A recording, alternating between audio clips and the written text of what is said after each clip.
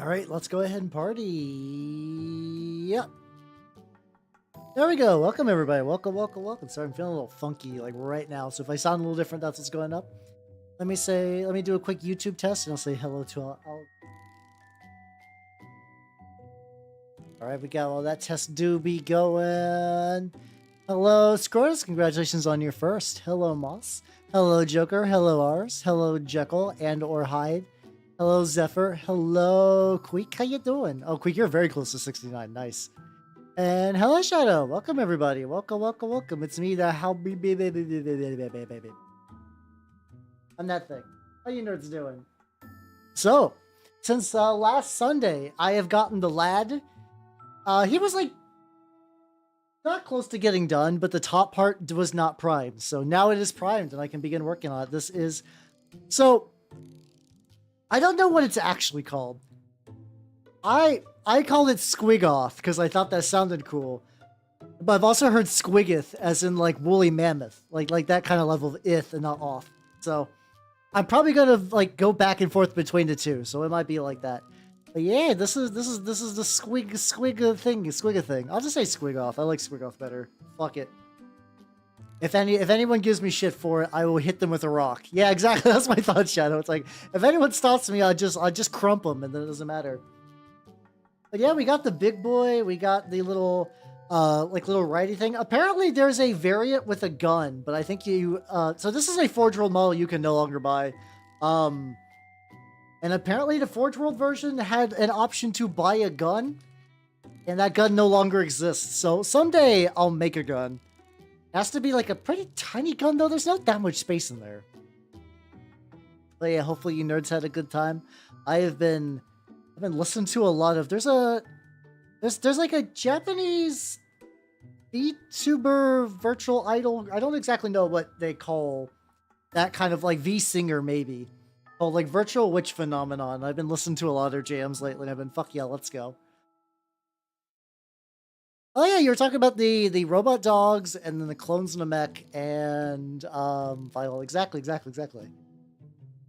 It's honestly a lot of their stuff has been pretty good. There is the first person we listened to was named Calf, like K-A-F, and it's pretty legit.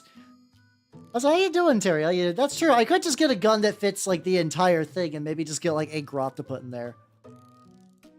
Yeah, it was like normally it's like a big, what's it called? It was like a little.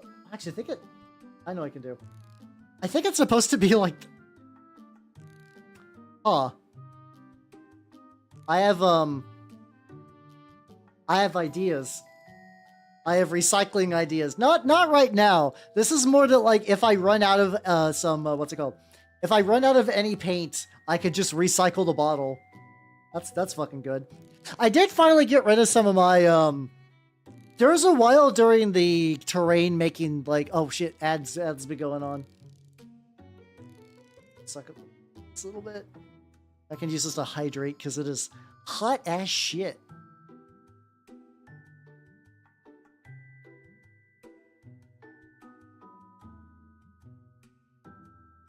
Yeah, luckily it's not too bad right now. It is not the worst. I am not actively melting. I'm just slowly inching my way there.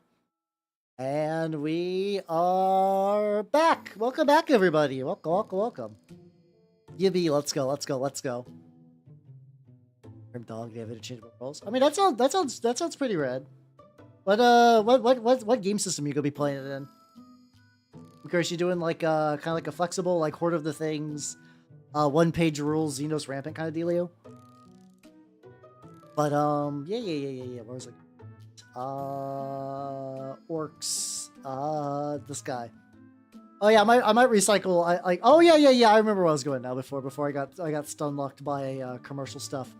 I had been hoarding cardboard in my house for terrain reasons, and I was like, damn, there's too much cardboard. That's how you doing, Brighter Mouth on it. It is me, the Green Man's. So I'm talking about how I recycle all my terrain cardboard. Also, a reason for that is because like a while back I bought some foam core. And honestly, that foam core is way more sturdy than cardboard. It's fun to do things the classic way, but then you kind of also realize there's a reason why you don't entirely stick to the classic way. Like, there's a certain amount of soul of using a cereal box, but also, like, I can use foam core and it doesn't warp, and it's not that much more expensive. It's not even like a pay pig thing. It's just like your local craft store will also have this. It's been pretty great. So I got I still have some of the big things of cardboard. I would like to do more cardboard terrain stuff, but I've made a bunch of little foam core swamps, and I'm still waiting for some Sculptamold to dry. I thought it would not take a week. Well, it hasn't been a week. It's been like a couple of days. It looks like it's finally getting to the point where the plaster is fully cured, which is good. But yeah, I guess too, you have Jekyll, if you're looking for a game to play it, I know I never got into I own Xenos Rampant, which is it kind of does some ideas that I like from Turnip, where it's like you have a bunch of set unit profiles and then you modify them with little add-ons. Turnip has the cults, and Xenos Rampant has what's it called? Effectively little optional rules you can buy. Like I forget exactly how they divvy those out. Like you can get like shield generators, or like this unit of like little stupid dudes. When I say stupid, I mean like they are like only melee, cannot shoot very well. Like these are zombies and they get undead traits and stuff like that. So like that part's kind of neat. I don't know. Other than that, it didn't. I think it's just because, like, as much as I like the idea of generic war games, they don't activate my neurons in a way that a war game with like a really strong set-in system. Like maybe if I decide to like do something with some like model projects, maybe that might not be a bad way to like use stuff I already got. Which, to be fair, I still really like in the book, as much as I'm kind of whatever on the system. I do like that a guy was like, yeah, I pull out these minis I painted in the 80s and I can still run them. Those little guys. Clone Troopers for Star Wars. I'm trying to remember how Clone Troopers acted. Like soldier guys? No, I didn't play them. I remember in Legion, I think their thing was that they could do like a lot of like fire teams for the Delia stuff. I've been looking at my Legion stuff a bit more. I think I mentioned it, but I've been looking through my stuff and I was like, oh shit. I forgot for Black Friday that I just got Wicket. I got Wicket and like Lubgar? I don't remember. Like that's one of those things. Is like I know I have watched Return of the Jedi several points in my life, but I cannot for the life. Like for some reason, that's the one Star Wars movie that falls out of my brain constantly. I don't know why. Low grade. Thank you, Herpes. Thank you.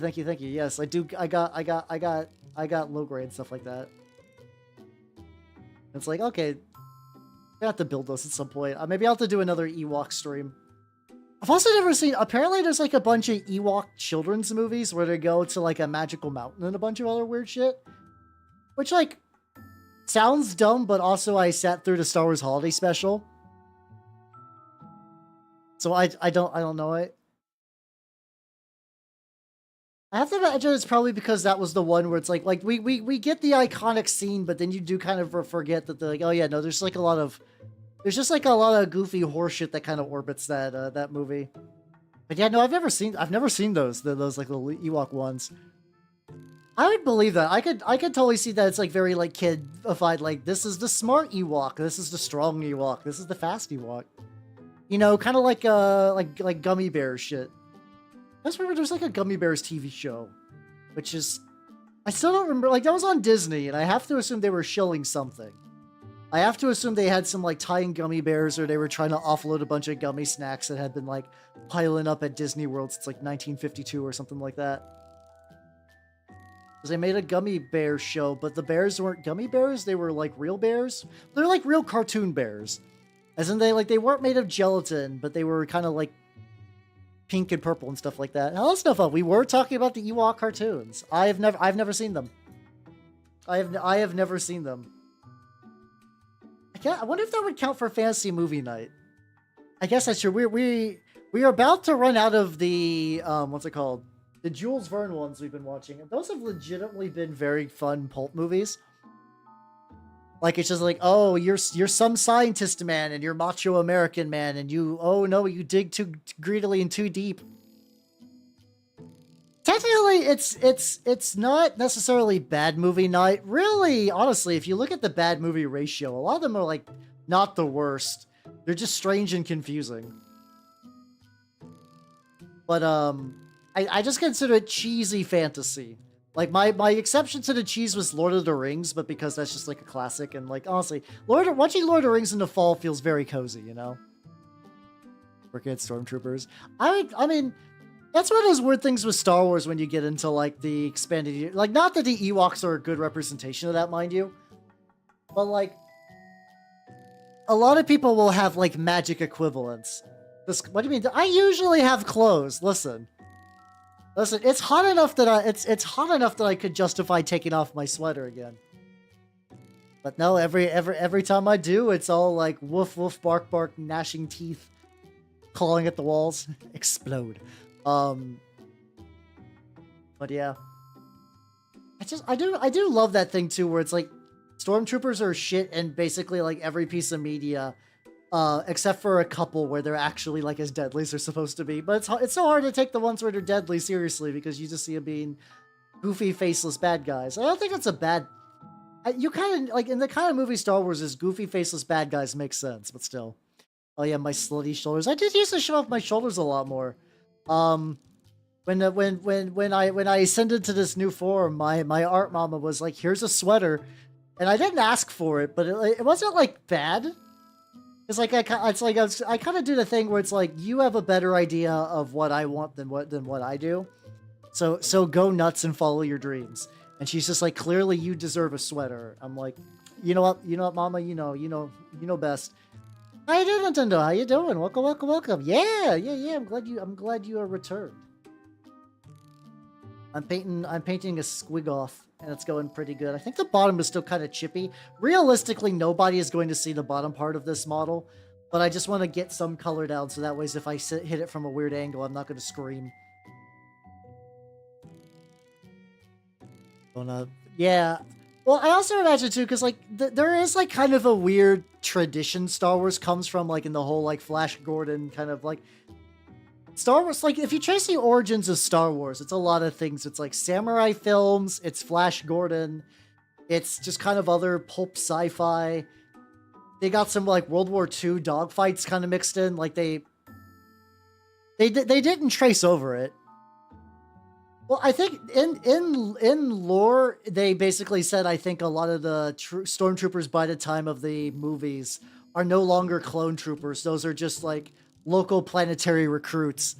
How you doing, Vague? I'm painting a Squiggoth, but I'm currently doing the underside real quick. That way, I can like.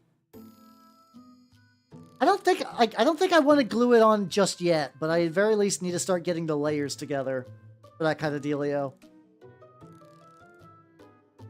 Kind of doing a very messy red layering onto this. But yeah, it's like realistically like it's kind of like one of those usual things where it's like, why is X, and a lot of it is story convention. Like I know we like the idea as cool mature adults of media where like a regular trooper could down a hero in a moment that's not entirely heroic for them. But by the same token, that there's a reason stories don't do that, because it kills a lot of the drama, you know? Oh, he's already partially red. I mean, that would also work, but that also requires you to be like reasonably trained at being a soldier, which a lot of directors aren't. There's a reason why they're directors. They're just goofy dweebuses. Hey. Oh shit.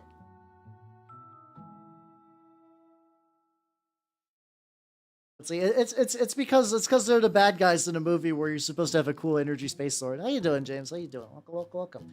Hold on. Give me a quick sec. I realize I left my tweezers in a different room. I will BRB. I will BRB. Look at the hellbud. He bark.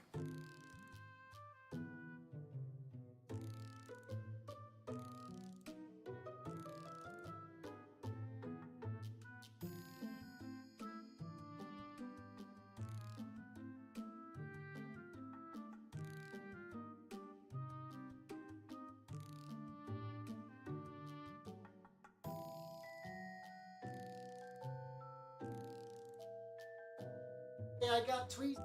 Let's go. Hell yeah. Fair. So, I got tweezers. So, what I've been doing is, because the guild has been making me work at the guild now instead of working from home. I effectively made a traveling miniature assembly station. I got like a little thing with a bunch of glue and some of my supplies in it, and I just bring that with me now, and it's going pretty great. It's been going pretty good. I've assembled I have like a couple of like Lord of the Rings Middle Earth strategy battle game orcs that I just got kicking around. Specifically the ones on the back of wargs. So I've been building those, god damn it. Like, those are neat models. How you doing, Flopsy? Welcome, welcome, welcome. I'm bitching about the Middle Earth strategy battle game minis. They're cool models, but dear god, they're like, I have to say, for as much as I shit on Games Workshop, like modern Games Workshop, I have to say they're newer sculpts. You know what they don't have? Mold lines. They don't have mold lines. Their mold lines are like relatively tame. It's very nice. Those fucking orcs have mold lines all around the torso. And the wargs have mold lines. And the swords have mold lines. It's fucking agony, my dudes. It is rough.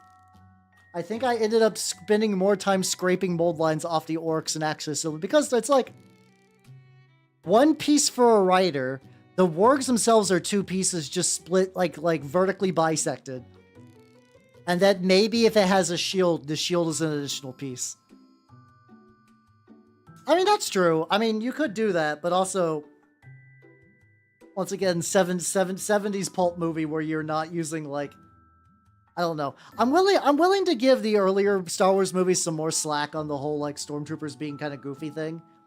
You could say later movies could have known better, but like for what Star Wars was at the time, what it was trying to be and what it ended up being and all the budget they had, it makes at least even like the earlier ones make sense for that kind of dealio. I get it. I understand. It's just kind of like one of those things with like media nitpicking, is that there's usually like a lot of like not the most, like, a lot of reasons are made for reasons that don't make sense in the story, but then you kind of think about logistics and you're like, ah, yeah, that makes a lot of sense. I get it. This is why they changed this character and did a thing. What is up with that? Got like a little like weird resin bit inside. I don't know exactly what's up with that. Exactly what's up with that, but that'll be fine. I think I actually got like a lot of... No, this side I didn't get a lot of rust on. I think it's because, oh, there's like a lot of the body I still need to repaint too. Oh, fuck yeah, let's go, let's go, let's go. Who did you go, like, sorry, like, what army did you go up against? That's the word I was trying to look for. What kind of opponent did you face on the battlefield? Excellent, but fuck yeah, let's go. Oh, you got, oh, versus, oh, that's, okay, that's pretty baller. That's a very baller, like, first fight. I think going 1k points is fine, like, especially for a first game, because, like, I know, like, higher point values can go crazy long. Nice. Fuck yeah, let's go, let's go, let's go. I could maybe see that. I don't know how good chorfs are on the battlefield, but fuck yeah. I would like to face them one day, though. I would like them to also be real in Age of Sigmar, which, also, I've been looking, I have to, like, now that they've started actually revealing, like, hey, these are the rules, these are the point costs and stuff like that for the new Age of Sigmar game, it's like, oh, okay. It's real now. Not that it wasn't real prior to this, but it's like, I could actually, like, look at stuff. I could be like, oh, this is what they actually changed. That's kind of neat.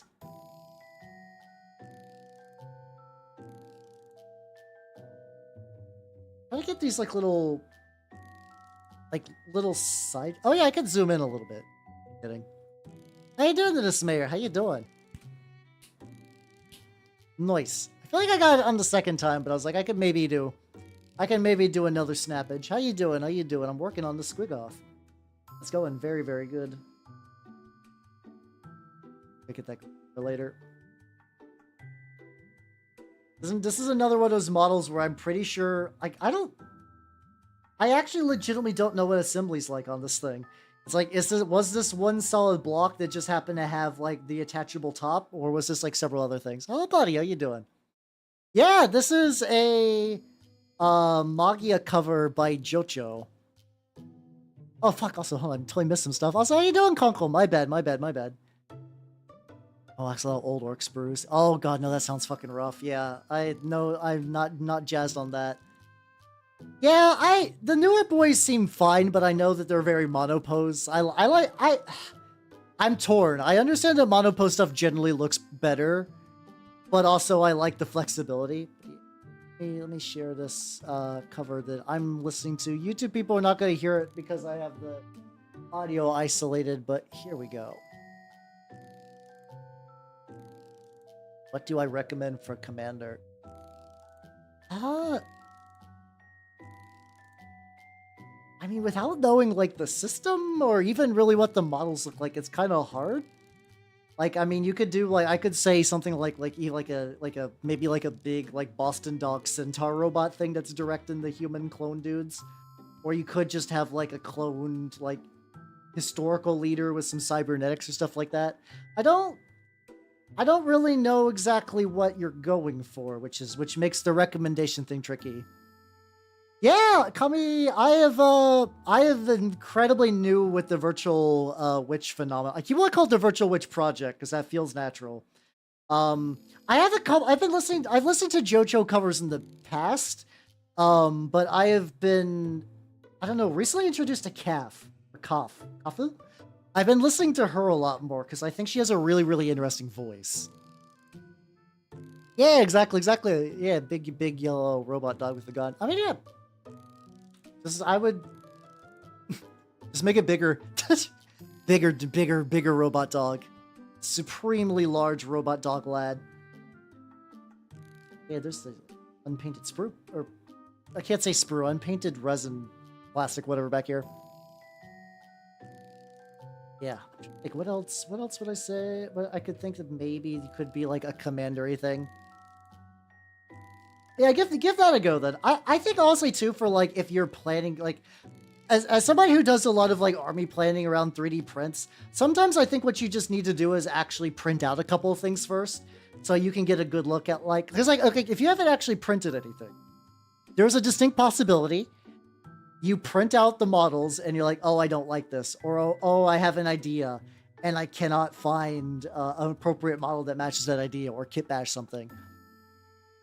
But what you can do, actually, I would actually just recommend browsing 3D printing sites, like looking through STLs and just finding one that like resonates with you. I do that honestly quite a bit, but it is really nice and helpful. Oh yeah, I recognize. Oh yeah, how many do I recognize? I recognize Joru. There's Vivi, and then there's Hess, and I don't know the middle one. Yeah, legitimately, there are times where like resonates. Ah, motherfucker. It's a good pun. Don't get me wrong, but fuck off. I do get like a decent amount actually. There's like during like tabletop like combat, I find sometimes like when I'm waiting for like if somebody's taking an especially long turn, I'll be like, all right, what's on my mini factory? Ooh, this mini's cool, and then my brain will activate ideas for what to do with them. That's how a lot of my brain works. Is I have ideas against my will, which sounds like a self-destructive thing, and it financially kind of is, but like, it's nice. It's like I could see a model, be like, oh, I know what I want to do with this. I have an idea for this. I didn't set out to look for something specific, but now that I've kind of found it, I know exactly what I want to do. Couple of extra layers. It looks like the red is almost dried on the other side too. Yeah, any other? Yeah, there's like a couple of like very, very weird angles on these that just did not ever get love the first time through. Yeah, like I'm legitimately trying to remember when I got this model, and I do want to say it was like maybe over a year ago. I can't remember. Yeah, no, that's I do think that's a fun part about 3D printing, is looking through stuff. And then let's see. Try to think of that. How you doing, Juicy's Pineapple? Yeah, the wah do be real. God, I got the fuckiest but like beginnings of an orc army. I have the Warboss in Mega Armor. I have a Squiggoth. I have 10 Commandos and 10 Storm Boys, and the Red Gobbo. I'm set for battle. I'm gonna crush it. I would maybe, I don't know, depending whether I want to do new boys or old boys. I would like to do a unit of boys at some point, especially because I have some like 3D parts I would like to get for them. Oh yeah, oh wait, are you talking about lucid dreaming? Yeah, honestly I had the red Gobbo from like 2 years ago, and I don't think I've actually ever posted it. Because, like, I think what happened with the red Gobbo is, like, one of the eyes is wonky. And I was like, oh, I'll fix the eye. And, I'll fix the eye and then I'll, like, post it. And it's been sitting magnetized to a board. Hold on, let me grab it. Let me show you guys the red Gobbo. Christmas in July, baby. Let's go.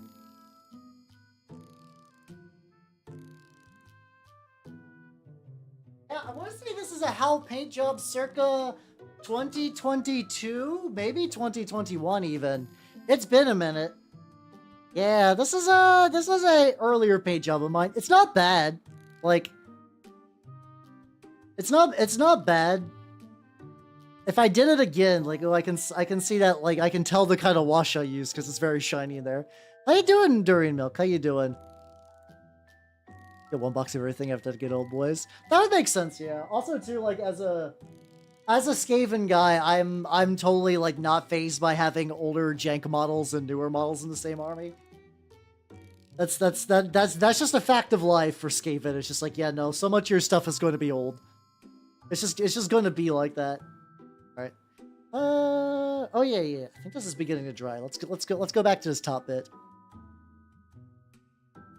Yeah, I'm trying to, for the most part, I've been trying to hold back on like not redoing older models of mine. Making newer ones for it. Are they? Shit, nice. Maybe I'll have to take a look. Oh wait, you're talking for the Skaven stuff. Yeah. Yeah, no, the new clan rats, like the funny thing, I was legitimately before that, I was like, clan rats don't need a redo. They still look good. I'm like, yeah, no. We should make her drama for my rat. Honestly, having a full, like, copyright infringement levels of armor would be really rad. Just like me going full Nurgle. Also, hello, Boy Peters. Welcome. How you doing? I'm currently painting a Squiggoth. There's like that's the funny thing. There are a lot of Warhammer VTubers. Like I classify myself as that. Mostly, I'm a generalist mini painting VTuber. But there are people like Commissar Ozra that are like, I am totally not a Warhammer 40k Commissar. Wink, wink, wink. And I think I'm like one of you I don't got that. Aurelia has she has like custodian armor, but like nothing too bad. Maybe it's not even custodian armor. Maybe it's I think it's a Blood Angels gold armor. I think it's more like Dante's and less custodians. I'm not sure. There is Brother Tobias is an honest to God like Ultramarine. Like he's I don't know if he streams much anymore. Or if he does, I have not seen him live in a bit. But you know, Amal, you're using it. Oh shit, I think I've seen these before. I feel like I bookmarked those at one point and I was like, maybe I'll do that. Nah. Well, also, too, I'm technically more of a chaos creature anyway. Like, I'm kind of that thing where, like, if somebody looks a little demon-y in fiction, they get a... I mean, I am an elf, but, like... I think if I had to be, like, assigned the Warhammer army, it'd probably be more... something chaos.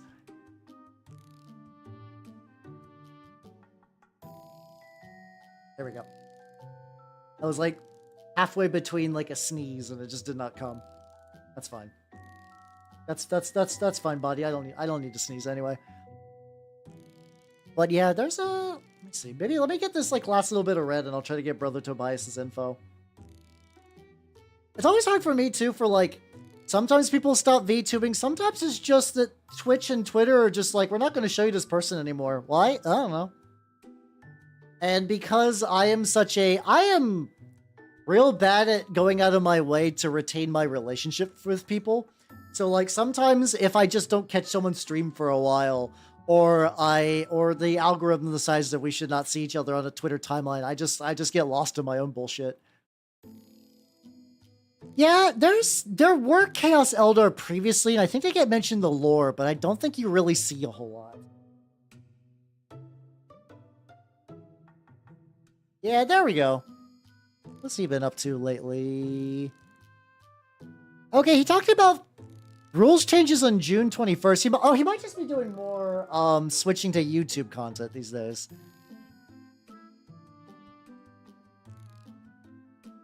Never shows up again. Oh yeah, no. Absolutely.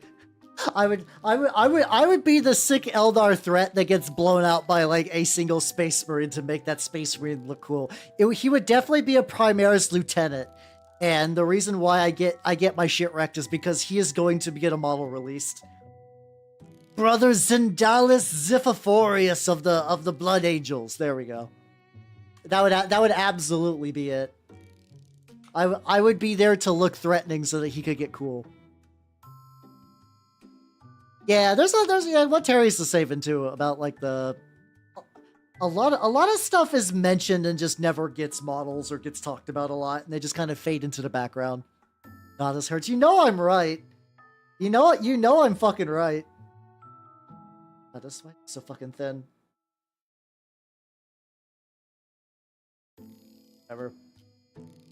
This is like if I have to layer this bottom goddamn like 3 times, it's not gonna be the worst. Care about 40k more. That's valid. That's understandable. Kill me, we need more lore. No. Only if the Minotaurs get... Actually, I don't know. Legitimately, I think the Minotaurs get an appropriate amount of lore for what they are. I feel like the couple of times Minotaurs show up, they do a good job of being assholes with all the stuff.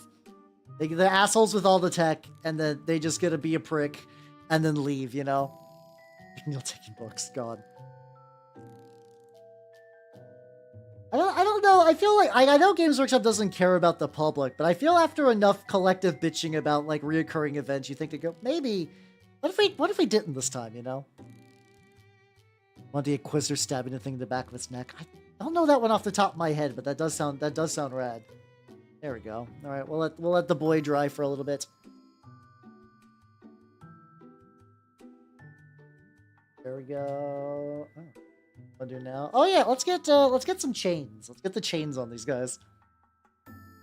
This is very much going to be a model where I am kind of going all over this motherfucker. There's just like a lot of stuff.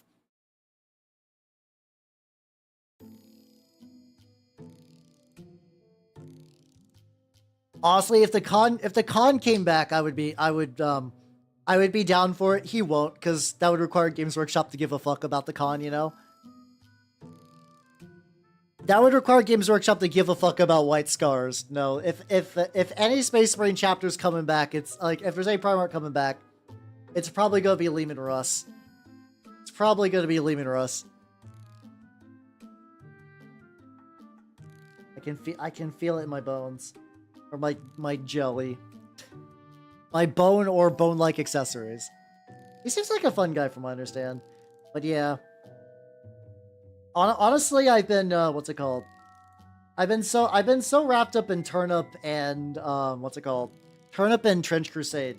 Like, they've been showing a new demon faction for Trench Crusade which looks rad. Effectively, they're like hunting parties of demons that just go to Earth just to hunt and fuck shit up. And there's kind of a weird sub-theme of everybody being, like, failed in some way. Like, one of the units is, like, a fallen angel. There's, like, misbegotten demon offspring with, like, demons and beasts. It's really cool. It's Khan's excuse. I think there's, like, an implication that he was either fighting his way for Kamara or he is a chair right now. There's no in-between.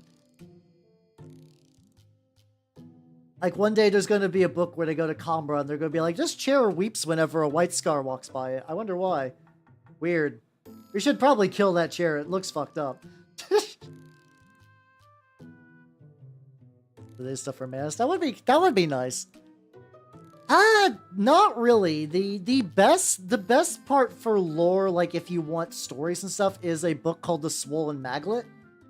Other than that, I don't know where else you would really get stuff. I think also for the most part too. That's how you doing, Headless. Welcome, welcome, welcome. I don't think I did not give you a proper hello. A lot of it is too because it is such a personal thing. Like they really kind of want you to do that old like DIY kind of like, this is about your dudes, don't worry about it. Like they have a map and they have like some basic setting details, and other than that you can kind of go wild. Which I like. Trench Crusade's kind of like that too. Like I think Trench Crusade's going to have a bit more established lore because they're going for more of like a, like technically Turnip is an alt history thing, but that's not really the point so much. I wonder what they're going to do with the con. I don't know. It would be an interesting thought experiment, but I firmly, if anything, I do think they're probably just going to make Fulgrim because they've teased a like a future Emperor's Children codex. But I'm personally a big fan of having your own lore. Like I finished what's it called?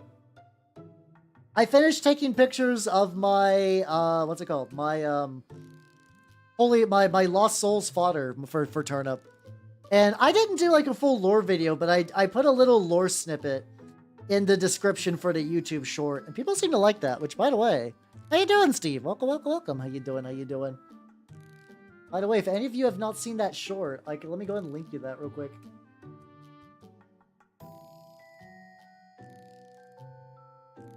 There we go. Yeah, this guy's, like, it's one hand, he's got a lot of little details, but he's actually, like, not that complex of a model, which is kind of nice. Eventually, I would like to coalesce all my stuff into a... I would like to eventually coalesce everything into, like, a personal lore video, you know? This was an ocean camping. I could see that.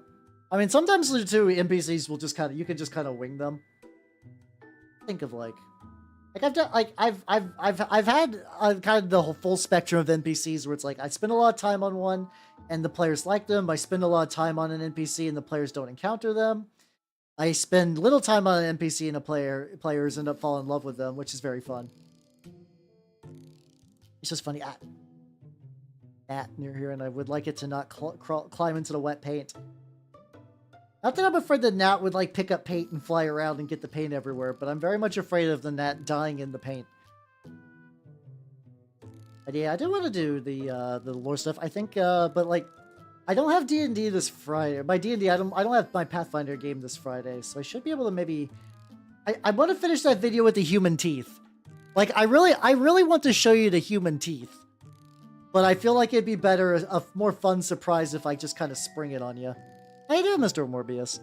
Yo, yeah, I love the flesh bow. I love the flesh bow so much. I'm very curious to see what their rules are going to be before I start making units for it. But they do seem neat. I did work a little bit on the kit bash for some of the Heretic Legion stuff. I can show you the model real quick once I get like a couple of these chains done.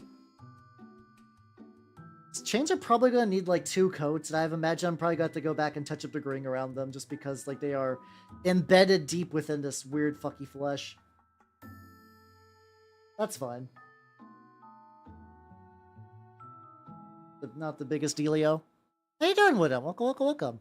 Make it more creepy. It's because it's physicalizing, like it's using a real body for stuff. Like honestly, I've seen some really cool looking like cowbone terrain. And it's like, ooh. That looks neat. I would like to do that. How you doing? Oh, fuck yeah. Best of luck. I've been rereading through some of my Frostgrave books for fun. I was reading Thaw the Lich Lord just because like, oh, this seems neat. But yeah, check it out. This is a kit bash of some of Sir Nicholas's body parts and also some Station 4 Forge Grimguard, aka Krieg. I forgot I had the Batman this side. That's fine. I want to do like a little wire sigil that I put in his hand and paint it to look like it's glowing, you know? And then also I made this guy. So once the Skaven models come in, which I don't know when those are going to come in, I want to be able to use them for Turnip 28. So I made a 3D printed kit bash between some Turnip parts and some Vevictus modular Ratman. So we got some potatoes mixed up there. I got a turnip head and a turnip pistol and a turnip backpack. I think it turned out pretty good, honestly. I continue to be very much on a kick of mixing and matching, like trying to make models that are compatible for multiple games, because that's my current jam. My friend wasn't there, and I had 2 people who weren't going to be there. I had him limit. Wait, rogues are overpowered? Nande. You're gonna have to explain that one. I love Vtuber's stuff. I'm a huge fan. I'm a huge fan of Vtuber's stuff. If they were ever like how Paint Our Monthly releases, I would be like, yeah. I did look at that for Daka Store, but they're like, you have to paint 2 full of our models a month for the like affiliate thing. And I'm like, I don't got my painting speed is not that quick. And I have so many other projects. But otherwise it seems like honestly they have a pretty good deal. For like, yeah, you could like getting like a partnership with Daka Store isn't too bad. But yeah. I use so much Vtuber stuff for a lot of my Turnip 20 nonsense, and that everything looks great. Yeah, I could kind of see that. Like, a lot of my motivation for painting is tied up into becoming a VTuber, weirdly enough. When's ever stealth those? Ah, gotcha. Where's I going with this? Like, I remember though, like I would never be a commission painter. That's probably my big thing. Like, painting for commission sounds like hell, and I would never do that. Like, there's even people that, like, are currently, like, I think it was Miniac that was, like, my entire job is painting minis, but even then, I tried to do commission painting once, and I hated every second of it, and it took, like, a year to get an army done that I would get done for a dude, just because I could not physically motivate myself. More base, which helps. I could definitely see that, yeah. Like, honestly, having kind of lore does help, because I've been putting together, like, other models that would make sense for my models to have for lore reasons, or even, like, the terrain. I was like, yeah, I want to do Turnip 28 battles on terrain that is lore appropriate for the guys I'm going to be putting on the table. Which is, like, a goofy thought to have, but, like, it helps. It legitimately helps. It's a very, very nice motivator. No Space Marine. No, actually, the thing is, though, you say that, and I understand you're like, Space Marines are boring to paint. But Space Marines are easy to paint. And you get a lot of people asking for Space Marines. So, like, as much as if mini painting was my job, like commission mini painting, as much as I would like to continue my, like, Space Marines, more like lame Marines. Oh, I gotcha. Ah, okay. I thought you were doing it as, like, don't go insane. Offer to not do that. There's also some weird stuff where people do, like, very quick airbrush paint jobs on Space Marines, and also you can kind of knock those suckers out real quick.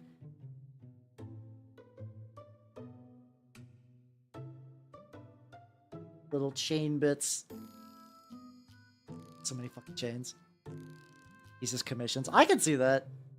I would also like to, I was also realizing too, like, I don't know when I'm going to do it, but when I was just looking for, like, what models do I have in my closet that I could build at work? And I was like, Steam Tank. How you doing, Crichton? It's him, the Squiggoth. That's actually another thing too. I was looking at Orc clans, and, like, I'm pretty sure I'm going to do my own custom clan, or, like, a little minor clan or whatever. I did look into all of them, and I was like, oh, there's actually a lot of harder choices than I would have thought. It dug quickly. Yeah, cause like a lot of people too. This is, like, not meant to be mean. The bar for a lot of people for how good a model looks is pretty low.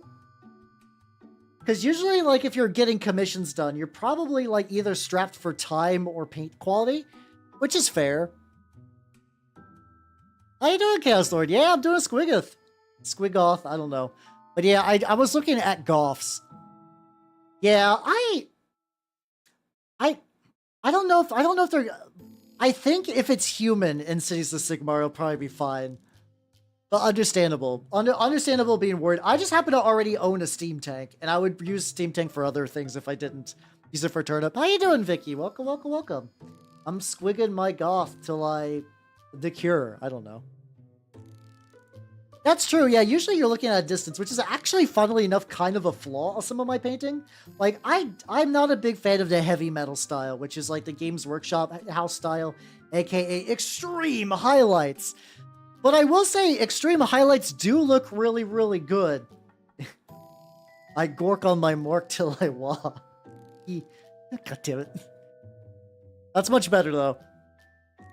But yeah. But a lot of my stuff, because they look real grim and gritty, I tend to take pictures of them really close, which looks good. But then if you look at them far away, they do kind of look a lot more like a grungy blob, which for some stuff looks fine. Like Turnip and like big army shots look legit.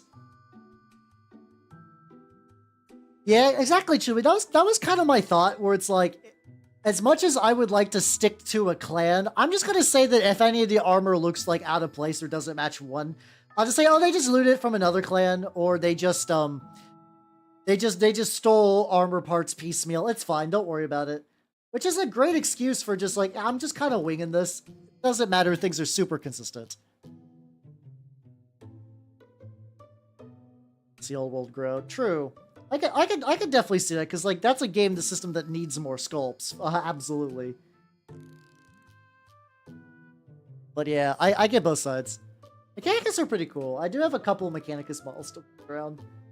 None that I need to build, but like I got a couple of little lads. I'm definitely gonna be coming back to these chains for another sweep and getting all their shit. We're getting pretty good though. There's chains on the legs and the side bits, and I'd also just do. It's good. This could be a while. We're doing this for 6 hours though, so like, I don't think I'm gonna finish this thing in 6 hours, but I feel like I'm gonna get a lot closer. That's what matters. But yeah, it's nice. That's a nice thing about Orks. I still kind of have like a very weird idea where I want to make Mordor Orks, where I try to do like the base color scheme really similar to the kind of like Steve Jackson style Lord of the Rings Orks, and then make a Orc Saruman and a Orc Sauron, and have them be war bosses, stuff like that. They kind of were consistent stuff. Like, there are distinct clans with really distinct things they're good at.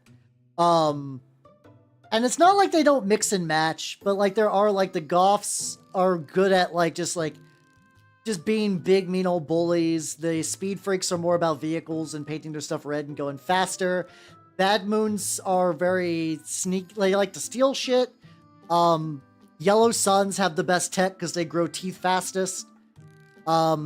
Blood Axes are considered untrustworthy because they act a lot like humans. Stuff like that, yeah. Which of my dried bark. Oh god, that was like the one paint pot back when I still used G-Dub's paints a lot that I would lose constantly. I was like, I use this color all the time. How do I keep losing it? I don't understand. But yeah, I found some. I think I showed them a while back. Let's see if I still have that. Hold on. You could do both. Like they're pretty, especially now. Something I really like about 10th edition, like 10th edition is really big on separating playstyle from faction, which sounds dumb. You're like, but certain factions should emphasize playstyles. But it's like, the amount of people that would be like, okay, I'm playing Ultramarines, but I'm running them as rules as Iron Hands because I want to do vehicle-heavy Ultramarines, and Iron Hands are the only ones with vehicle rules, really, that are good. Like, now you don't have to deal with that. Now you just say, like, I'm playing Ultramarines, I'll get access to Ultramarine units, but then you got special combat doctrines that change that. I still really like that change, honestly. It's a very, very good change. So, and Orcs are basically the same dealio. There are, like, things for, like, the Cult of Speed, but you no longer have to be a Red Suns. But yeah, I found these from Puppets War, and I was like, these kind of give me those, like Orc, like Lord of the Rings Orc vibes, you know? Also, they do limit you a lot of units, too. But it's like, I really like these. These are called the Siege Orcs. They're not gonna have a lot of helmet variety, but I feel like that's enough. If I do that, do a lot of like blacks and browns for armor. I still want to paint them green. I'm not going to do that thing where some people do. Oh, that's fair. That's fair. About the limited stuff, yeah. They still kind of, they still kind of do that, but at least it's not like, I don't know what's the best way to say this. At least if I could play Red Suns, but still do like a melee force just to represent like my guy's vehicles got broken, so they need to trek on foot for a while till they kind of restock their dudes. That kind of makes sense. Skill 75. Oh, let's go. That's understandable, yeah. It takes a while. Like, I still have a couple of G-dubs paints in rotations, though not a huge amount. It was fun painting the Orc boss with only G-dubs paints, though. Not that something I would do a lot. I absolutely would not these days. But it was a fun little challenge, and honestly, I really liked it. I found out that I could just put on a Games Workshop wash and immediately wipe it off with a makeup sponge, and it creates like a pretty good like little wash effect. Every time I look at this motherfucker, I'm like, there's more chains. How did you grow more chains? Like, this is a model that actively had some chains bust off of it. How? But yeah, no, I agree with you, Flopsy. Oh, speaking about things Flopsy related, I found someone who finally does STLs for the what's it called? What the fuck are they called? The Stigmatic Nuns. Mr. Jar actually released some Stigmatic Nuns with swappable heads that are really, really rad. Let me get you the STL for that real quick. How you doing, Warhawk? Yeah, we be doing some orc painting live from Beast. Well, because I was looking for a good Stigmatic Nun STL for a while, and I could not fucking find that shit. Let's see if I can find that. There we go. It does kind of go, honestly, it does got a very toyetic feel to it. How you doing, Sir Nicholas? Welcome. How you doing? But yeah, for anyone who's looking for some Stigmatic Nun, you're saying. Also, I'm still working on getting a lot of my stuff printed, but yeah, check out Sir Nicholas. I did a kit bash with your stuff. I'm still working on it. This is a little bit of some Station Forge, but also they got your Heretic head. I thought I had the backpack, which apparently I printed it and then lost it. So I need to re-get that. But yeah, look, it's the lad. It's hard to get more tits out, but like it's you got swappable heads. I don't know what you want.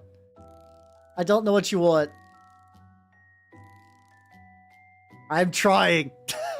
How you doing, Liggerman? How you doing? Welcome. And yeah, Warhawk, we do be painting the orcs. We do be painting this big-ass squig. It's going pretty good. And I'm not being accused of cringe for being nice. I'm kidding. Angles on this are a little rough. Go Menace. Sorry, I'm trying to get these like little chain bits. Oh, the body's from Station Forge. What's it called? The body's from Station Forge. They're Grimguard. They have a Grimguard builder kit. Cause like the thing is like I want to use your bodies for some of my new Antioch, but I still really like the Heretic bits you did. So I was like, okay, I need a different body profile. So I think I took your stuff and I scaled it up a little bit. But I forget exactly how much, because I think Station Forge stuff is like bigger scale. But it worked out pretty good. So hell yeah. I know I already read it, but still. It's fun to paint and talk about painting orcs. It's another one of those little... Maybe I just zoom out a little bit when it gets that close. That's not too bad. Also, this guy is relatively photogenic in a way that I'm not super duper worried about. There we go. Still ideas for some variety. Oh, hell yeah. Let's go. But yeah, no, it turned out really, really good. That's like... Is there just like a support on here this whole time? I almost don't want to snap it off. I think I might just paint it metal. Just be like, yeah, they just stuck a stick into them. Fuck it. There we go. How you doing, Matthew? Welcome. How you doing? Got the chain. How is this looking? Probably still need another... Like, I'll probably need another layer, but I do want to fuck around a bit more with this. Do you know about the vampire counts? I know vaguely. Like I know they're kind of like a big thing with like vampires and necromancers up at the top. and then the chaff are just like skeletons and like fell bats and stuff like that. I know the general idea. Yeah, Hasbro continues to be the great evil, for sure. How you doing, Boninator? How you doing? Welcome, welcome, welcome. I'm debating whether if I want to make the top of this black or not. Yeah, there are a non-trivial amount of people online who have taken like toy dinosaurs and like fish tank aquarium stuff, and then made that into Squiggoths. If you have a black coach or black coach equivalent, do that. I fucking love the black coach. Oh my god, that's a gorgeous model. Like as much as I shit on G-dubs, they make some pretty models and sometimes, and the black coach is legitimately like fucking gorgeous. If you got easy access to one of those or something close, please go for that one. Stomp out Eva foam. How'd that work? Curious. I would like to do a proper Orky scratch build vehicle one of these days. I think that does sound like fun. Yeah, it's legitimately the amount of people that take toys and they hit bash them into Ork vehicles. All you really need is plasticard. If anybody ever wants to make their own Ork vehicle at home, it's super simple. Step 1, get a toy. Step 2, plasticard and slam panels all over it. Step 3, prime it black. Step 4, paint. Boom, you got an Ork vehicle. There you go. Axel Stomp is part of it. Ooh, fuck yeah, let's go. The closest I've gotten to that as a deal as I did back when the Age of Sigmar 3rd edition box came out. I traded in a bunch of magic cards for it because I was like, hey, I'm not going to use these. I still do that every now and then where it's like, hey, I could not give less of a fuck about all these like magic cards I will never use. Let me convert them into things I will use. And then eventually I painted the Stormcast and did nothing with the Cruel Boys. I'm sure I could do something with them. Space Marine Formations with 10th edition. Yeah, it's honestly I like the newer system for that kind of thing. If like credit where credit's due, that's a nice thing. I like it. Yeah, you could do that with a paint pot or a bottle of water or whatever. Just plasticard. Plasticard is like thick sheets of plastic, more or less. That's just kind of how it works out. Physics metal fit the base size is a cool idea. Okay, so either way, I think it's a cool unit. You should get something equivalent to that. Even if you don't get the G-dubs one, any black coach is fucking rad. Not that Terrorgeist aren't rad, mind you, but I find the black coach weirdly more iconic than Terrorgeist. How you doing, Hellman? Goes around during the 1930s. That's a pretty cool relative. Let's go. I don't know a lot about my adopted family, honestly.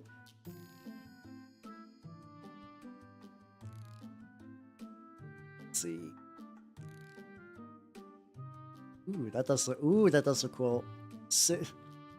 I've been so ruined by the internet that I saw Sigma pattern and I don't even know if that's a joke. Like, I don't know if that's supposed to be like a joke, like I made my own pattern and it's like Sigma balls. I have no idea. I have no fucking idea, and I don't know how I would prove that. I think it's kind of a joke. Yeah, I have to assume it's a joke, but I don't know. I don't know, because that is a real word with real meaning. Yeah, I mean, that's enough info, you know? But, I've also seen something similar where somebody... I think they changed the rules slightly, but there was a stipulation that any model needed to be exactly like... as long as it was 100% Games Workshop material, it was legal. And I believe what this dude did was melted plastic sprues into a goop, and then used the goop to make panels, and then used the panels to build a, I believe it was a Stompa, actually. It was some sort of Ork vehicle. I want to say it was a Stompa. It could have been a Gorkanaut or a Morkanaut. I'm not sure off the top of my head. But that was the general idea, and I remember it being rad as shit. I don't think those rules still work anymore. Because I think they have to make, like, the model has to be, like, X percentage of the original model now. I believe. Don't quote me on that one. I do also love Sprucrons and Sprutes and stuff like that. One of these days, I would love to have a Sprucron, like, army just to just kicking around for funs. The kind of thing where, like, I could not give a shit if it's legal or not, but, like, I have it. Especially because there's this, what's it called? I mean, my brain is... I'm a VTuber. Of course my brain is fucking ruined by the internet. People who are not ruined by the internet don't become VTubers. That's just how it is. There's so many other things you could be in life if your brain is not ruined. Why would you do this unless you are a rotten individual like me? Ooh. Oh yeah, I could yeah, making the Titan out of sprue cutouts too. I don't know if I saw that one, but yeah, I love it when people do that shit. Where it's like it's crafty and it's fun and it's also like a mischievous prankstery, like, oh, like purposely misinterpreting the spirit of the rules for rules as written is very fun. They're getting a VTubing. That means you also got brain rot. I'm sorry, that's just how it is. I don't make the rules, I just live in them. VTubing is fun, don't get me wrong. It's fun, but once again, this is not normal individual behavior. Get this. I want like a metal frame for all these. So that's what I'm trying to get all the paneling and stuff. I might still leave it black up top. I kind of like the idea of making it black up top and maybe doing some like... I don't want to do goths, but I might still lean into checkerboarding just because checkerboarding's kind of fun and aesthetic, you know? It's just all Leos and Leons and Lennities and Leonards all the way down. That could distinctly be possible. All right, there we go. We got the rim. I probably need to give the red another go. Also, Slime Boy, thank you for the follow and welcome to the workshop. And how you doing, Pebble Hill? How you doing? Welcome, welcome, welcome. I be painting my Squiggoth. That's going pretty good, actually. Get these little metal panel bits. AKA the fun stuff. They got, like, this is where the resin kind of comes in there. Back on the right side of history. Oh, the right side of my screen. Yes, absolutely. Yeah. Honestly, I've heard they're not bad. I know there's a reputation for G-Dubs tournaments, but I've heard that, like, if you're into tourney stuff, it'd be pretty fun. It might be fun though, honestly, like if you want to like advertise your stuff a bit more, just roll up to a tournament with like a really cool looking army. People are like, oh dude, where do you get those bits are? And you're like, haha, take 2 fingers and just point it directly at yourself. Who's got 2 thumbs and sculpted all their own bits? This guy. Oh, if you're building Winona, don't. I'm sorry. I know she's a cool commander and she lets you do things Boros should not do, but like in Magic, in EDH, there are certain commanders that because they're so strong, nobody will ever trust you to not be doing a strong thing. Like it doesn't matter how much your group thinks they know each other.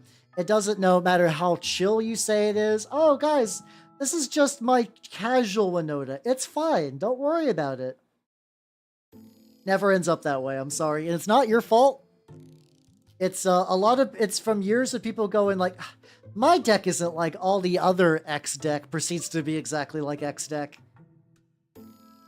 I don't need to... Oh, fuck. In the non-shiny water. I need to clean my non-shiny water bin at some point. I need to do that at some point.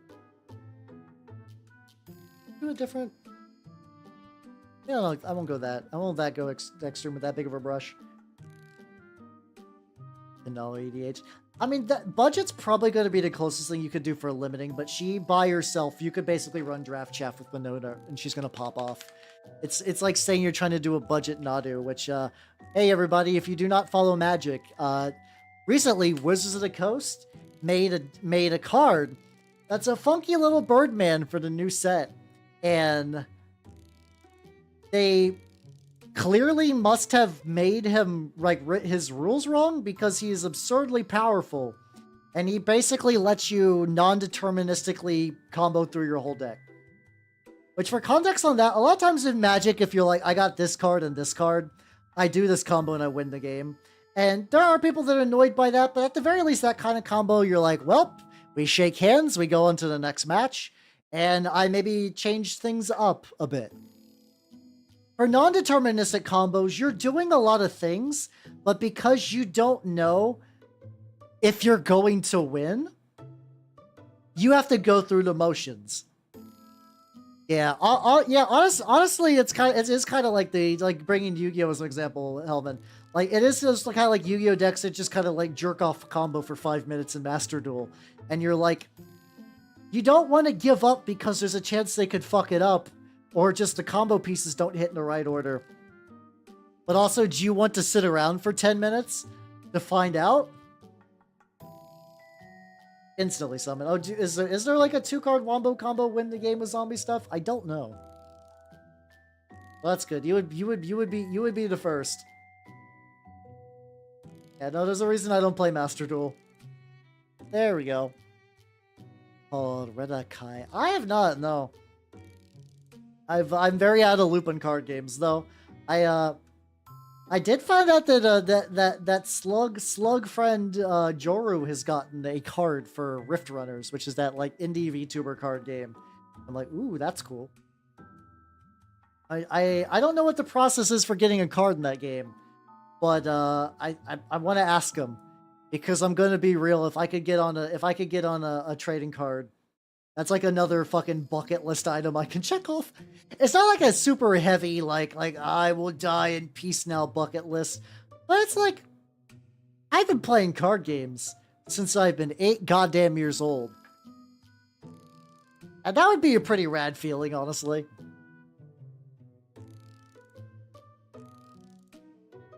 Ah, gotcha. I know some of that. Yeah, I know vampires steal cards in Yu-Gi-Oh! Other than that, everything else kind of... Goldland's like the Eldritch other stuff. Okay.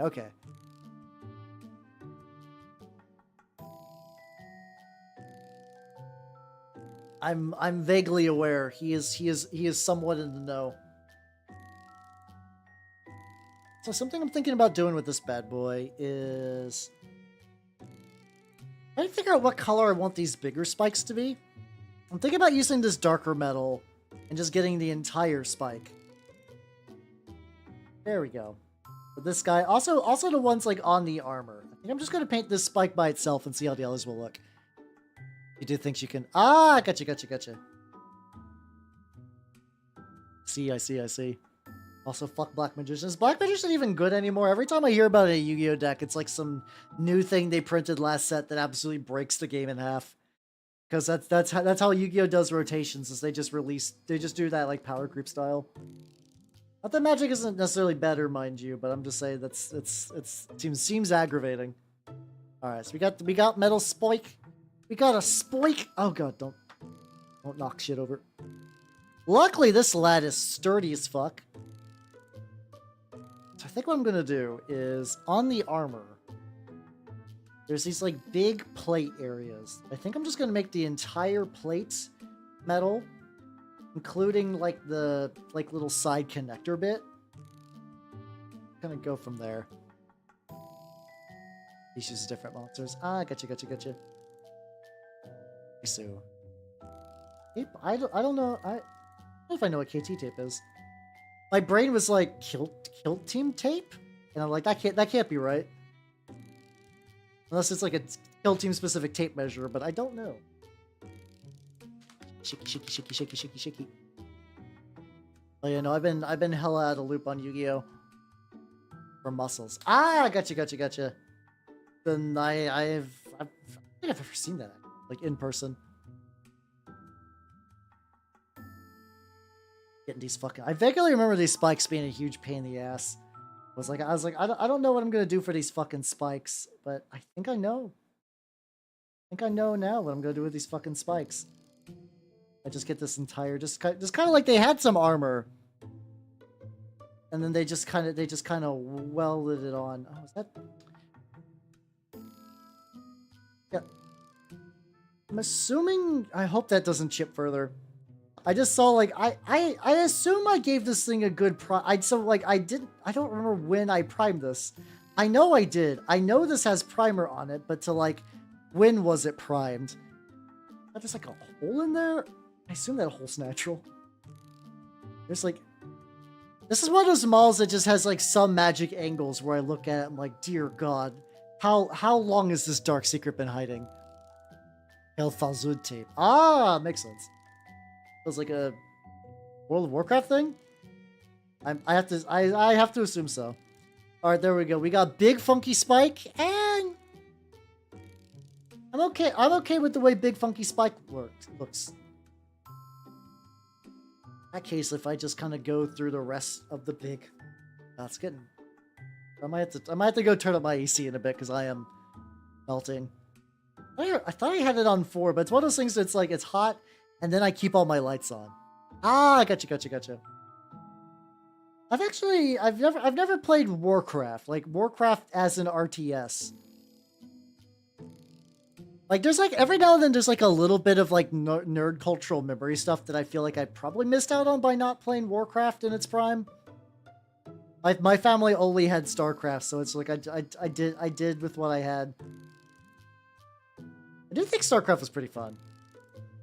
I didn't play it in any real serious capacity because I didn't know what I was doing.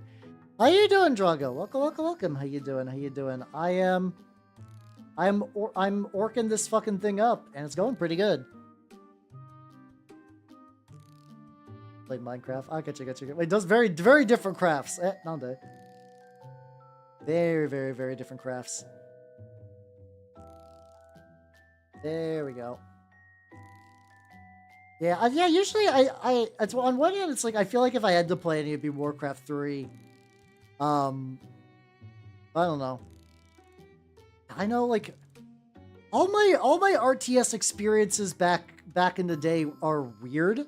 Like, I've never played any of the bigger ones. Like, I've played a very fun little piece of, like, forgotten game called Machines. It was like it was a neat premise. The idea was that a bunch of like terraforming machines were sent out into the reaches of space, and they ended up finding some planets and started terraforming, but there was like some arguments amongst them. So they ended up developing war machines so they could fight each other. So basically everybody had the same units. And there's like a couple of different like tech trees and whatnot. It wasn't too wild. But the cool thing is that you could at least, I know other RTSs have done it since, but you could actually, like, at the time, you could dive inside the unit and actually pilot around, which made you a fucking god. Do be yapping, nobody. How you doing? I used to, the map settings games. Oh, I did those. Like the ones where you played like Super Smash Bros, where you would just like get a bunch of dudes in the middle of a map and just kind of hope you would get enough experience to level up to like the next character. I used to play a shitload of them. Blu-ray drive. Ooh, honestly, I kind of wish I had a Blu-ray drive. My current PC does not have an optical drive at all. Because when I built it kind of ramshackle when the last PC exploded. And I was like, man, I really don't know how I feel about having a PC without an optical drive. I have not noticed. I've grown up with an optical drive for so long that just having one without it, I was just like, this is going to be wrong and weird. It was fine. It was absolutely fine, and I was just too boomer for change. Also, give me a quick sec. I'm gonna go turn up my AC some more. Fuck. So hot. Yeah.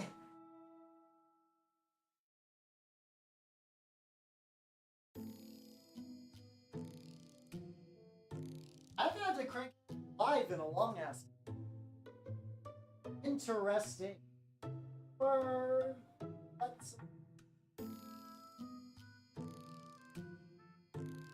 I have to be really careful so I don't accidentally pinch the internet cable in there.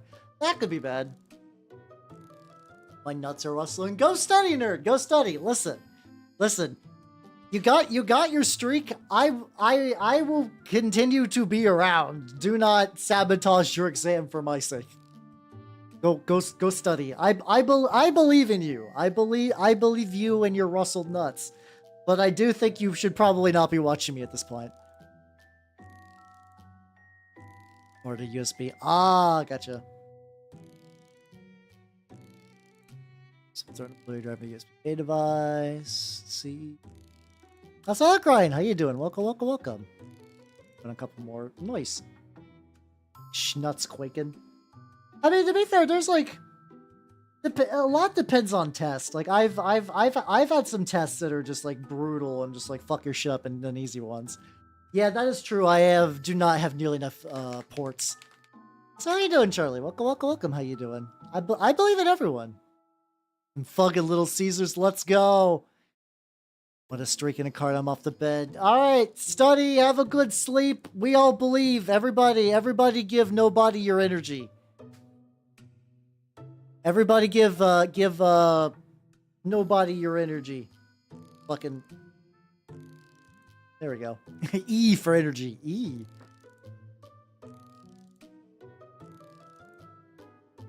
The spleen of the cards. Most power. That's where talent is stored. I believe. Also, I did that pro gamer move today where it's like I had a vitamin D supplement, and I was like, oh yeah. I should probably do this more. I kind of feel much better after it. Oh, big fucking think. Local semi shut-in man finds out that son good? Question mark. The very same nobody. Hey, the famous nobody. Sun good, I know, right? I get like a decent amount of sun, but probably not enough. So having a couple little funky little sun pills definitely helps. I don't think it's probably the best substitute, but it's what I'm able to work with. So fuck it. We're getting these big chunky spikes. I also do need to get the like bottoms of the armor has that kind of like riveting, I guess. I don't know. Oh, I think that is Zimmerit style. I think that is Zimmeriting. Actually, no. There we go. Started to come back when I was in England. I mean, a lot of times isn't. I mean, I guess tans are more sun-based than necessarily heat. So I guess that wouldn't be too weird. Maybe. Who knows? Simmered as a paste. Oh, I'm thinking some other welding thing, but I have no idea. Then, look at me thinking I know a thing, and I was wrong. It's fine. Like metal non-magnetic. Oh, really? Oh, that's what that shit's for. I thought it was like a fuck, we don't have enough materials and we gotta do like a really shitty weld kind of dealio. Good to know. Good to know. The DC animated. Oh, that's totally fair. Honestly, I have a lot of anime on Blu-ray that I'm like... Now, could I get anime digitally? Yes. Do I have a lot of those shows digitally? Also, yes. But I have a couple of series on Blu-ray that like, that might be fun to watch on Blu-ray. I got like Den-O Coil and Spice and Wolf and... couple of others. Votums. I have Votums on Blu-ray. The Girls Last Tour. Stuff that I honestly probably just need to get digital copies of because I don't know when the fuck I'm getting a Blu-ray player. I have a PS4, but it's in my living room, and I basically never go to my living room anymore, other than just for like storing a bunch of bullshit in there. Oh, the fucking classics. Let's go. I do actually own Howl's Moving Castle on Blu-ray. Howl's Moving Castle is my favorite Ghibli movie. Ghibli? It's my favorite giblets. It is my best giblets. My gibbles. Super scared of magnetic tank mine. Oh, I mean, the idea of magnetic tank mines. I'm not in a tank right now, but I could be like, yeah, no, those would be bad. It would really suck if a mine swooped itself to your tank and then fucking exploded. Reasonable fear. There we go. Jib. I know. I'm fucking around. Do not worry. Studio. Jiminy Cricket. Studio G unit. There we go. See how chaotic your place looks? A lot. It's a lot. One of these days I might do a house tour for like part of a gag for a video. Like I said, like whenever I'm like, my house is damn bitch, you live like this, but for crafting supplies, that's not a bit. I'm not doing the teehee funny, I'm a little creature VTuber thing. No, my house is like, damn bitch, you live like this, because I got a lot of crafting supplies. That's not inaccurate. That's real. Yeah, I'm sure maybe the take is just like maybe I'll have a magnetic mine for a treat. No, what's the worst that could happen? It's just like a sample platter of magnetic mines.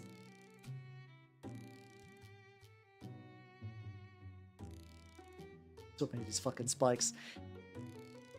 So if they kind of breaking up the red profile a bit to make these spikes, but again, they are supposed to be big metal spikes, so I think that might be intentional. Yeah, just as a treat, you know. Yeah, that's always the thing that kind of like... I remember when people were like... I took the video down on accident because I accidentally blew up the YouTube channel that had it. But there was a while where I was taking pictures of my streaming setup for like digital camera setup and stuff like that. Because people ask, they're like, what do you do for this? And a lot of it is very precarious. Now it's actually less jank than it used to be. Especially because I got the new light and the new C-stand. So that does actually open up quite a bit. The light setup's not done yet. Like, you'll notice that the shadows are pretty harsh. What I need to do is get me a diffusion bulb. And then I think my light is basically perfected. And then I just gotta get the digital camera lens. And I'm gonna be supply golden. Yeah, those modular, I do look at those like little modular hobby setups, and they do look pretty nice. A lot of like little quality of life little things. I'm like, that would be neat, but it doesn't actively make my painting like streaming better. So I'm just like, I'll hold off. I'll hold off for now.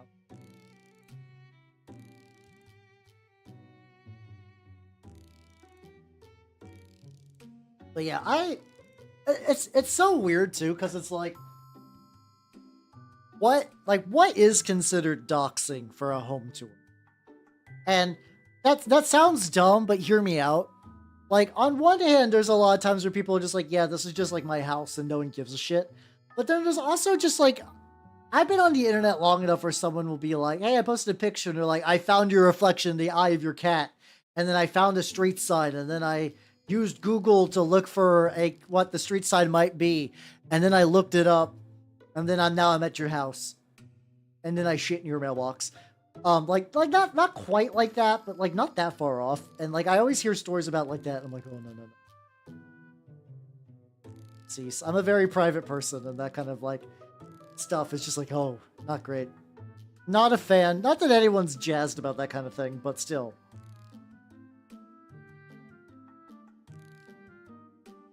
Bottom well bit. You need to get a little bit of green.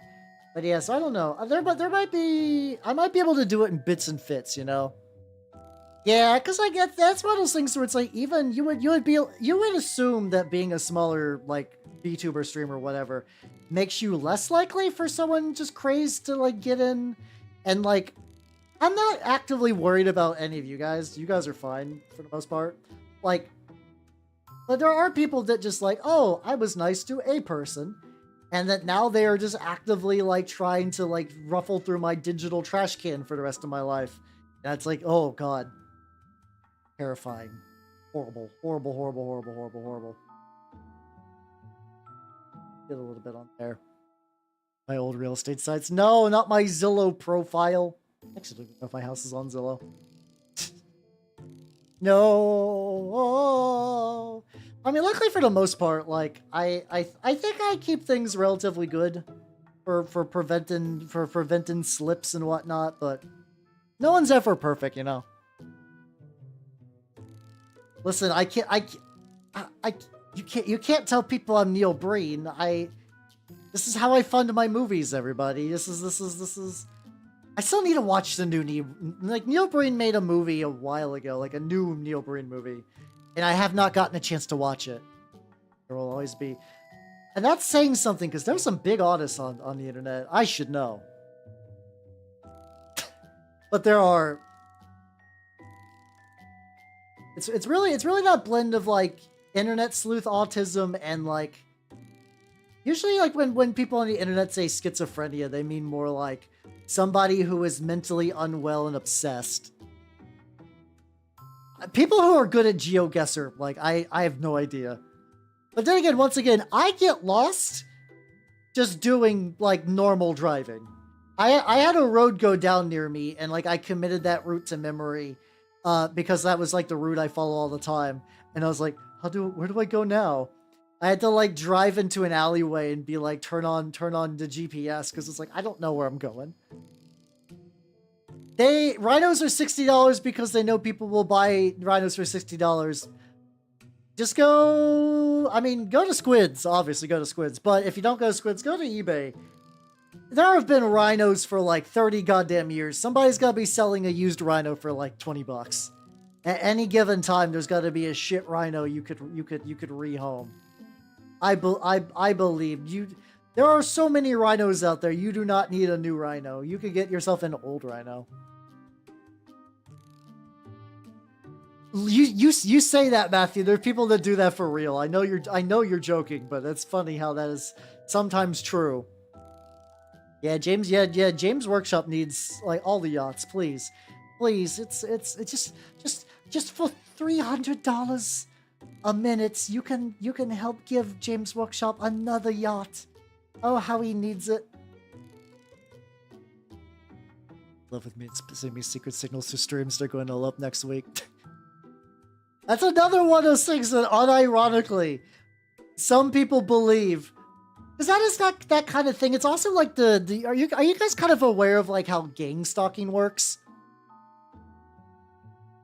Gang stalking is such an interesting phenomenon because it's a combination of like seeing things that aren't there and also like an unwarranted sense of self-importance, which sounds weird. You're like, why would a gang stalk person think they're like superior? Because like, if things feel different and you think that like it's because a shadowy governmental organization is purposely trying to make your life specifically worse, that is an incredible amount of like smugness to think that like the government gives a shit about you personally, random person. Like that was that kind of thing for like a lot of conspiracy theory stuff where it's like there's always that kind of belief that the government is actively out to get you. They're not. And I don't mean that to like, Hal is clearly CIA op. No, it's more like the just gross negligence, really. Really, it's easy to think that the government doesn't give a shit about anyone. So you just get the same level of gross negligence that everyone else gets, you know? I mean, they'll do horrible things, but like, they have... Better things is the wrong word, but like... It's hard to think that they have a very specific level of malice for a very specific person unless that person does something. A sense of self. There are people that is how they keep a sense of self-worth, unironically. It's sometimes it's narcissism, sometimes it is just like undiagnosed mental illness, which is sad, but also sometimes those people make things worse for other people, and I begin to lose a little bit of sympathy for them. It sucks. How is a friend? Does it do not fall for purposes? Yeah, it's that kind of leap of logic and seeing connections where connections are not there is always a fun little thing for the brain to do. Yeah. Do I have a glow toggle? Legitimately, hold on. Oh no, I don't get that.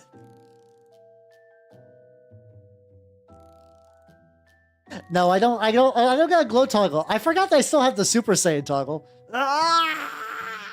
Okay, there we go. That's kind of glow. Ah! It's funny because I think I can combine them. Hold on.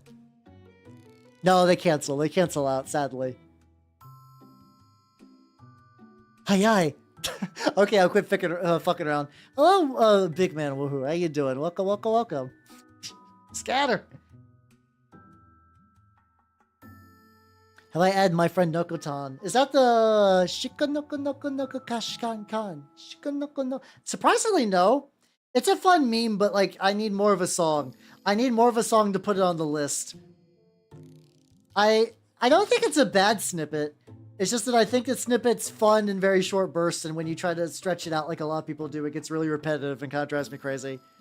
I'm sure there's a full one. Do I have the explosion? Hold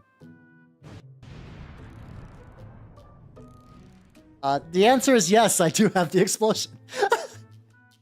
I forget I have the explosion. But I do got that. Neat. God, there's so much scuff. And just like, I'm honestly due for a couple like little minor refreshes. I want to get a new logo. I want to get like some new overlays. There's like a couple like little goofy things I would like, because I do got just like, I also just need to take an inventory of what I do have, because I forget I have features sometimes like that. I forget I have an explosion. Oh, this is a Squiggoth. As a orc big boy vehicle from Forge World. I'm currently painting it. There's a lot. There's like, the details aren't too wild, but there is just a lot of model. There's so much model for this bad boy. There we go. Like, I'm kind of doing a thing where I'm just kind of like indiscriminately bouncing around between the different parts. Like, I'm just like, okay, that bit needs a little bit of metal, and then, oh, this bit needs a little bit of metal, and then this bit needs a little bit, and I just keep going and going and going and going and going and going and going. Yeah, I haven't heard the full song yet for the Shikanoko Noko Noko. I was so confused because, so I don't really play Blue Archive anymore, but there is a guy named Blue Sechi who does these, like, really, really fun, like, 1 to 2 minute Blue Archive animations. And, what's it called? He did one that was based on the meme. And I thought it was a joke. Like, I didn't know it was from at the time, so it's just like, I was sitting there waiting for a punchline. I was like, there's gotta be a reason he's playing the song over and over again. Like, there's gotta be for a joke. But I don't know what the joke is.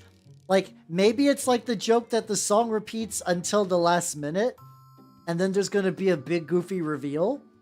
So I sat there and watched this, like, how long was that video? I would say like 1.5 minutes. I'm just like getting towards the end. I'm like, is there no reveal? Oh, you doing a cosplay weapon? Oh, fuck yeah, let's go. I'd like to do cosplay someday. I've never actually properly done cosplay. Someday I would like to. I was just watching this guy's video, just waiting for an end, and then the song ended. And I was like, oh, I got to figure out what's up with this, and then that's how I figured out about the fucking song, was that way, which is a very silly way to learn about it, but still.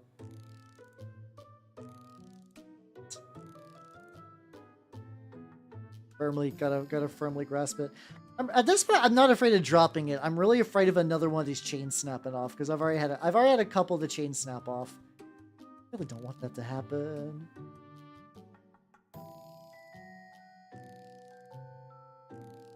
Assuming these bottom ones are kind of more boxy than the others. Technically, if I snapped off every single chain, I would still probably be fine, because I could just use like jewel. I have jeweler chain kicking around.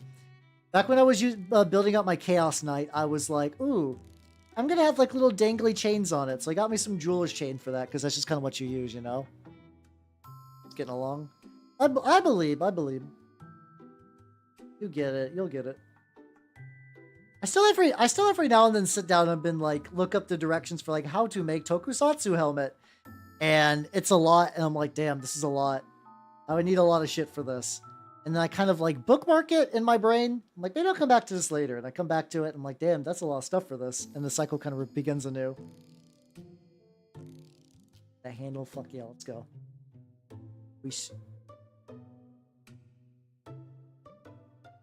No bits. At least at the very least, I gotta be getting close to running out of nubbins. He's got so many nubbins. I haven't even done like the little, like, there's like little, like, kind of like bolts on here. I have not even well and truly touched the bolts yet. There we go. Spellblade for. Ooh, fuck yeah, let's go. Let's go. Disaster weird. That's true. I know he's made his out of paper mache, and I don't know how durable those are. Yeah, no, that's like, time is always the big thing, yeah. Let me just devour this water. Yeah, because that's what I was looking like. It's like I got like airbrushes and stuff, so it's like if I got the right foam, I can make something kind of sturdy. Yeah, that was kind of my thought too. There we go. Let's just look at the lads so far. Yeah, okay, I'm pretty happy. I was like, do I still want to make this black up top? I think so. How you doing, Mimic Chest? Good morning. How you doing? I'm working on the lad, the big lad. How you doing? How you doing? Currently, I am working on a Squiggoth. Squiggoth. Big Squig. How you doing, Belner? Welcome. I'm leaning for it. I got the water. I see your fucking little thing. I'm ready for it.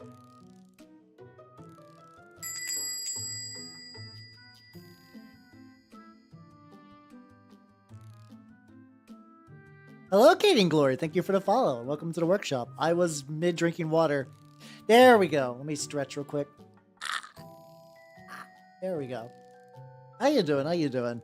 If you do not know me already, I am Habernut the Mimic Elf. I'm a miniature painting VTuber of the Nurgle and Skaven variety. This is neither of those. I decided to paint an orc vehicle because fuck it. By vehicle, I mean Squiggoth, because double fuck it. Also, because I had one, like... It's a fun model, and it's like, it feels like a waste to let it sit around my backlog, just nothing happening to it. In my experience, paper mache. Yeah, I can see that, yeah. I was thinking about doing like, kind of like, you know how like classic Common Rider is just like a dude with a helmet and like a leather jacket? I was like, something like that wouldn't be too bad to do. That seems pretty reasonable. To give like a big... Honestly, Vallejo metal colors, goddamn, they've been pulling fucking weight. I think that's another thing too. I think initially when I tried to do this, I was using G-Dub's colors for the metals. That's a health webbit. Welcome. How you doing? I am using the glorious Vallejo air colors on here, or just metal colors on here, and they go on so fucking smooth, so fucking smooth. They're just gonna go like in the interior. They are really great.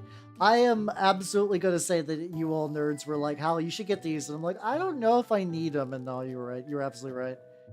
Game changers, absolutely. I'm basically just taking anything. Oh, actually, you know, I got that on the black. Luckily, repainting the black won't be a big deal. I think some of these I might still make red. I was thinking about making that door red and maybe that little loose panel. Like some panels I might make metal, some of them I might make red. I got options, you know? The blade out, yeah, that I don't know. Probably some sort of foam. I had to guess foam probably gets you like quite a few places.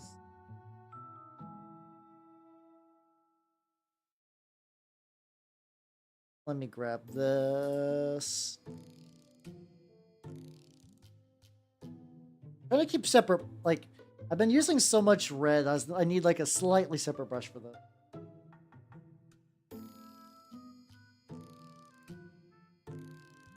Might be still adding too much red, but I also kind of want to break up the black a little bit. I keep it pretty thin, I can kind of figure out whether I like it or not and go from there. I guess if I just kind of make this as just like a conglomeration of like a, just like general red and black, I think it'll turn out pretty good. For a RenCon, do you go to a Ren fair that has metal detectors? It's like the ones I went to. I've only been to one Ren fair, and I won't say where it is because I went in from out of state, but like it is vaguely doxy, so I'm not gonna say where it was at. But like there are tons of people walking around with full metal. It's all good, Pebble. Have yourself a nice night and take it easy, yo. I will be doing some more mini painting come Saturday this week because this is gonna be a shorter week and I still want to do 2 painting streams. I will be painting a Death Guard Rhino because I'm still kind of feeling like doing what's it called? I'm still feeling like painting vehicles, and I have 3 rhinos. I had 3 rounds. No, I mean, like, I've also, Tinblade, thank you for the follow. Welcome to the workshop. Welcome, welcome, welcome. How you doing? I'm working on Squiggoth right now, and it's going pretty good, actually. I'm having a pretty good time with this bad boy. But yeah, adding a little bit more red up top was probably a good idea. That one I might still make metal. I could just make this one-off little panel over here red as well. Yeah, but probably if not metal, then that, yeah, what Matthew said about the foam is probably a good bet. That's probably a good bet.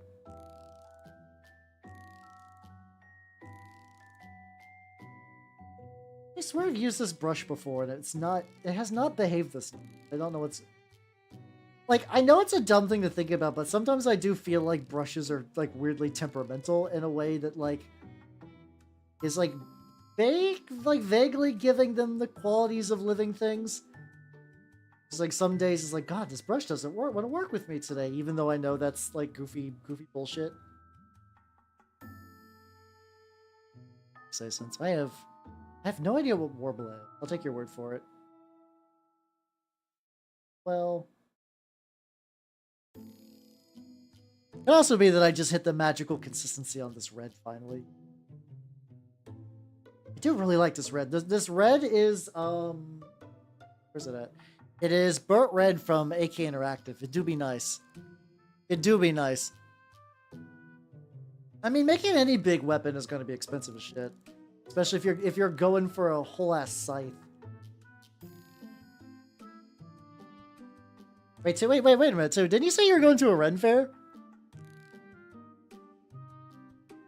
I guess that could work. Also, Strawberry Milkster. Welcome. How you doing? I'm painting Ork. I'm painting a Squiggoth. Right now, I am going around.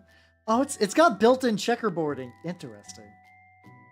Interesting. Okay, that is neat. Another red I might want to add just to kind of spruce it up a wee bit. I could make the skull. It's for a different thing. Oh, I got you. Oh, I can get the interior a little bit. I don't know how much the interior is ever going to be really shown for this bad boy, but whatever works. It's fair play. Ah, got you.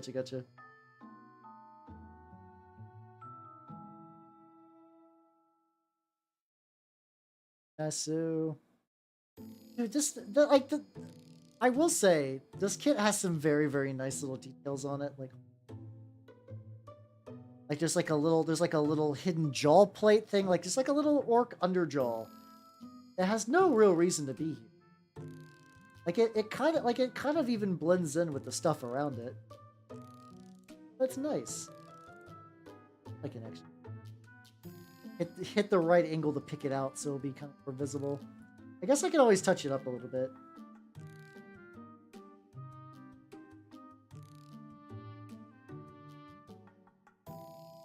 There we go. I just needed to bring it up to my face for a little bit so I could get a better look at this just like weird little bit of stuff around it. There we go. Also like little gears and like a... It's just one... I have to say, this is a very tame amount of skull.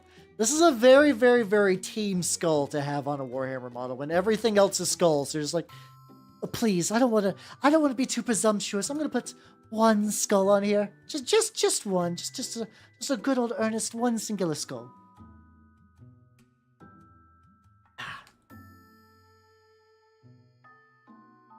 Definitely gotta stay hydrated today of all days. Oh, I also did not get the side of this.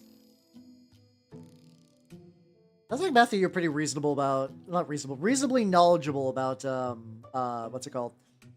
About cosplay stuff, and I'm pretty limited for the most part. Also, I gotta say that, that full-out terrain kit that you end up getting for your LGS, like, I was looking at that, like, picture you posted for that, and I was like, damn, that's nice, honestly. Because, like, I don't think it's gonna happen, but I'm kind of getting... Oh, that's true, you did mention the foam props, to be fair. I've kind of been, like, thinking about Frostgrave again. And I was just like, ooh. If I could, like, I would like to do, like, maybe like a whole Frostgrave Mordheim table would be pretty neat. I could see that being pretty neat.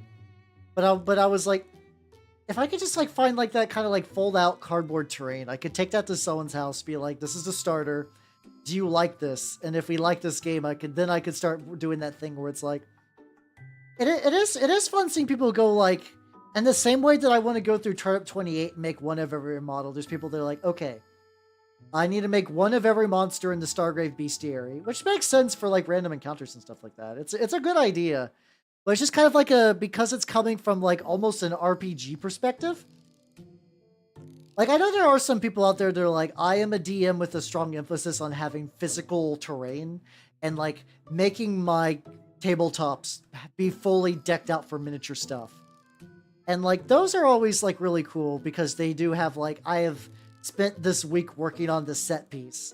I know, like, Black Magic Craft used to do that. I don't know if he still does. He released a video, like, a really clickbaity, like real secrets of terrain crafter. And it's like, I don't even play D&D. And I think it's really just going to be him saying, I don't actually play D&D, I play Morkborg. And it's like, it's that kind of stuff that I don't mind. I can appreciate the hustle, but I see that, I'm just kind of like, oh god, I know what this video is going to be like from context clues already. You see, what makes, is it just because PvC's fragile? Because I'm used to that being like Babby's first LARP course. I am curious as a experienced weaponsmith. Oh, it's heavy. Oh yeah, no, those are bad qualities, honestly. I guess it was just only used a lot because that's just a thing. Like, I feel like a lot of people could get a hold of PvC pipe if you need it.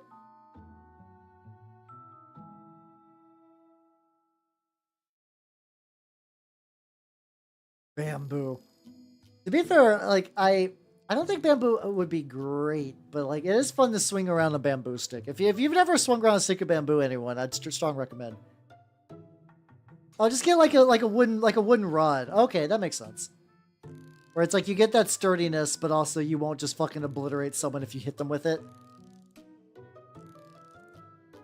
Yeah, that would make sense. We're almost done getting this fucking edge. I should be also doing the little spike swim here too, and I'll probably go back and get them. Hey, there we go. Oh shit.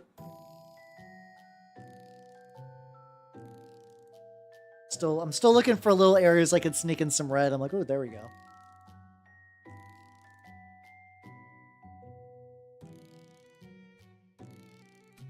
I feel like something with that though, you might want to, yeah, you might want to plan ahead a little bit. Like, I can understand building the army as you go, because even if it doesn't work out, you still got individual pieces.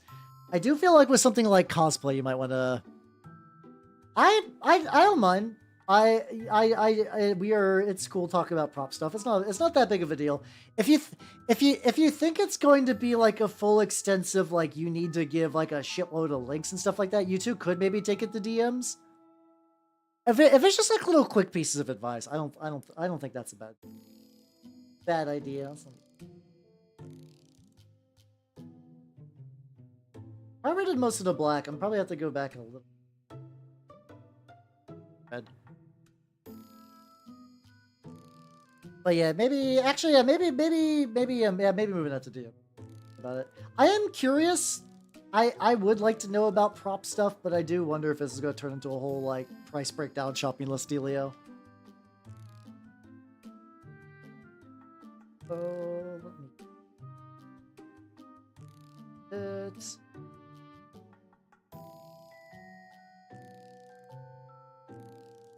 There we go.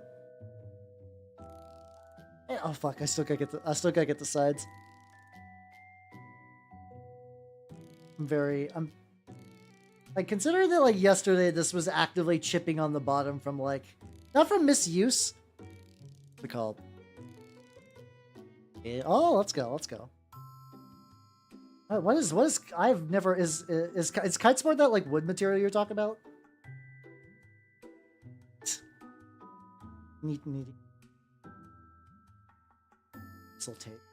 Oh, that's what you were talking about, the muscle tape earlier. Ah, that makes sense. Behold. Lad. Oh god. So much. I guess I shouldn't be too surprised that I have a lot of just one-off random metal bits. I'm debating. I wonder if I should I could introduce another color as well. But I think keeping the palette slightly closed might not be too bad. I don't know. I'll think about it. Like, if I end up painting a couple of these panels, I'm like maybe.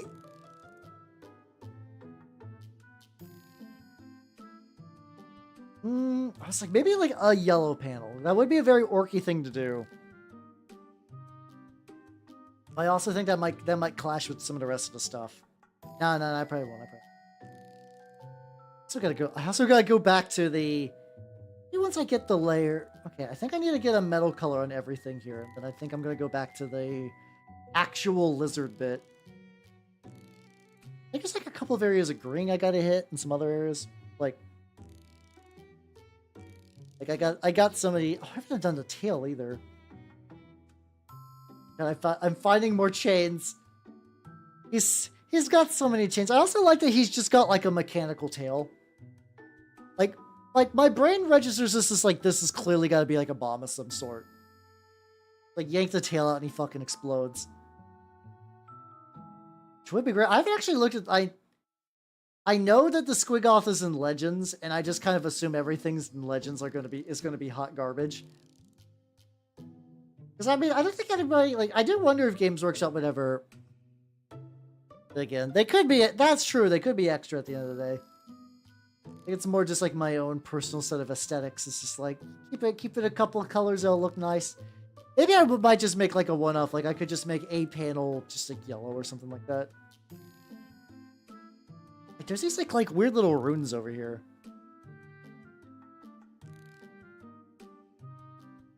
So we'll see.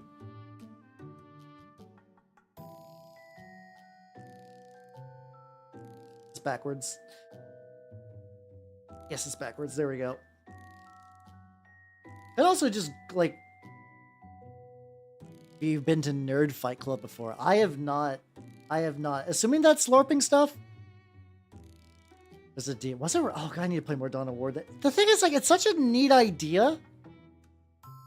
Oh no, I've never LARPed myself. LARPing is another, if we're just talking about like general nerd bucket list items that I've been thinking about for years. I've wanted to LARP. And I remember there was at one point where like a friend of mine was like, "Hey Hal, offhandedly, we should go LARPing at this one place in June." It wasn't like anytime recently. It's just like if I need to LARP one of these days. I do think LARPing would be a lot of fun. And like I know if we have like a what's it called, like the Society for like Anachronistic Reenactment, stuff like that. I know of one of those. I know it's not really LARPing. I guess that's close to more traditional stuff. I do know we got Society for Anachronisms. There we go. I know we do got one of those near us. I have been to a Ren fair, but I've never LARPed. Look for a Dragon here chapter. Let me do that. Oh yeah, I mean, yeah, because like those people do it more like I am actually doing like medieval LARPing as opposed to fun fantasy LARPing. Not that there's anything wrong with fun fantasy LARPing. Don't get me wrong. That's actually probably what I'd prefer. Like I want to do the full thing. I wanted to have the fucking beanbags of fireballs, and like I remember the one LARP I was looking at was like straight up like these, like you can get like. Is it weird that I was looking through the classes and I was like, oh fuck yeah, they have like a builder class. Like they had one of the classes was like you make gadgets and you just like it reinforced fortifications. Like it wasn't like full like steampunk Magitech bullshit, but it was like I was like, I'd like to be a siege master guy. That would be fun. I'm like, wait a minute. My goal would just to be to roll up to a LARP and be like, it is I, background building NPC. But I still kind of love that shit like a lot. It does sound pretty dope, right? Honestly, it sounds neat. Oh yeah, no, I'd never do HEMA. Like, I don't think anything's wrong with HEMA. I just don't have the, like, that's one of those hobbies that needs to be a big hobby of yours. Like, I don't think, I don't know if anyone dabbles in HEMA. I feel like the price is way too expensive to dabble in HEMA. Yeah, everybody, it's me, Barry the Builder. Yeah, there we go. Won't get in trouble for that. I'm sure there's a lot of nice builders named Barry. Yeah, money has always kind of been a big thing for the LARP and stuff. Oh yeah, no, those people don't fuck around. I remember seeing like some like, God, I forget when I saw this, but there was a I don't know if it was a HEMA or just like a really in-depth LARP kit or Ren Fair thing. I just remember it was like two dudes in like night dual armor, and this other guy was like, "How does the grass taste, little man?" And then this like, not that the guy was short, it's just that the guy saying that was a fucking giant. And this regular sized dude charges at him and he just shield bops the guy in one hit. He hits the ground like a sack of potatoes. And everybody's like, ooh. Yeah, I would not be surprised that guy got a concussion. Like that I've always been on board for the idea of shield bash as a valid fighting style. I love when people do shield builds and things. And I was like, God damn. I can see how that works. I mean, he got out fucking skilled at the end of the day. He got taunted, the taunt worked, and then the guy followed up on the taunt. You fell right into the big boy's trap. Yeah, HEMA's a thing that I would like to watch. Watching HEMA is fun. I have zero interest in participating in HEMA myself. Yeah, no, he was like legitimately like, if you've ever, from like the Game of Thrones stuff, like the guy who plays the mountain, you're like, damn, that's a big dude. And then you see his family. Like, I'm pretty sure that guy is like one of the smallest members of his family. So I don't LARP. Wait, what are you talking about? You can totally LARP as a warlock. I'm pretty sure there's gotta be warps with like warlock equivalents. I don't think that's that weird. Like you could do like spell LARPs and stuff like that, like the throwing the beanbags and whatnot. Out here, Heartlight. Spell weapons. I don't know. I don't know if I want to go like full on. Like I am open to. I'm okay. I'm okay with just rolling around dressed up like a fantasy Dorcas. And then maybe every now and then getting in a spar, you know. Yeah. I want bag wizardry. I want bag wizardry, 100%. How are you doing, Blue Dragon? Oh yeah, no, I do dry brushing quite a bit. It's just that there is a decent chunk of metal on this thing just because it's large. I don't disagree. I've done metal dry brushes before. I still might to do a little bit of like chipping stuff. But this is like a relatively stress-free model. Like, I'm not having like difficulty. It's just time-consuming, I think, is the bigger thing. I'm having fun with it though. But how you doing? How you doing, Blue Dragon? Kind of like League of Legends. It's free like League. No, that's not true. League of Legends is not free. Like, you'd be like, there's no financial cost to League of Legends. You lose something when you boot up League of Legends. I'm sorry. If League of Legends is in your on your desktop right now, a fundamental element of you as a person has been lost. It's not too late to recover some of it. You could maybe oh god. Brush got knocked over. You could regain some of it. But you're always going to be just like a little different. A little different. It's like somebody who gets into a car accident and has to do like really intense physical therapy. You're never gonna quite like get the same jog you had prior to that. Like you'll be a functional member of society. You're right. The League of Legends, actually, legitimately, League of Legends might have a Spear of Annihilation. I have no idea. I have no fucking idea what's up with League these days. The only thing I know about League is that my group of friends that I play Pathfinder with, as a joke, they like to use character portraits from League of Legends sometimes for like NPCs. That's about the closest I get to it these days. Oh yeah, I do be painting those happy little trees. How you doing? How you doing? I'm having a lot of fun. It's kind of, this is also kind of neat because it's like the one mod I haven't heavily kit bashed in a while. I almost want to grab the Death Guard Rhino I'm going to be using. I'm going to be painting on. There we go, slightly functional. Hell yeah.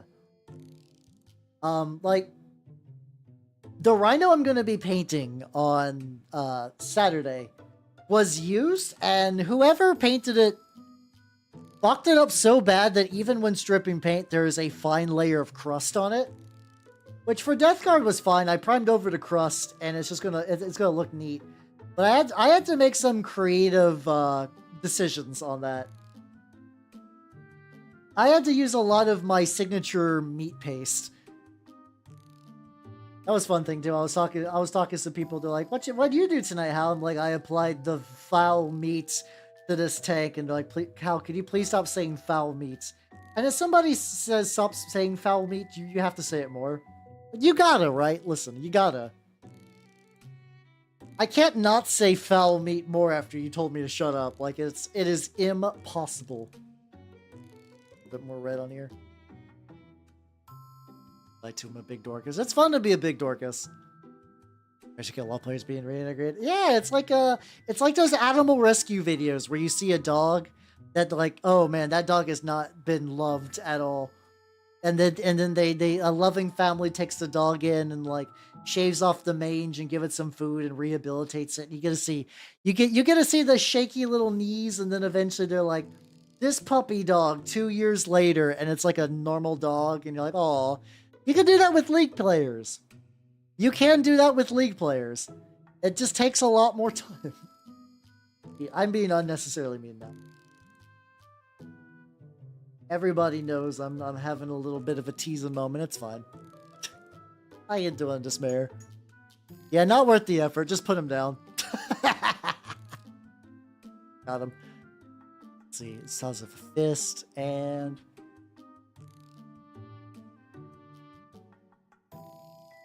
Oh, that sounds fun. Oh, I would love to throw effectively the equivalent of a beanbag chair at people. Yeah, that's kind of nice. I will say, having as somebody who plays Chaos Knights, having them as the eternal splash option for my other Chaos armies, pretty cool. Ostensibly whenever my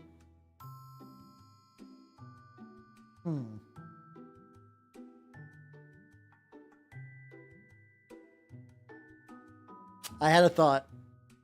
I need to grab my pink. Hold on. I need to grab some pink and I have an idea. Oh, fuck it. Circle Infection sounds like a fun party to be in. But yeah, effectively, whenever the fuck Games Workshop deigns to send me my Chaos Space Marine boxes, I could literally run 500 points of Death Guard, 500 points of Chaos Knights, and then I could be like, oh yeah, no, this is actually a this is actually a Chaos Space Marine army. Leguma? Wait, Leguma? Eh, on there. Could just make big knights. I wish they did, but like, I don't know. I'm mostly a painter these days, so I just gotta do whatever. So, fuck, god damn it.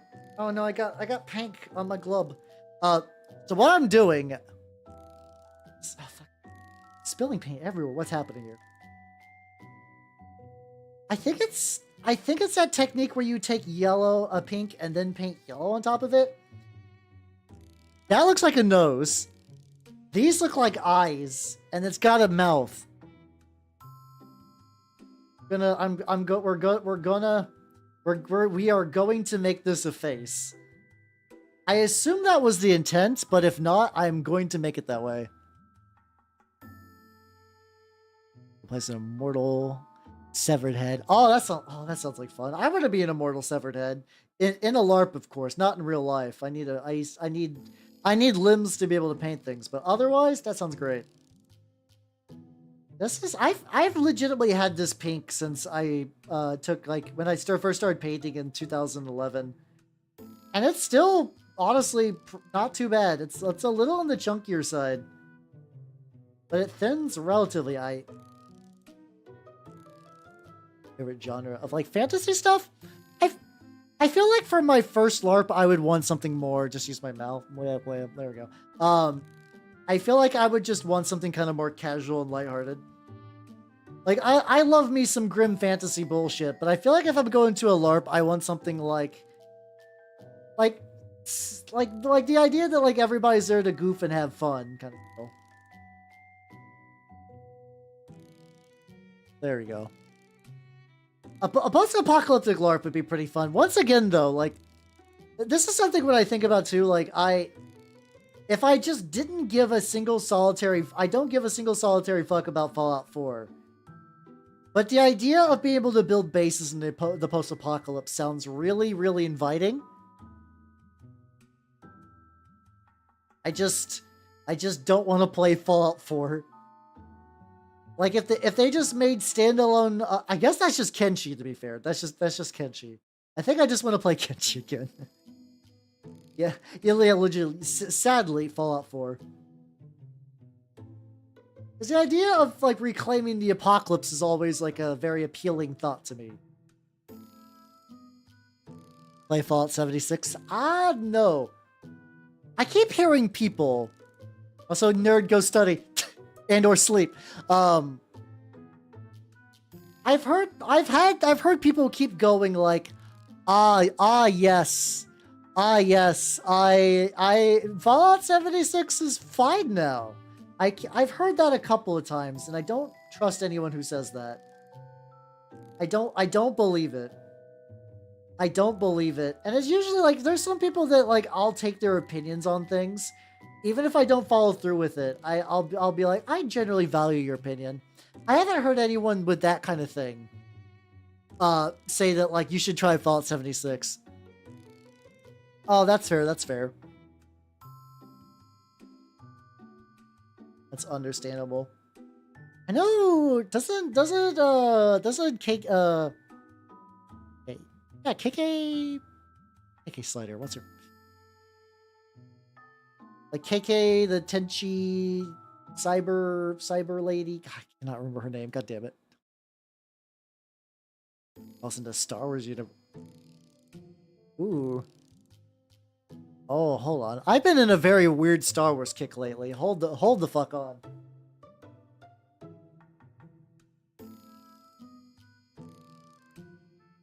Project. I assume this is Project Cthulhu. Oh. Oh. Oh.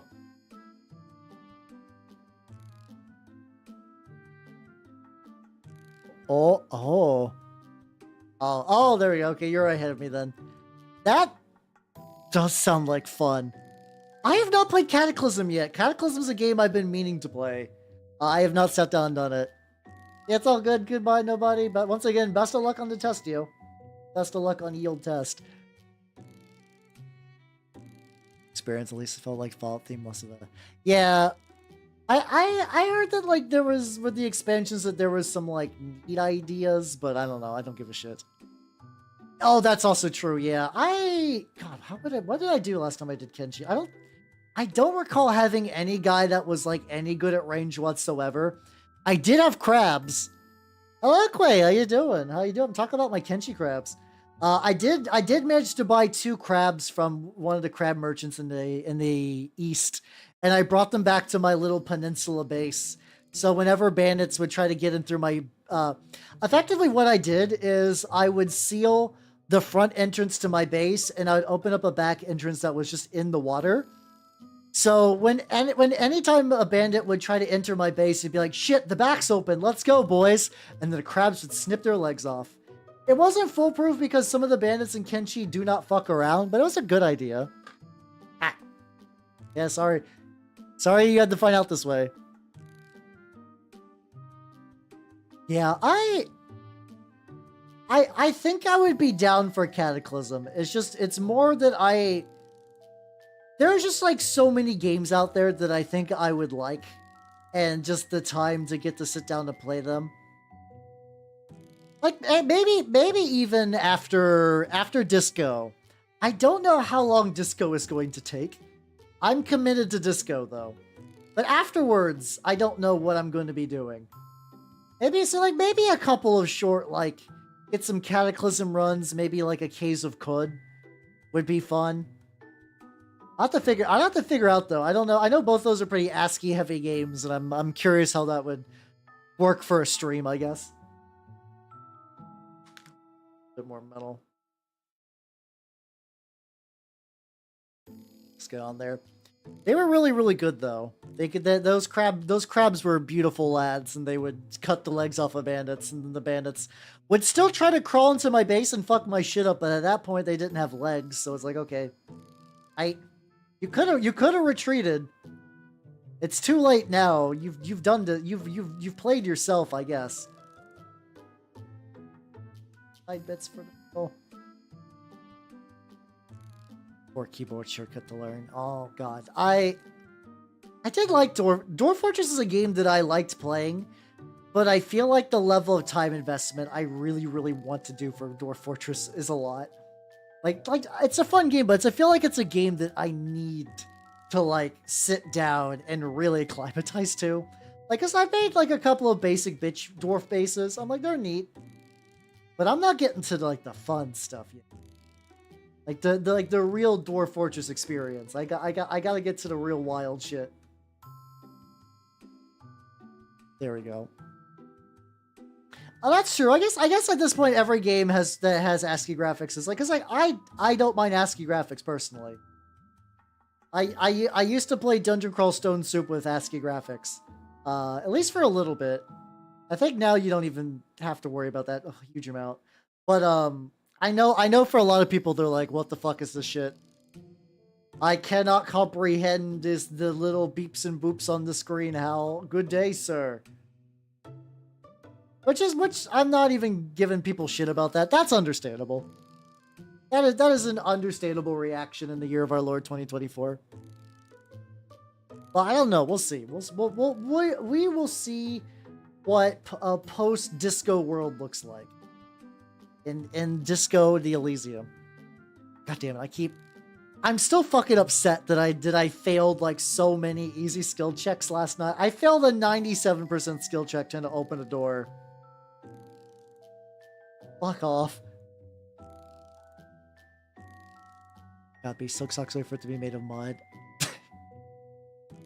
any game where it's legitimate skill issue, ironically for me. A game where a child can beat you to death is like, that does sound like fun. It is what Baby Kicks would do, yes, to be fair. But also Baby Kicks would have the option just to plow through the door, which I'm a little sad that I can't do. At least not yet. I would love a couple more options that are just like, use brute strength to bust open this lock thing. How are you doing to an irrational human being? Oh, fuck yeah, let's go. How you doing? I'm glad you found my stuff. I'm currently painting a Squiggoth, which let me get the underside of this real quick, and I will show you what the full model I'd be working on. Oh yeah, fuck yeah, let's go. Quickly go. Yeah, that's the kind of the big bummer. I also realized when I bought cigarettes in Disco that raises your intellect, and I need to raise my dexterity, so I just wasted $2. But yeah, this is the Squiggoth or whatever the fuck. I am currently working on it today. Progress is being made. This has not been painted at all until today's stream. I did a little bit of it on Sunday. And like pretty good progress. Take a sip. Yeah, I'm glad you like my stuff. Fuck yeah. I also just, let's see. I posted my Turnip 28 fodder today as well, which felt good. It sucks because, like, I think the optimal time to upload shorts is during, like, a lunch break, and YouTube also does a weird thing where they penalize... From what I understand, they penalize schedule uploads. Like, you can do it, but there's some algorithm fuckery where they don't like that. And I tested that myself and kind of, like... At least for me, it seemed to be confirmed. Got any emote for someone? Ah, fuck yeah, let's go. Please. It's like, I think I just need to start just like uploading at least one mini on Wednesdays, and maybe on like Saturdays or something like that. I got a pile of minis in my kitchen. Once again, when we're talking about the damn bitch you live like this, I have 3 Death Shroud Terminators and 10 Chaos Warriors just sitting in my kitchen because they are waiting for an oil wash. I don't want to do a Stricken Ground wash for them. Oh, it's one of those butt shaky. Oh yeah, I forgot those are legal now. Which sounds bizarre, but I remember on Twitch, what's it called? On Twitch that those were banned for a while for being too sexual. But like, nobody's jerking it to the dumpy emote. I don't know why Twitch is like that, but it's Twitch, I guess. But the dumpy has been released. Oh, speaking about dumpies and emotes, mostly the emotes, the dumpy part was just a joke. I mean, I hit 516 subscribers on YouTube, so I'm actually like one of the 2 requirements for getting monetized, which would open up emotes and stuff like that, which is pretty neat. Now I just gotta get those watch hours in, and then I'm fucking golden. Obviously, I would believe it. I don't know if I've actually seen open season, but that does kind of vaguely feel like a DreamWorks-y kind of thing. I would totally understand that. Yeah, I forget when I hit that, but it was fairly recent. So now I just gotta get what's my... Check out my thingy. I'm like 1/3 of watch hours there. I just need to upload more content. I should I don't know. I want to get at least one edited video before I start VOD dumping. I don't know. This is absolutely brainworm behavior. I do need to do that. I do need to get that VOD up there because I know you do want to show it off. No. I'll take care of it. I'll work something out. You just get these bits. Chat for all. It's all good. It's all good. Do what you gotta do. Do what you got to do. So hello. How you doing, Quay? How you doing? I am... A lot of today's stream has been applying metal texture, honestly. Not in a bad way. Especially because, once again, this metal paint is like a fucking dream to put on, but still. So much metal. There we go. There we go. I need to make sure I don't lose track of the YouTube chat. I actually lost track of it a little bit earlier in the early bit of the stream, but now we're doing good. There you go. Lad. Look at... God, there's so many spikes. He's got so many spikes. Like, as a Chaos guy, I gotta say, this motherfucker's got a lot of spikes. Just quick. I should go ahead and get this little skull bit too. Ads do be coming up and I can no longer mute them. Sad. Tragic. Agony even. Legitimately, I love them. I probably am going to start replacing my metal color. Yeah, the spikes are thick though, which is fun. They're like kind of like those like tank stopper kind of things, like those like big roadblocks or whatever. They kind of give me that feeling to it, which is neat. That just reminds me, I could do... I do got a bunch of those tank traps. That might be fun to do, like... Oh, yeah. Honestly, I did really enjoy the Lord of Tumors. There it is. It's spinning over there on the side. Hedgehog trap, I think, is probably... Yeah, I think that's what they're called. Sounds about right. All right, I'm also going to move away from the metal for a bit before I lose my goddamn mind. What yellow?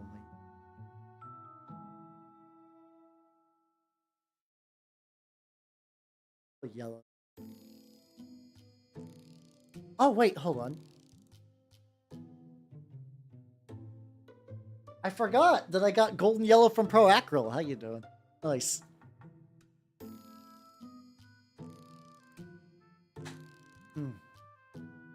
Drink, headless. There we go. I'm glad the little guys stay on too. Yes, this is a true masterwork Forge World resin sculpture made by the finest Brits at Games Workshop's Forge World division, considered an expert kit now. I think it's still on the web store, but I think this is one of those like every now and then. Also, Ovan the Wise, thank you for the follow. Welcome to the workshop. Now there's 2 of them? I wonder if in Star Wars Shatterpoint if you could play as the Trade Federation guys. Oh yeah, no, Baki's amazing. Fuck yeah, let's go. Forget which. Unfortunately, I read up to right before the Musashi arc, and I can never remember which Baki series is which. The names do not stick in my head. I think it's Baki the like Son of the Ogre, maybe. Remember right? Maybe I gotta do another layer to pink. I just remember that you could take pink and layer yellow on it, and it looks hella bright. I'd be misremembering the exact color that does this.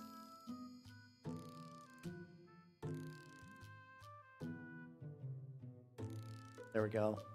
Okay, so you're okay. You're 1 ahead of me then. Nice. I need to get back on the Baki swing.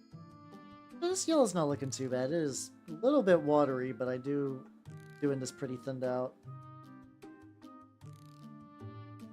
Like it was like this or like a. I cannot remember the yellow trick. It's like one of those like layering tricks where you use a different color and then you put yellow on it and it makes yellow pop.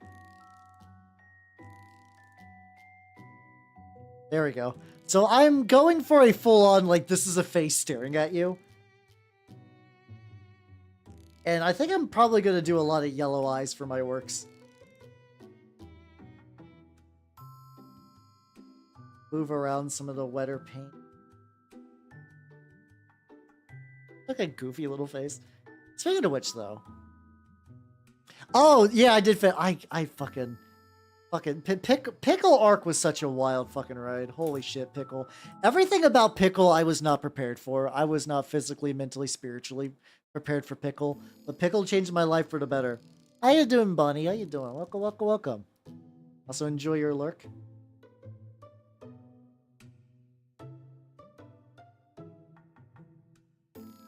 Yeah, I think what I did last time was I tried to do pink and I did that like neon pink. That's very... Actually, I'm okay with this.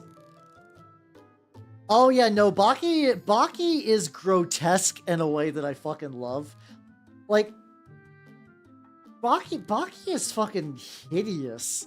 But like in a way that like you can tell that the guy knows a lot about art. Like there was like a couple of those panels in Baki that I remember were like focused on samurai, and he did like a really cool classical samurai kind of look to everything. And it like, not that I ever doubted he could draw, but I was like, I wonder if this guy just has like a style that he's into, and that's kind of like what he does. He doesn't really deviate, but I was like, no, that motherfucker did some like really good classic samurai shit. And then he just did a little interlude with that classic samurai shit, and then just went back to Baki like nothing fucking changed. And I'm like, goddamn. Legend. King shit. Get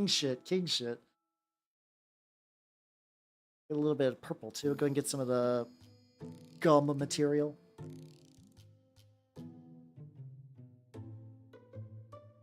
Clean this brush out a little bit. I think this is still going to hold up relatively well. There we go. I'm just trying to like hit up a couple different spots that I didn't do already, because goddamn. I've been doing metal and other stuff. It's like look how handsome he is. Like I gotta get this handsome little lad's face. Got fucking metal piercings in the face. Oh, god damn it. Just one if I'm a little bit more loose on well, because I'm gonna need a touch up degreeing.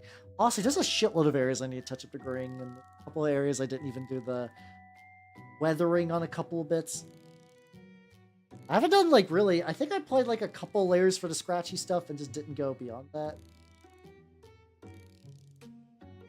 But I really do. But yeah, no, Baki is life. Baki is love. I'm glad people are reading Baki and stuff like that. Maybe what I might do. I still want to watch the anime because I'm very curious. Like, I've only seen like memeier bits from the Baki anime, which is fine. I understand if you like. If you have not seen Baki and you see that scene where Baki breaks into his son's room and tells him to have sex, not with him, just to have sex so that he knows what love and romance are like, which will make him a better fighter. That looks insane. But I really want to see, like, I want to see the pickle fights. I want to see... What's a fight I really... I really want to see the Jack and the Baki fight from the initial tournament, the Underground Ring tournament, because I think that would be really cool. Yeah, no, that's like this is what we're talking about for Baki. That's not even top 100 of the weirdest things in Baki. Like, I haven't even had to bust out the triangle of piss. No, sorry, the tetrahedron of piss. I need to bust out the tetrahedron of patch for a while. Are you censoring sex? Fucking goober. Yeah, that's not even the weirdest sex thing in Baki. Baki is a whole wild bit of nonsense. Yeah, YouTube. It's if sex comes on screen during YouTube, I do not give a fuck. Like for like the amount they can see what type. Yeah, what like there's nothing wrong. Like here, I'll do this. Here, check this out.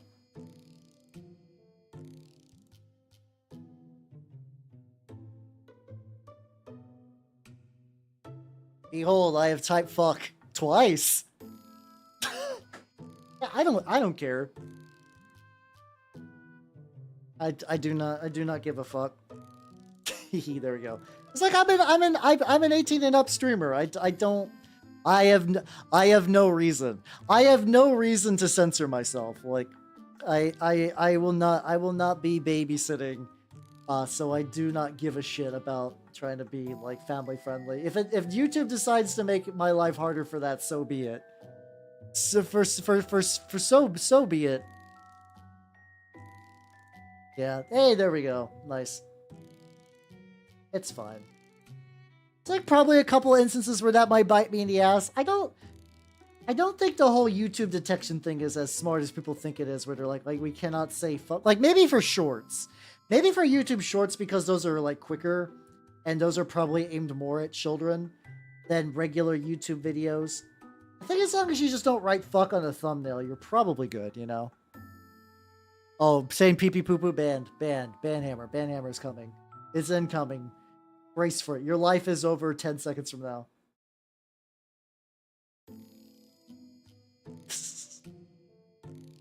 Oh. Yeah, the new and improved like gums are definitely doing some work. Hey, look at him. Look at that handsome boy. I also really want to do when I get done with this, I'm gonna do that stretchy thing. I watched the Kengan collab. I haven't seen it either. Because it's like Kengan Asura, right? I know it's like another fighting series, but I know very little about it. I know very little about it. I know I did see like some previews for like, I don't know if it's an anime or manga coming out, where it's just like a bunch of people just doing like weird wild shit in a club room. And I was like, that looks kind of fun. Oh, that looks like it's gonna be a fun comedy. I need to see what that's actually called. I have it bookmarked and I haven't really done much with it yet. Like done much, I mean like done any like research or whatever, and to figure out the name. A lot of times I bookmark a lot of things on Twitter, and then I just let that shit linger for a long time, and then eventually in just one great big kind of like push, I'll just go through and be like, okay, I don't need to keep this anymore. I need to find this song that I bookmarked to look up on YouTube, and I looked it up on YouTube. Because every now and then I find musicians on YouTube based on like an artist I like will do their like key art or like their animation stuff, and I'm like, ooh, cool, new music. Like there's an artist I like named Shiro Iku, and he does kind of like a kind of like he does a lot of cat girl smoking. And it has this kind of like gritty black and white style to it, which I really like. And I think he's got like a VTuber. I think it's a VTuber. I think he's got a VTuber child.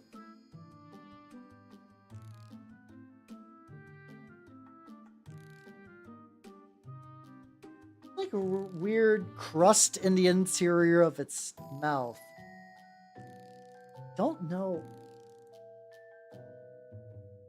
Both look behind on weeb jams. I mean, that's fine.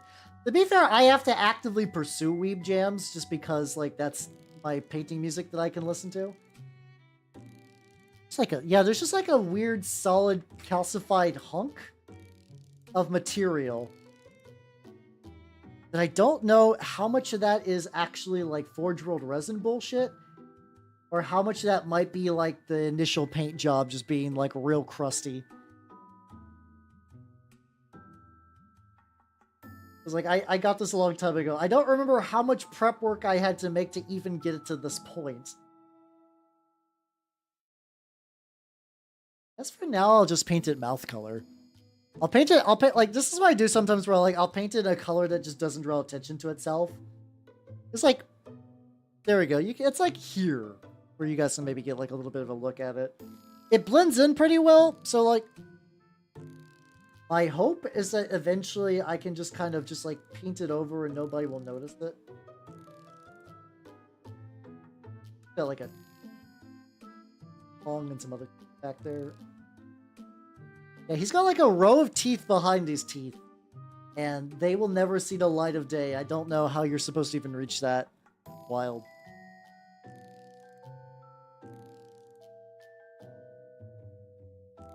There we go. Okay, we have improved smile. We have improved eyes.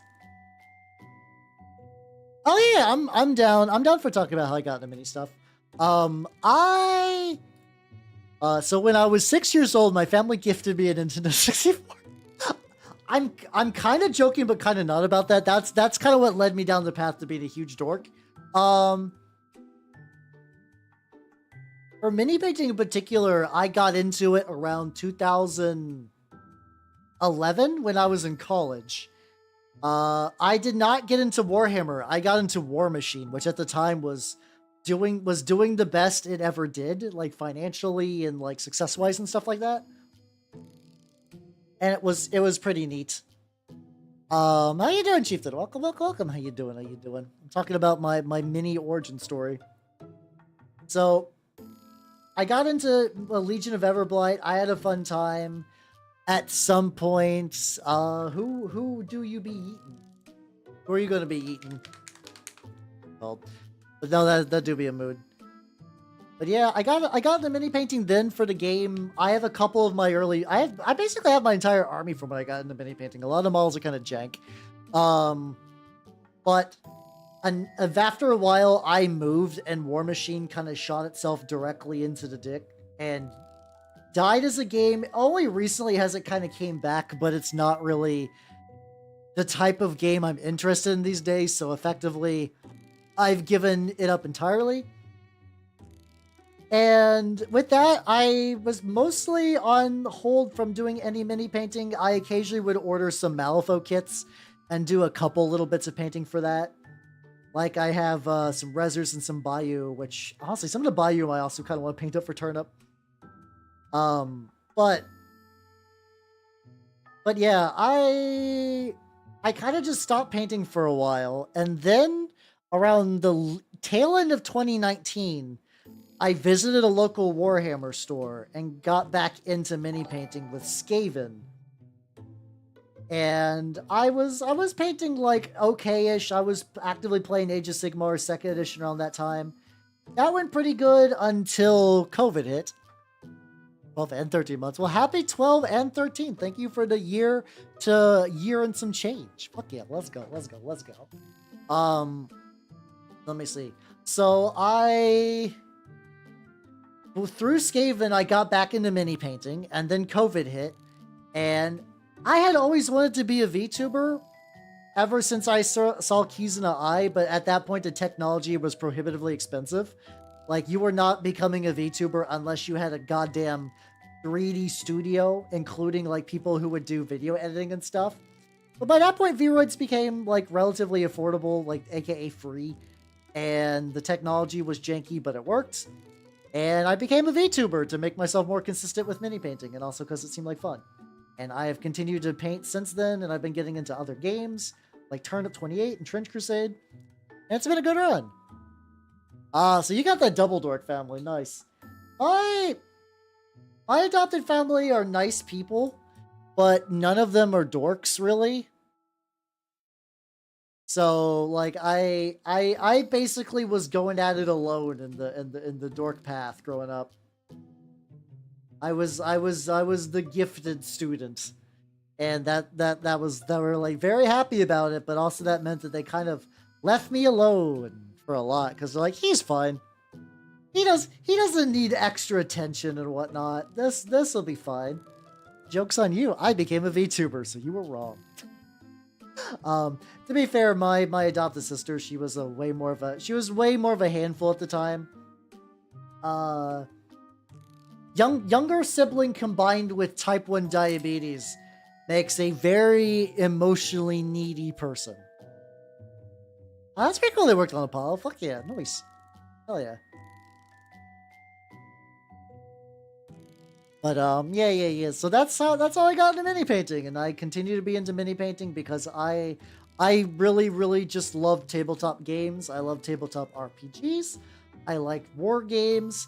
I like card games, despite all my bitching about card games. I have a love-hate relationship with Magic the Gathering. It's a fun game held hostage by a terrible company. We'll go with that. That is my stance on Magic. Is I like Magic as a game. Wizard of the Coast is bad, and they should feel bad.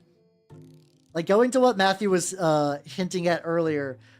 So Wizard of the Coast, just to give you guys an idea, this is Hal's bi-weekly bitch about Magic. So let me get it out of my system. So what they had three kinds of booster packs. One of them are collector's boosters, and those are for whales. Those are for whales. That's how bills get paid. I don't care. Then they had draft packs, which were like, if you wanted to do Magic the Gathering drafts, you would buy those. They had a purpose for many years. They were basically the only pack most of the game's life. And then they released set boosters, which were slightly more expensive, but they had like collector's edition art and a higher chance at rares. So what happened is that people stopped buying draft boosters because most people don't draft. And if you do draft, you're probably doing it through Magic Arena. So basically stores would be filled with just like a bunch of unsellable booster packs that no one wanted to buy because like, would you like to buy the good booster or the shitty booster? And people aren't dumb. They'll buy the good booster. Once they figure out the difference, they will buy the good booster and leave the other one to rot. And Wizard of the Coast were like, okay, we're just going to make one unified booster because we realized that stores are being saddled with tons and tons of unused stock. And now they've released a value booster, which is a booster pack that is cheaper. So now that there's now 3 booster types again because they are propping up a dead company. If we're gonna match it, probably for the best. I continuously am like really would love to convert my Magic group into like a Frostgrave group and stuff like that, but I have incredibly autistic nitpicks with the game, and my play group do not share those with me, but they are nice people and I like them. They are my friends. Like, just because I bitch about something doesn't mean they give a fuck. So, and like a lot of Magic players during the whole Pinkerton saga thing were like, Magic, like Wizard of the Coast did a bad move. Shame. But they didn't change their behavior at all. Because that's just kind of how it is. That's just kind of how it is with dorks. Honestly, a lot of time is you're like, how dare somebody make a change or do something I dislike? I will not change my behaviors to reflect my thoughts and feelings. So yeah, that didn't change. But the game is still fun, and I am 100% sunk cost. And they do release new cards that I think are cool, so But if it's one of those things, if you're like, should I get into Magic the Gathering? Unless you really want to, I wouldn't worry about it. Like, I don't think you should ever be like, I feel like I missed out not getting to Magic the Gathering. Don't worry about that. Yeah, because you can end up spending thousands of bucks. Also, I'm curious, when you talk about, like, your family working on the Titanic, are you, like, proud or jazzed? Like, fuck yeah, my family worked on the Titanic, or like, oh, my family worked on the Titanic. Haha. It's like, on one hand, it's a big historical moment, but on the other hand, that boat sank. It's like, I don't know if I would brag about being like, ah, yes. I guess that's true. I guess there was a lot of, like, totally workable things on the Titanic that were just kind of fucked up due to human error. Understandable. Yeah, that's a good point. That's a good point. Still, you do got that kind of, like, pop culture stigma, but I get that's something you could probably reason out with people. Be like, yeah. No, they did a good job. Like, if a car crashes, it's not the car's fault, usually. There we go.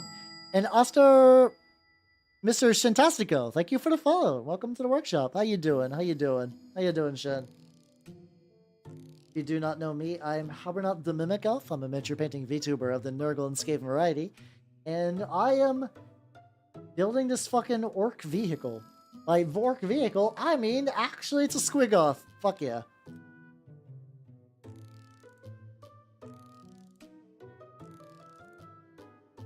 I'd be painting the big boy. I think reasonably, at the very least, if I decide to sit down and get, like, this whole fucking interior done, I think that would be a relatively big boon. Fuck yeah, let's go. Hell yeah, hell yeah, hell yeah. I'm glad you like my painting. I will be continuing to do that for another roughly 3 hours and 15 minutes, so fuck yeah. Actually, with these little side boxes, I think it's actually easier if I just paint the bed. Metal bits that I catch later. Oh, that'll probably work.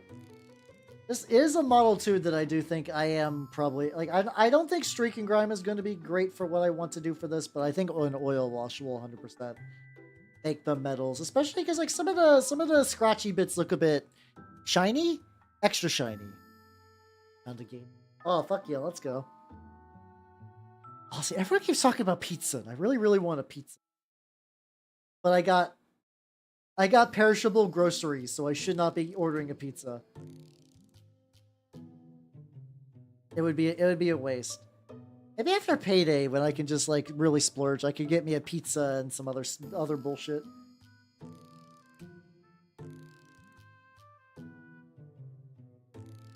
So, okay. Oh, I can get that checker pattern too. What?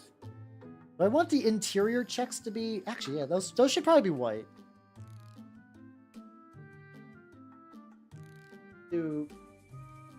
I'll do a light gray. Oh, Lexi! Welcome, everybody. Welcome, welcome, welcome. Let me shout you the fuck out. I'm gonna lean over. I can just grab my keyboard. Put that on my lap. How's it going, everybody? If you do not know me, I am Habernot the Mimic Elf. I'm a picture painting VTuber of the Nurgle and Skaven variety. Oh shit! How is Kingdom Come Deliverance? I think I... Do I own that? I feel like I picked that up during a sale at one point for like $2. I do not, actually. Weird. I thought I owned that. Got your ass beat 3 times. Oh, fuck yeah, let's go. Honestly, it feels like one of those games that makes a really good story. Oh, it did look cool, to be fair. You are right. Titanic did look pretty rad. But yeah, for everyone coming in, I am currently painting a Warhammer 40k Squiggoth. The big boy. I'll say, how you doing, Fred? Howdy, and bye. I am making a lot of progress on this big boy. There we go. It's there's a lot. There's a lot. Like it's not too bad. Nothing too complicated. There's just like a lot of stuff. Oh, I was doing light gray. I was gonna get a light gray. Maybe I'll have to pick that up. I picked up nothing during the Steam sale. Like, I don't even know if I have anything in my wish list. I have not checked my Steam wish list in a hot minute. Did I put anything in there? I'm legitimately curious. Hold on. I'll let you guys know what is in my wish list. Did I move her to wish list set? Fuck.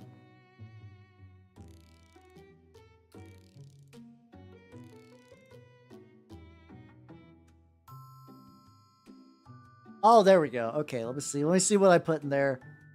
Oh yeah, Deliverance is only $6. Maybe I'll pick that up. Strange Brigade, Model Builder Sim, Library of Ruin is on sale. High Fleet. Corpse Keeper. Oh yeah, I think Grimmy told me to try Corpse Keeper. She said it was a really, really fun game about like collecting corpses and make them smash against each other. Oh shit, I forgot Hookah Haze came out. Hookah Haze is there's effectively a lot of kind of like vaguely Dempa games that are coming out. And I remember thinking Hookah Haze looked pretty neat. It's about like a bunch of people who work in a hookah bar. Which I know is not like the most wild fucking sell, but still, it seemed neat. I have played for Dark Souls.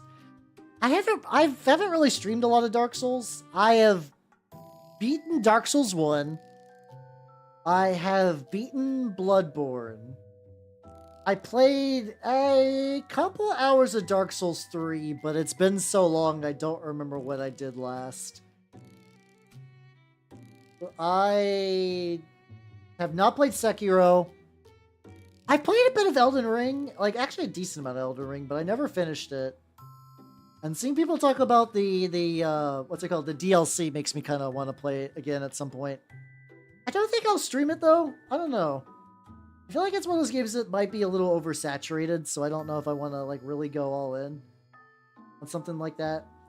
I want to restart my playthrough because it's been a while, and I want to build for the Envoy Horn. I want to super dude.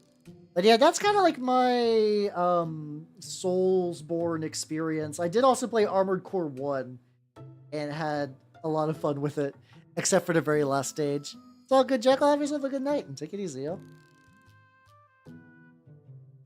I do want to play Armored Core 6 at some point. I was like, clearly I must play Armored Core 1 through 5 before I play 6. But now I'm just kind of like, yeah, I want to play Armored Core 6 at some point. I don't know.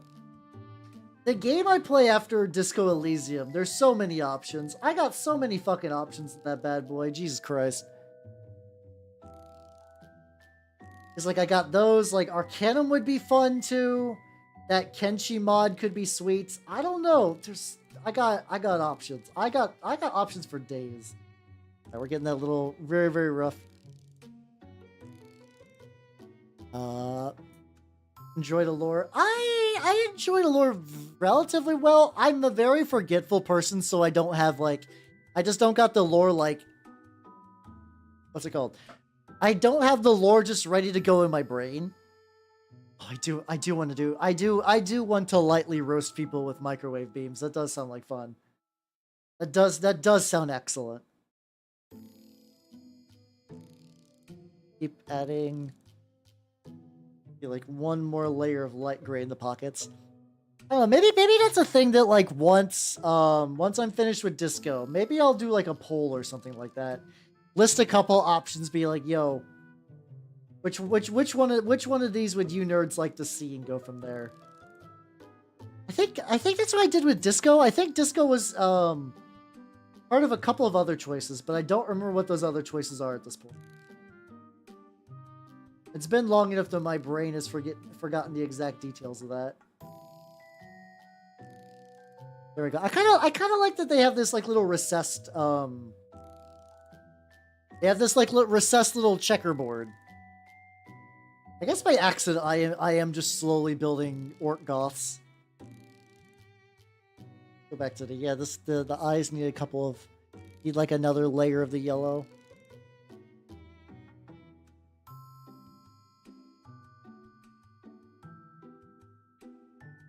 Layers. Luckily, I'm pretty sure this is going to be the only area on the entire model that I'm probably, other than the eyeballs, I'm going to go yellow. But yeah, I think it's one of those things where it's like, I really like the idea of what they do with the kind of Soulsborne lore, but I'm not an expert by any means, and I'm incredibly rusty. I think the one that I kind of got into the most for a bit was Bloodborne. I did really like Bloodborne. Bloodborne's one of the few games I nearly platinumed. The only reason I didn't platinum is because I didn't do other playthrough, so I never got the other endings. I think it's like, I don't know what's the best way to spoil it. I got ending 3. I got the funky ending. I got the funky ending. We'll just say that. And if you know, you know, and if you don't know, you have not been spoiled. Yippee! I'm always kind of like vaguely on alert for like not spoiling people. It's just because that's how I would generally like people to talk around me for like cool stuff. Maybe I'll think of Kingdom Come Deliverance while it's cheap. Because I've heard that is like a very neatly grounded game. Like the kind of game where even at end game, a couple of bandits appearing out of nowhere to like shake your ass is still like a reasonably credible threat, which I can appreciate that. I say I can appreciate that. Maybe getting absolutely fucking destroyed by like four random bandits in the middle of like Poland, I think. I know it's in Bohemia, but I don't remember where Bohemia actually. I'm not what you would say very geographically well skilled, I guess. Like, I don't know where things are at. If I oh, this is it's chat. Oh, okay. Kind of close, but not really, no. Like, those people who could, like, look at the flags of a country and be like, oh, of course, not only do I know this country, I also know all of its gross exports. I'm like, I don't, you are a wizard. You are a wizard, and I do not understand how you can do that. I barely remember things I mean to remember. My eternal curse. No. So I did... My build was stupid. I would not recommend it, but I went 99 arcane. Because I was really set with becoming a Wiggly Boy. I was really set with becoming a Wiggly Boy. And the problem is, I basically you have to basically play through, it's a cost parasite. I really wanted to try to cost parasite. But you can only really get that, like, stupid late game. I was like, okay, whatever. Maybe I'll find some other cool arcane weapons in the meantime. He did not find any cool arcane weapons. Because I built my stats wrong. So I was basically using the, what's it called? Just like the Tooth Saw with a shitload of gems to give me arcane scaling fire damage, I think, for the most part. And I basically went the entire game like that. I did eventually beat the entire game in the Orphan of Cause. I got to the cost I got the cost parasite, and I was like, okay, it's time. I waited all game for this. And I pulled it out. I put on the funky little rune.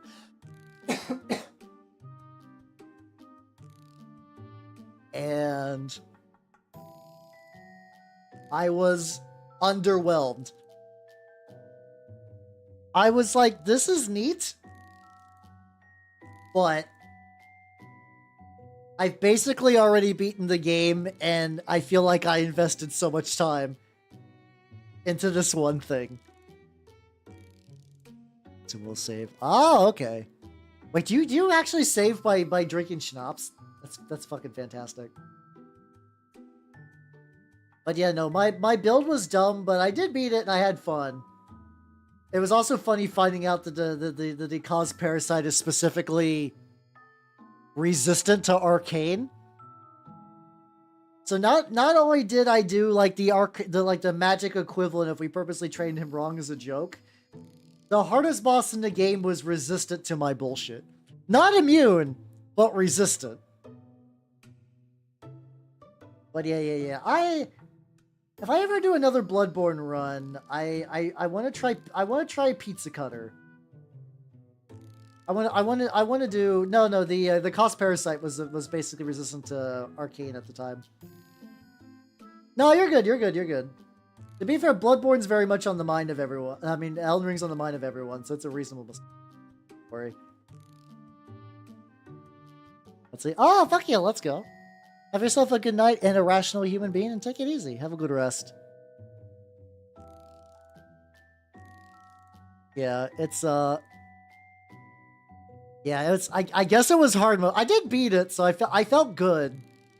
Though the funny thing is, so I streamed playing Dark Souls 3, and the whole time I had to like I was just doing really bad. I think there is a skill of playing a Souls game on stream that's different from just playing a Souls game in the comfort of your own house. And I do remember having to be like, guys, I swear I'm not shit at video games. I beat Bloodborne. I beat Bloodborne. I really did. I really did. I swear, as I'm like jobbing to the shittiest fucking bosses. I don't remember how far I got in Dark Souls 3. It was not far. It was not particularly far. I also thought going pyromancy would be fun, and that was probably a mistake. That was probably a mistake. But yeah. I'll probably give Elden Ring another spin, but yeah, I don't super plan on streaming it. Ideally, I like the idea of like my streams being things that's hard to catch on other people's streams in terms of stuff. Now, does that make my content incredibly niche? Yeah. But that's fine.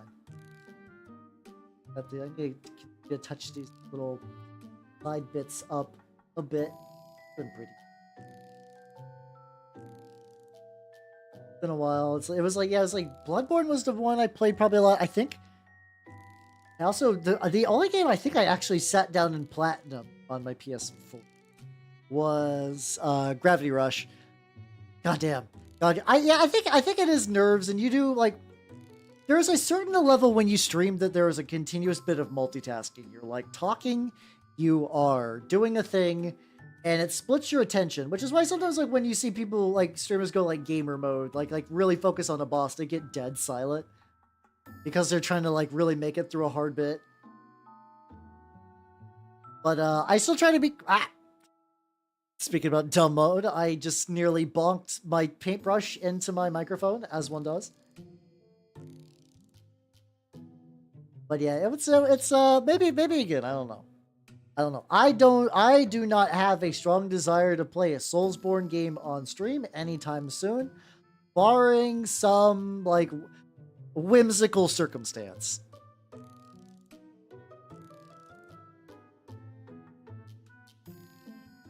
My computer was just telling me that my lychee slicer was wanting to ping me, but it's like I'm not slicing anything, lychee. What are you talking about?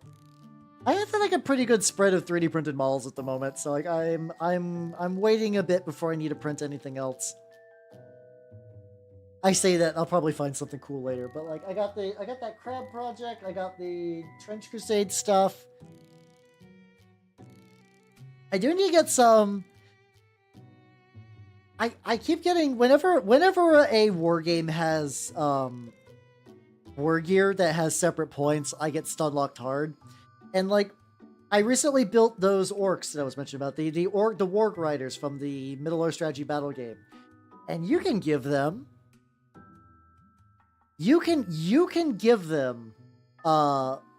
shields or spears or bows. No one gives them bows apparently, but like shields and spears or even a banner are considered valid choices because it's a very flexible unit. And I just remember just getting like, I only have a couple of these. I don't want to fuck this up. I don't want to fuck this up. And I looked at the kit and realized that they don't give you enough to get you a full spread. God, I actually don't know if I'm good at trivia. That's the funny thing. I know a lot of trivial information, but I feel like my kind of information is too obscure for even a lot of trivia stuff. That could be fun though. Maybe if I ever did like a donathon thingy, I could do some sort of suffering. Soul suffering succotash, whatever. Get that little nose. Yellow is golden, I guess. I don't think the pink layer really worked quite like how I was hoping it would work. But luckily this I'm about to scale 75. This Monument Hobbies yellow is pretty thin. Even if I keep just like layering it. Also, the nice thing about orcs is if any of the paint is in a part that an orc would paint, that can be a little bit chunky and no one will give you shit. They'll be like, yeah, no, orcs don't paint good. Hey, it's all good, Tweak. It's all good. I totally forgot until recently that paint squigs are a thing. Like, I remember that orcs have squigs for a lot of things. I just kind of like, I'm like, yeah, they have squigs for a lot of things. But my brain just kind of glosses over the exact extent of a lot of things. Big enough cover. That's probably it. I probably didn't apply enough pink to it. That's not a big deal. I will remember that for next time. Like, I don't really have, like, I do a lot of yellow for my Nurgle stuff, but I do like a dirty yellow. Yeah, honestly, a lot of the squigs are pretty nice. Like the what's it called? I think there are people that have done Imperial Fist that way. I that's probably where I might have heard about that at first, if I'm gonna be honest. Hair squigs are very good. Yeah, orcs don't have hair. If you see orcs with a top knot, that's a hair squig, which is effectively just like almost like like an anime style tail plug, but for hair that you just shove directly into your head. Orcs are fun, guys. Orcs are fun. So I'm sure you didn't notice, but orcs are fun. Yeah, honestly, a lot of the I would like, I don't know. I feel like if I wanted to really do orcs, I would like to do like a very squig heavy army. Because I just like squigs. Once again, though, you guys know I just like hideous little creatures. And what are squigs but hideous little creatures? Just used by a bunch of goofy little other hideous creatures. I feel like a lot of the more fun squigs, though, are in Night Goblin or like Gloomspite Gits armies, you know. I know some of the Beast Snagga stuff had some like really fun like a little bit of paint chip on my. I know those had some pretty fun squigs though. And there's that like war rig that just has like a psyker orc and then just like a squig pulling effectively a whole ass sled. I know those are real and kind of neat. Oh. Or yeah, get like the colossal cave squig or something like that. Yeah. I don't know if the cave squig has the horn, but there are. Oh no, I think it's a separate one. Yeah. But as much as fun as I'm having with this thing, I don't. Any orc projects I have are probably just going to be as I feel like basis. I don't know if orcs will ever become a true proper army of mine unless I get a fantastic deal. But even then, I need to wrap up some other shit for. Well, that's what I was thinking about when I wanted to do my Lord of the Rings, my Mordorks, if you will. I wanted Waruman to have like the most glorious flowing white locks you could possibly imagine. Just like magnificent white hair and white robes. So something like that would kind of work. Yeah, I told you about that. The Mordorks. I want them to be like Steve Jackson orc style in colors and like some helmets, but still be orcs, like 40k orcs. It's an orc pun joke kind of thing. Not really a pun, but you know what I mean. Got that chain. Okay. I think this chain needs a little bit of love too.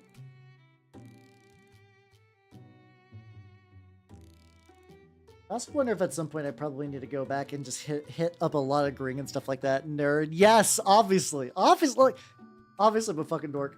But like, it's also one of those things I have to be careful though, because like, this is just another thing where my brain acts up and is like, you have an idea how you should commit finances to it. Like, no. I have other things I need to buy first. Nerd. I don't know a lot of Simpson references, so I don't know what that nerd is referring to in particular. I'll take your word for it though. I'll take your word for it. Hey, dude, Nitrous, welcome. I'm continuing the big squig, and it's going really well. Get all these like stupid little one-off chain bits. Yeah, I think if I just kind of like keep the paint pretty light and just kind of brush over it.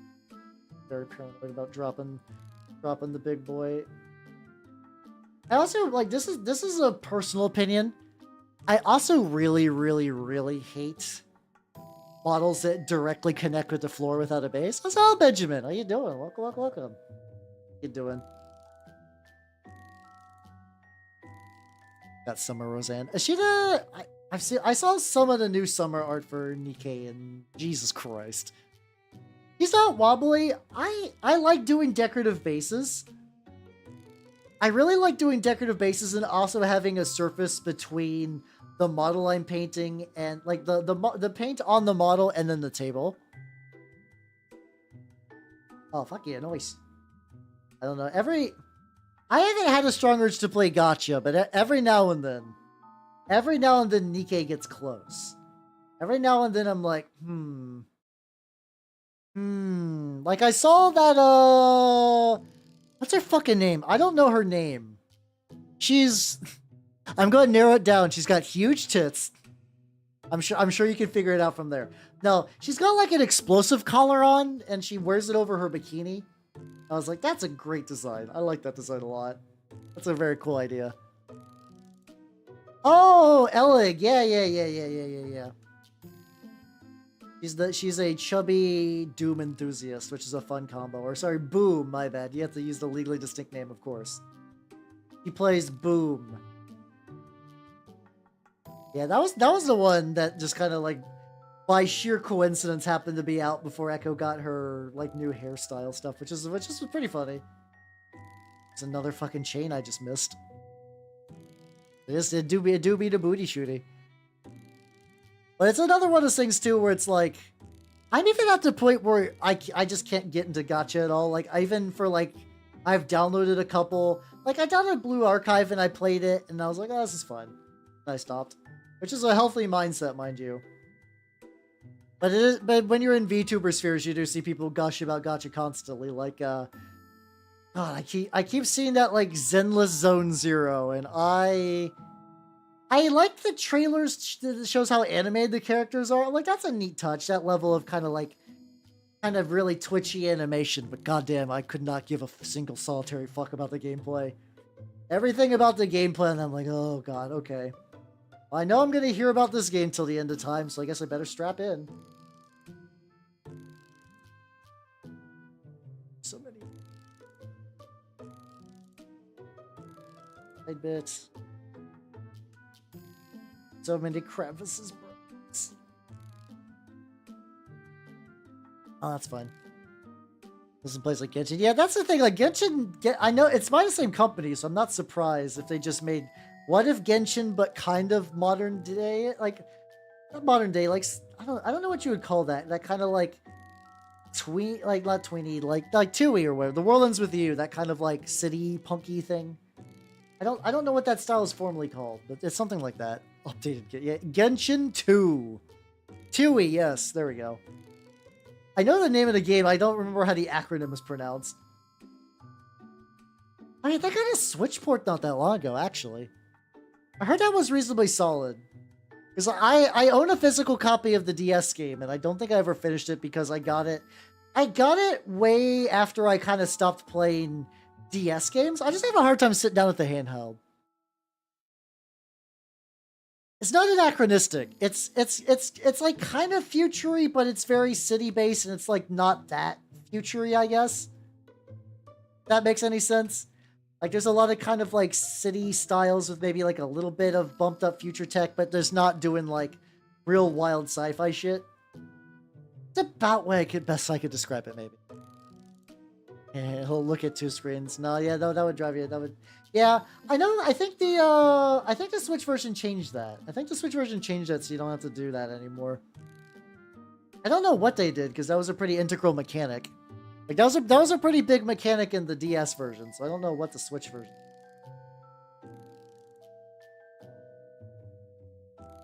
I've heard it's a relatively solid port.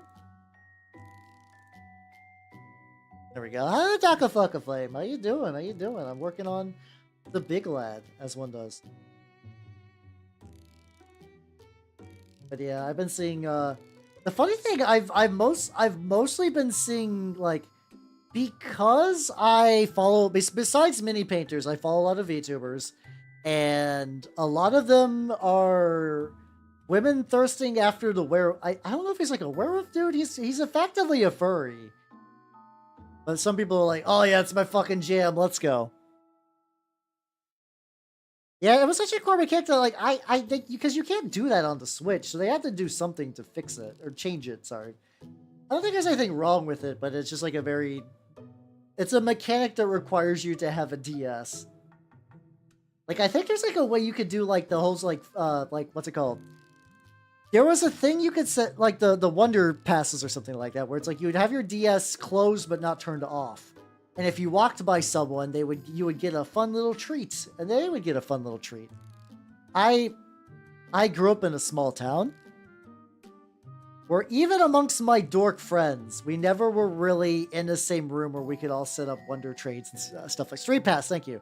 We would never really set up Street Pass things, so that feature fucking languished. There was one singular time I got PictoChat. No, not Blade, though. I did see the fucking bow post about Blade, which is probably the thirstiest I've ever seen a single living person, which is wild. Oh God, you're right. You're right. How are you doing, Rancho? Maybe I just gotta bring honestly, I could probably find someone with a 3DS at a con. I need to try that next time I go to a convention. There's gotta be. Yeah, that will. Do we? No, it was a Lyo. Sorry, I know she was thirsty for Blade. Bao Vtuber is a woman. That's it. I'm just gonna stop talking about anything else. No, she is a woman that when she thirsts for a dude, she goes fucking feral. Like there is a written down rant about how much she really, really, really wants to bang Lyos from Dungeon Meshi, and it is wild. It is. I would argue. I don't know. People who hit on the Tony the Tiger accounts are a very specific type of thirsty. At least at that level. I would say at least at that level. Yeah, nearby dolphins are like, what the fuck? They're just hearing just like ultrasound. I know she's not a dolphin, but like high-pitched shrieking. There we go.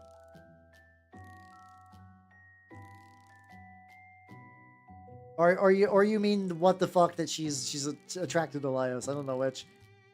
Lyos is like, I see honestly. There's a lot of people I know who are pretty attracted to Lyos because like he's got that combo where he is dependable and knowledgeable about things, but he's also got that little bit of autistic quirk to him that makes him fun. Which makes him incredibly powerful bait to nerdier women. And like, good for them, honestly. I do find it funny though. Her raging. I can't hear raging without my brain autofilling the word Cajun. I don't know why. Let's see. Let's take inventory on the lad. What do we need? Spikes on this side would be an easy fix. Spikes on this side. I mean, there are people in the dumbasses, sure. The thing is, Lyos isn't dumb, which is the thing. Like, Lyos definitely is skilled. He knows his thing and he's good at it, and he's a good fighter. But yeah, he is a goofy. He's a goofy guy. He's also kind of got that like ripped dad bod where it's like, what's the best way to say it? Where he's ripped, but in a practical way. He's not like bodybuilder, like this is all for show. He's in that like, I eat a lot probably, but I got muscles. There we go. Childless DILF. Yeah, exactly. Or maybe not childless if Bao ever actually manages to cross dimensions. Raging. Oh yeah, it's ovaries covered in Lowry seasoned salt, and then like a bunch of like chili powder and whatnot.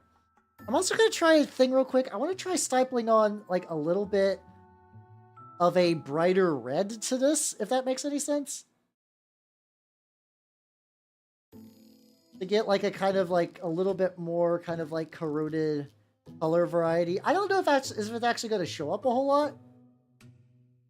This was just kind of like one of those thoughts I had earlier today, and I was like, maybe this might be a good thing to test out. Get like a couple of like in the more like open areas, I guess. This might actually be so subtle that I might even need to, like, do it a couple times. I have to do this a couple times. If this works, though, that means I'm going to have to apply, like, more red to all the armor. I think that'll be worth it, though, because I think that'll make the red a bit more distinct. Like the armor red a bit more distinct. I'm using this brush because this brush has a point, but it is still kind of a shit brush. It's like this gotta take like stippling, whatever. Stippling. I think it's stippling. Stippling tends to fuck up brushes, even though it's pretty good.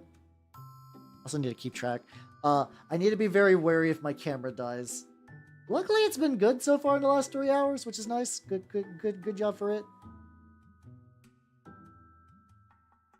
I also gotta keep like a certain controlled level of thinness so it doesn't get too. I guess if it gets a little bit chunky, that's not too bad. You'll be a warrior, though. I was watching Dungeon Meshi with some people, and like every time I watch an anime with people, eventually life gets in the way and I don't finish it. I'm just like, fuck. You think I would learn my lesson, but I do enjoy watching stuff with people. Which I'm sure all of you who have been to my movie nights are absolutely shocked by this revelation, but still.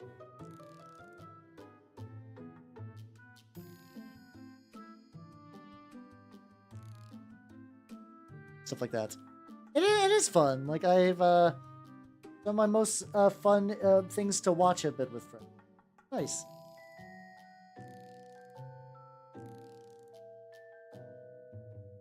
Like, it's... Maybe I might need to use a different red. I don't think the idea is bad, though. I'm using Vallejo Carmine, which is, like, kind of the brightest red I own. Also gotta be a little bit careful too that I don't overpaint. And again, once again though, that might actually kind of sell the kind of like corroded fucked upness of this. And also, Saltec, thank you for the follow and welcome to the workshop. How you doing? How you doing? I'm currently painting a Squiggoth and it's going pretty good, I think. I'm trying some stuff on the armor and we're gonna see how it goes. Find it. Oh god. Zardoz, I love Zardoz. I have watched Zardoz multiple times. At some point, the plan is to watch Zardoz in the Discord. But like that, Zardoz is a movie you gotta prepare for and know what you're into. I cannot spring Zardoz on anyone. It is... The gun is good, the penis is bad. It is such a bananas movie. I don't know if I can stress enough how bizarre Zardoz is as a movie. Then again, maybe that's the point. I think the big thing is less about like what's the best way I can say is there's a lot of uncomfortable sexual stuff in Zardoz, which I'm like pretty acclimatized to because of the movies I watch. But I know for some people they'd be like, oh god, why? What the fuck is this? Then again, at this point though, I think I've shown enough weird ass old movies that I think everybody is like sufficiently like prepared and or numb. Maybe that's what I gotta do next. Maybe that's what I gotta do next. After these Jules Verne movies, just finally make Zardoz Night real. It was only a matter of time before Zardoz real.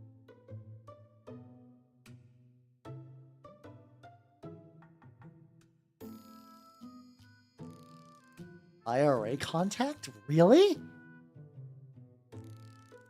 Holy shit, I didn't know that. Everything about that movie is just bananas, apparently. Even the deep movie lore. I haven't watched Barbarella yet, either. That's actually kind of surprising that I haven't watched Barbarella. Yeah, for people who do not know... Let me write that down. There we go. For context in the...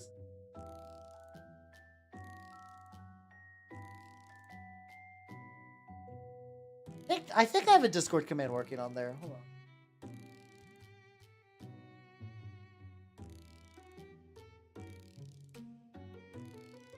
on. I'm kind of at the point where I could have just like put the keyboard on my lap instead of having to do the power lean. But yeah, we do on Thursdays some real jank fancy movie nights. What is the name of tomorrow's movie? I have it. The People That Time Forgot, which is a sequel to the first one, like The Land That Time Forgot. It's effectively been the same director working on a bunch of Jules Verne adaptations, and honestly, they fuck super hard. They're really, really good. It's like Charles Bronson, Charles Dance. I don't know, the same American guy. I can never remember the dude's name. I'm so bad with actor names as well. That's another like how does not remember shit.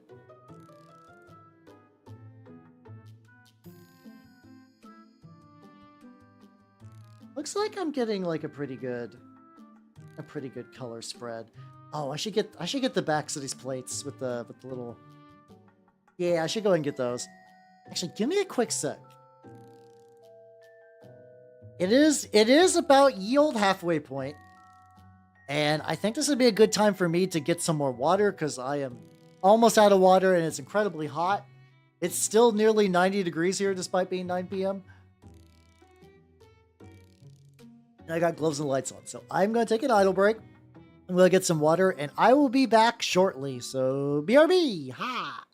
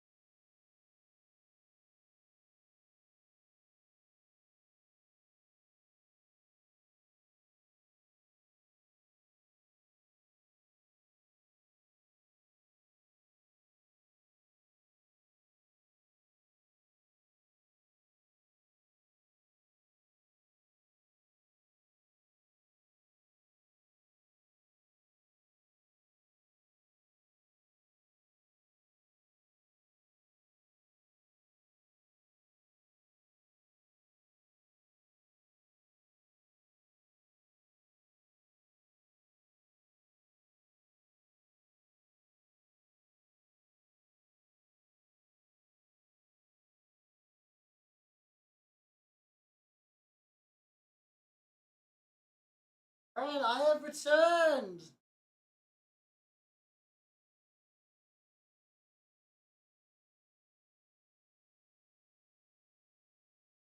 Water's down. There we go. I got more liquid. It's me!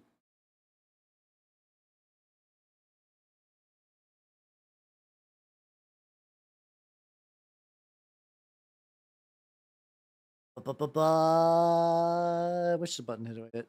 This one! Hello, everybody! It's because I changed like my view setup, so I was like, what did I have? What button did I have for this? Welcome back, everyone. I got some more water. Yeah, I agree. Probably getting triple digits isn't great. Legitimately, where it's at is not that bad. Where I'm at, like 90 is fine. I can handle 90.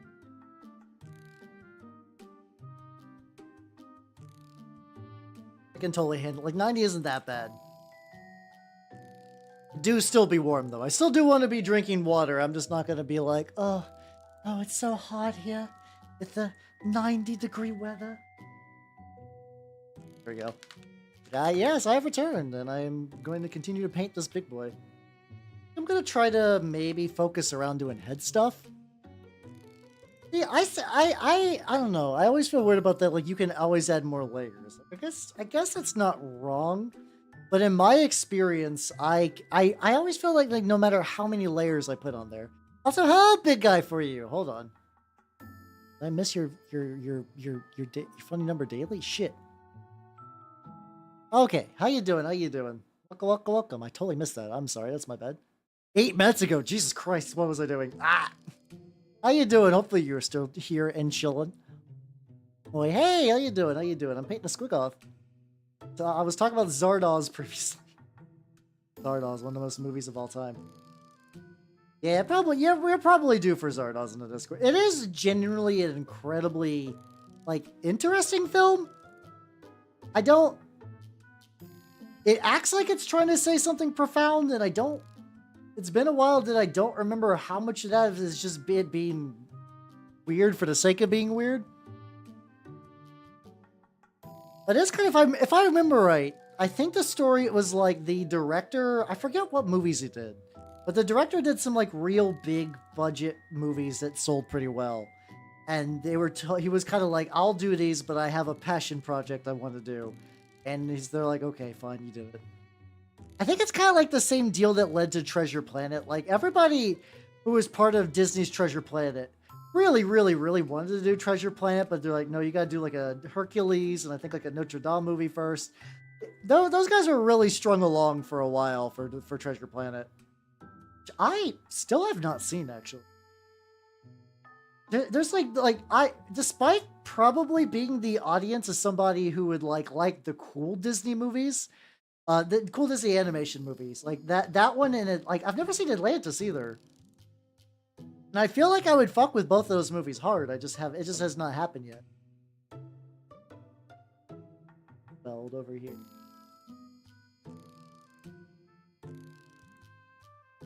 Yeah, I haven't seen any of those either, but like, the idea of taking Treasure Island and making it a sci-fi, like, space fantasy adventure, yeah, like that sounds like a thing that I would be down for. I do like weird adaptations. There's what's it called? There is a anime adaptation of the Count of Monte Cristo that I have been meaning to watch for fucking ever. It's kind of really famous for having like a really neat style where, like, if I remember right, the textures are like, everything is textured and the textures are stationary, but there's still like the animation moves around them, so it kind of gives this like kind of like neat storybook effect. I think that's kind of what it was famous for. I don't know how good the story part of adapting Count of Monte Cristo was like that. Oh no. I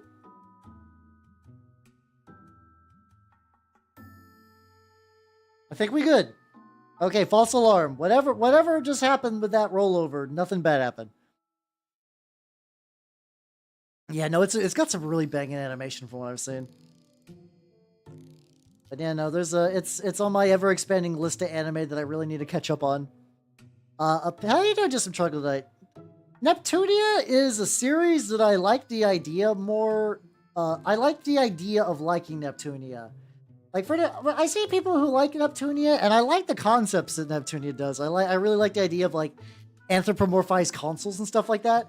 But I have tried to play the Neptunia game several times, and I just cannot. And this is even including like the Rebirth versions. Like, I have tried. I will not hold it against anyone if they like playing Neptunia. I just could not get into it. I kind of have the same thought about it that I have with Doctor Who, which is like on paper I should be enjoying this, but I'm not, and I don't know why. I cannot articulate. No, I can articulate why, because Doctor Who, I don't like the time travel. That's gonna sound dumb considering that like Doctor Who is a time travel show, but I like the fun alien parts of Doctor Who. I could not give less of a fuck of them going back in time to dick around. And I know aliens are usually involved, but like not in a way I find interesting. Also strongest creatures while it's still human. Yeah, there's always this like weird stuff on the edges of Fate lore that I find very, very neat, kind of like that. I really like the idea of like the fucking like moon cancer nonsense. I know that's like the Fates, like Fate Extella, like the one of those like Fate like hack and slash games, which are not good from what I understand. But there's some like very wild lore that goes with those that I find very, very neat.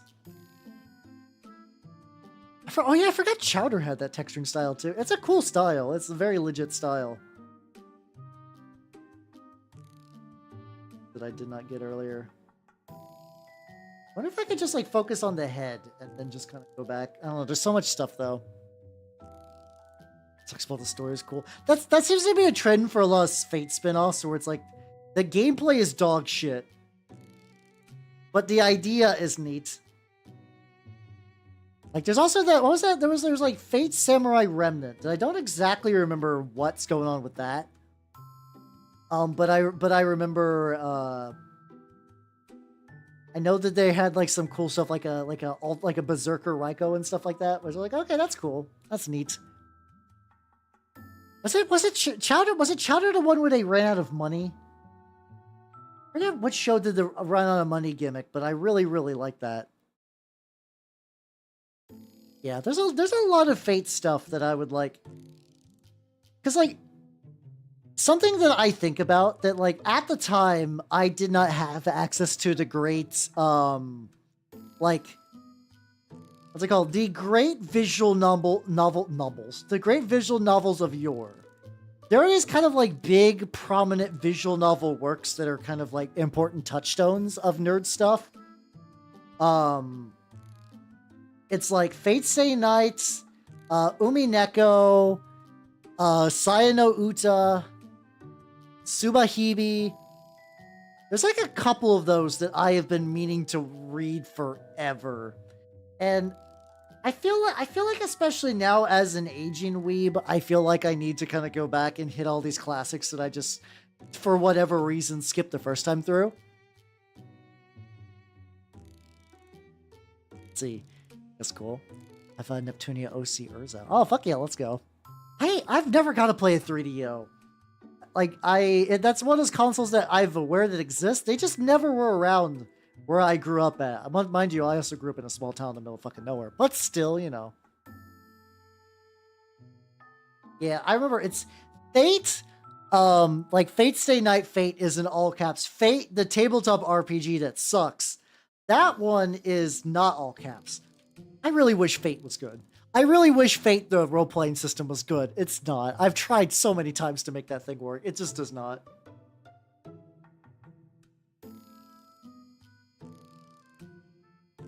It's a generic system with a lot of issues. Honestly, I find a lot of voice actors look pretty jarring. I think the only voice actors I remember seeing, like English ones, and I'm like, yeah, that's tracks, is like, I think basically everybody who works on SpongeBob. The thing that fucks with me on SpongeBob, though, is Mr. Krabs' voice actor is the villain. He's the villain from fucking Highlander. Like, yeah, that guy. The guy who has the katana and is filled... He has, like, the evil sword and is filled with piercings. That's Mr. Krabs. Oh, yeah, no, that guy gets a shitload of work. Honestly, a lot of the names in the American voice acting scene, they're fucking everywhere. Yeah, the Fate RPG. So, for context, we're pretty spoiled for choice now for rules light tabletop RPGs for kind of a generic and flexible system that's very narrative based. Before that really solidified, there was Fate. And Fate has some cool ideas. You have a couple of skills.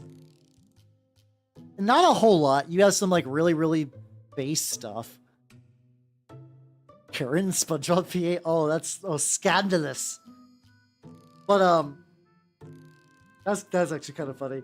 I have to imagine there are times like that where it's just like you just work at a job like that and like you either start dating your coworkers or you die alone. Like I'm not saying that like he had to, he was forced to, but like, or she was forced to for that matter. It's just like I feel like it's one of those things. It's like, yeah, if you're a voice actor, you meet a lot of voice actors, and like honestly, they probably know. Like they're like, oh, we get the industry. We understand how the hours work in the practice and how just kind of weird it is. I feel like they're natural fits.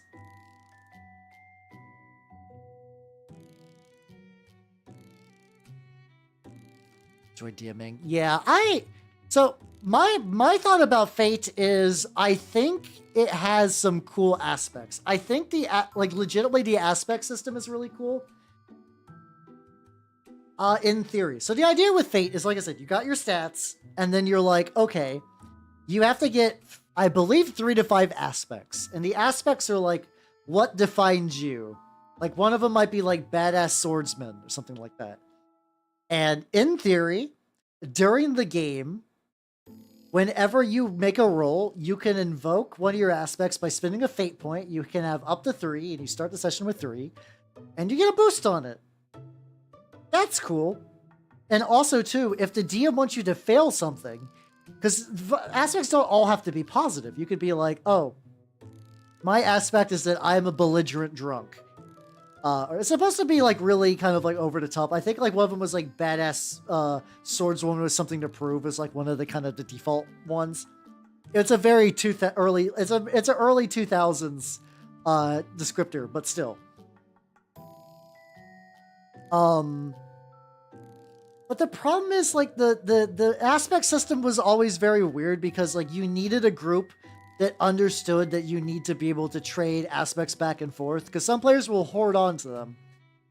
I also noticed always a weird flaw where what would happen is that you could create environmental aspects. So let's say you're on a rickety bridge. One of your players makes a skill check, cuts the bridge, and the bridge now has an aspect called rickety bridge.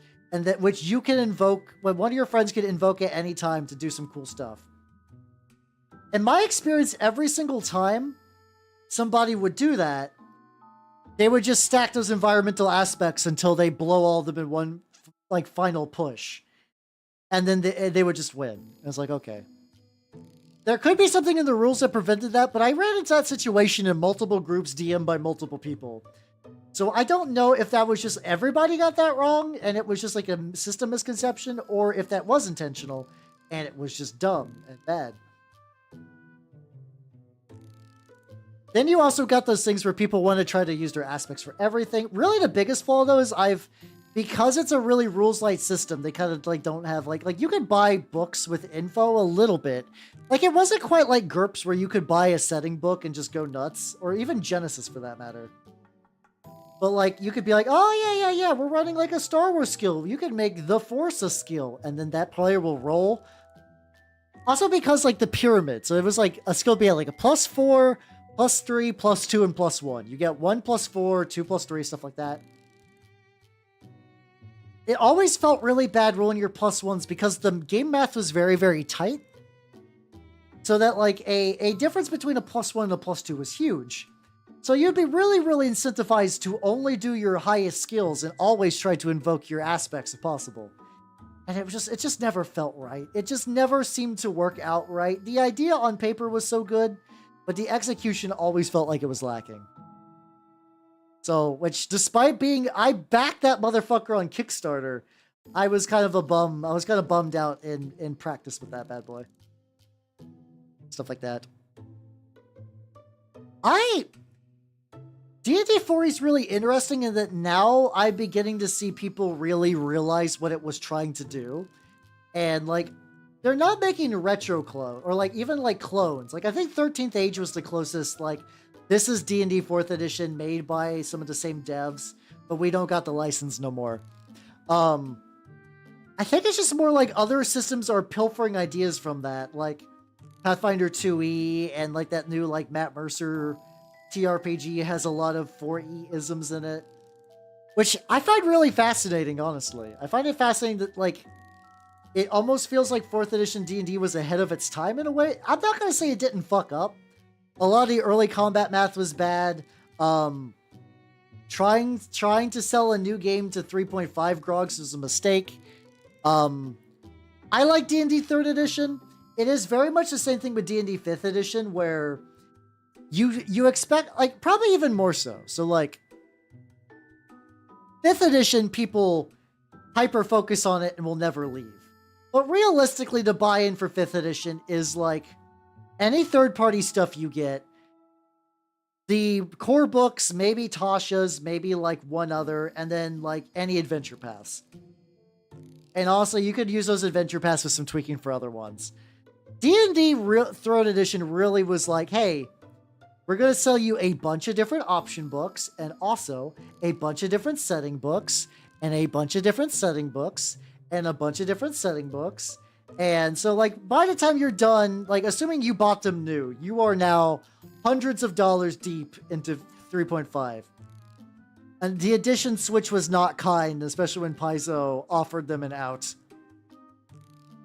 No, I like 4th edition. I've been always to bat for 4th edition. I think now 4th edition fans are getting vindicated by some of their choices. It was just a combination of bad luck. Once again, the murder-suicide behind D&D 4th edition really fucked some shit over. I cannot stress enough that one of the reasons, like, it's sold fine, but they sold it to, like, Wizard of the Coast execs basically were sold on the idea that it would be D&D, but, like, as profitable as Magic, and, like, get the fuck out. That is an impossible goddamn dream. I don't know what meth those people were smoking when they're like, yeah, we could probably make D&D get Magic money. You fucking idiot. No.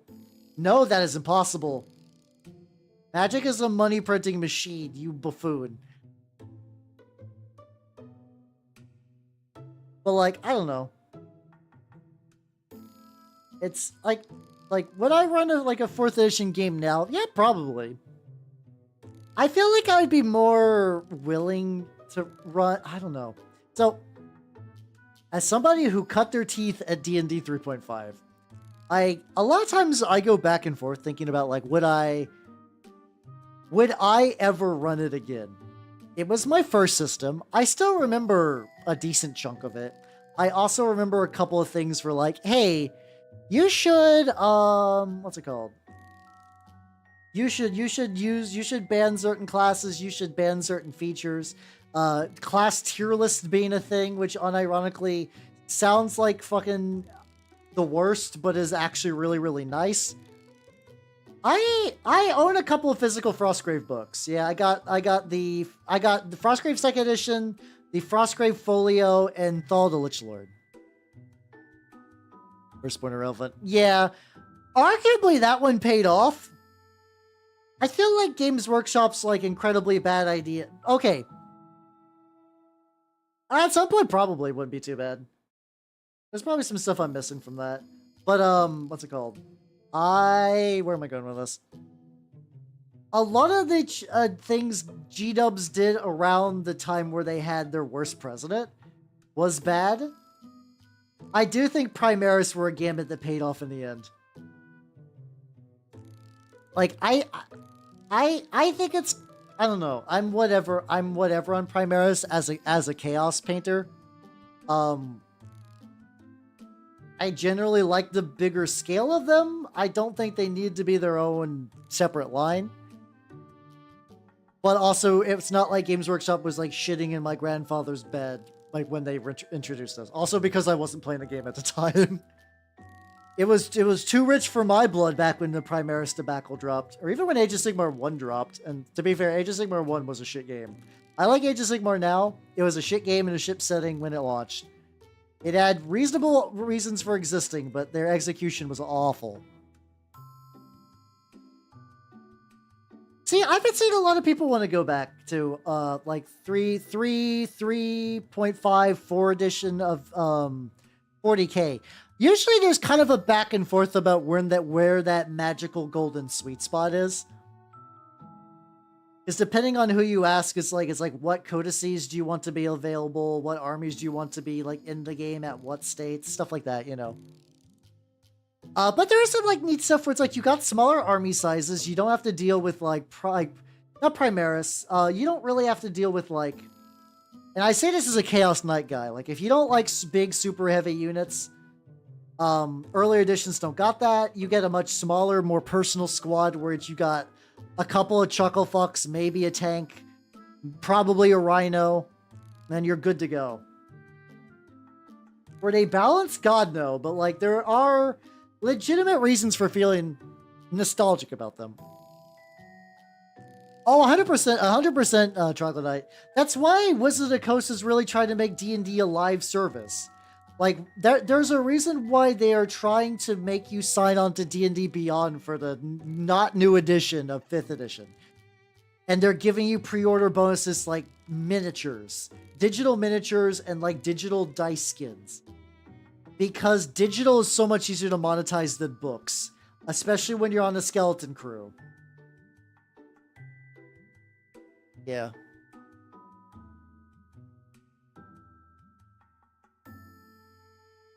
Honestly, what I still think I would have been like, if I was teleported back in time and I was told that you have to make Age of Sigmar still a thing, all I would have done probably different is, I would have quietly squatted the old world. I'm in this scenario, the old world has to die. It has to die. It can come back later. That's fine. But let's say in this scenario, the old world has to go. What I would just do is be like, hey, everybody, in the same way that 40K was a spin-off of Warhammer Fantasy, we're making a heroic Warhammer Fantasy set in the realms of magic.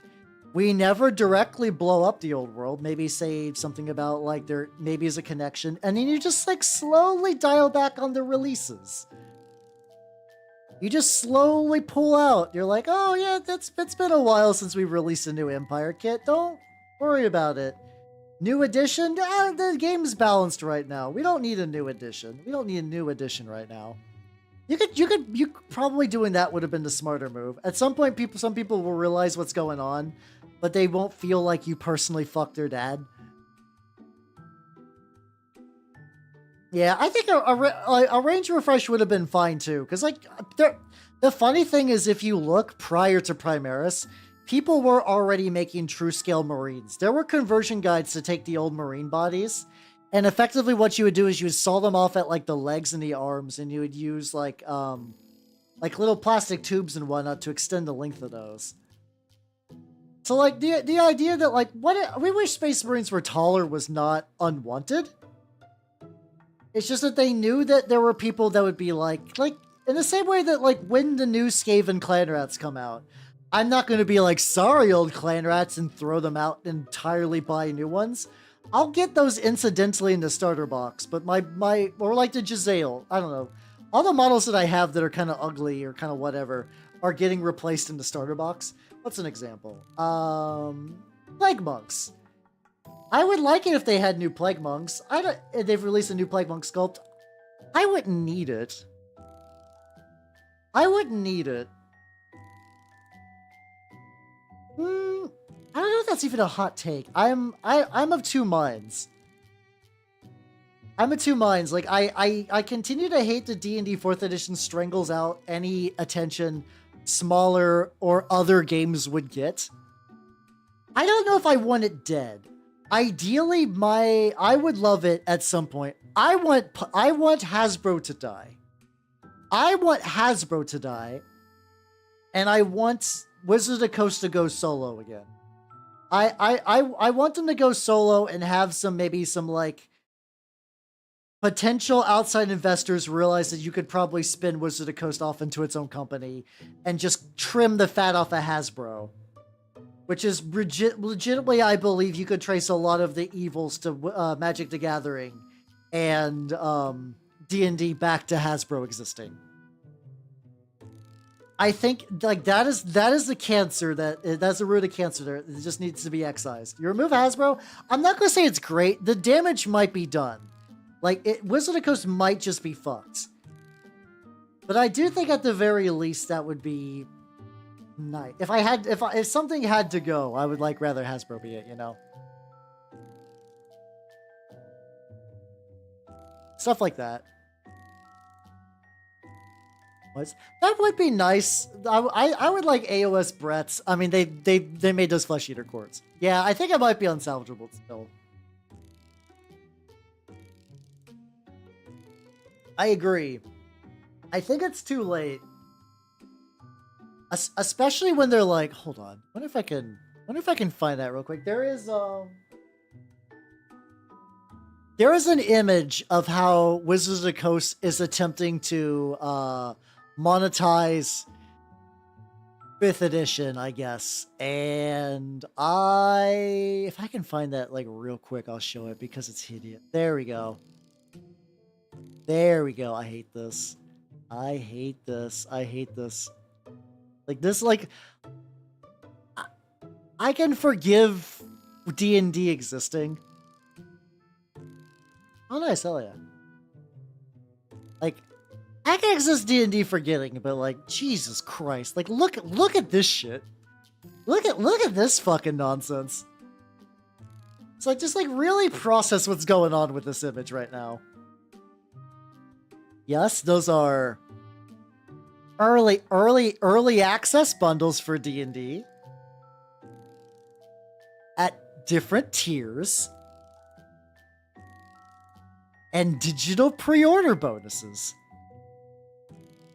This is how they're planning to monetize the 2024 update. It's 5.5. They are terrified. They are absolutely terrified. There you go. They're absolutely terrified of saying it's a new edition. It's 5.5. It's like that is like that's where I do wonder if it's possible to even save. If things could be saved. Yeah, I know, right? Isn't it painful? Yeah, wow, a whole digital dragon. It's not like I could just go to Foundry, Tabletop, or fucking Roll20 and just, you know, put a dragon model on screen. It's not like a gold dragon is hard to find on the internet. So you say that, I've even seen some of the Brain Rot crowd be like, what the fuck is this? Because I think to some degree, the diehard fans are realizing they're being milked. There are some people that are like, I love this. And then there's also some people making big stinks about the art. I almost want a tinfoil hat theory that a lot of, like, making art look like it might be AI might be a fucking smokescreen for the ungodly monetization habits. Like, there's, like, some art drama with that and, like, some of the orc art or whatever. I almost want to think that, like, those are just, like, ways to cover up the fact that they're dropping pre-order bonuses on D&D. Oh, yeah, Cults does, or like, Cults has a lot of piracy stuff, and that's fine. But my mini factory, you could definitely buy. I have untold levels of Dragon STLs that I got as part of bundles. It is wild. It is wild. Yeah, it's so sad. Yeah, just play a gacha like God intended. Honestly, I bet Wizards of the Coast wishes they could do gacha. I bet what they wish they could do is have a special, like, heroes, like, okay, here, imagine this. I say, oh, Bamboo69, how you doing? I'm about to drop a curse concept. 8. Rust, how you doing, Rusted? 8. Number 8. Imagine if they had an adventure league that was only for pre-made characters. Called, like, Heroes of the Realm or something like that. And the only way you could get characters for Heroes of the Realm was a gacha. But, like, when you get the gacha for the Heroes of the Realm characters, you also get a unique character sheet skin for D&D Beyond, and then also you might get some special voice lines or something like that. I don't know. I'm talking about, this is some cursed shit, but like, I bet if they thought they could do it, they would. Well, that's how to do it. I bait rats!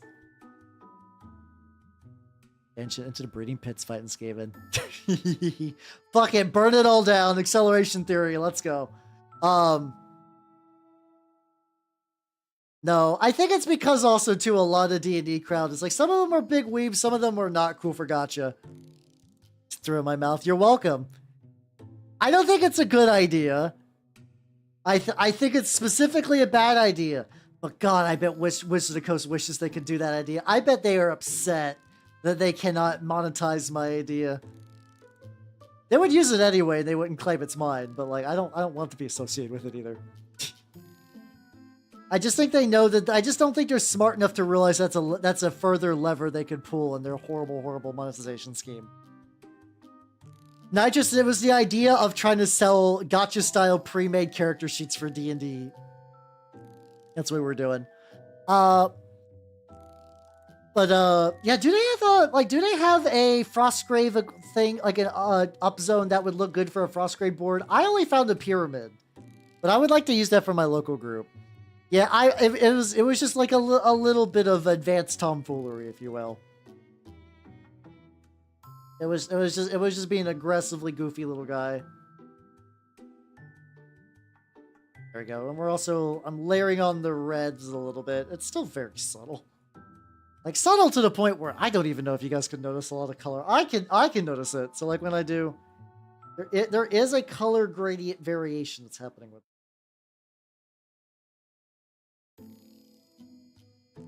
Milk the shit out of that. I'm sure they will. Time to be a D&D content creator. Oh God, no. If I did, I would be doing almost exclusively, what's it called? I would almost exclusively be doing, like, I would love to talk about, like, okay, D&D 3.5 is bullshit. And I love it being bullshit. But there's some neat bullshit that you could talk about, honestly. There's some interesting bullshit in that bullshit. Oh, it's all good, Chieftain. Have yourself a good night and take it easy, yo. A good rest and made a melatonin gummy. Also, apparently everybody is taking melatonin gummies. I don't blame you. I too am taking melatonin gummies. I'm just saying, I thought I was a weirdo and alone, but no, apparently, legitimately everybody is taking melatonin gummies. Eat. Or he doesn't vibe. It doesn't, no. Or especially the funny thing now is like ironically, like Gamma World 7th edition. I believe you can actually buy a complete collection of the physical cards now, which is neat. I think Drive-Thru RPG, you can just buy all the Gamma World cards, which those used to be collectible.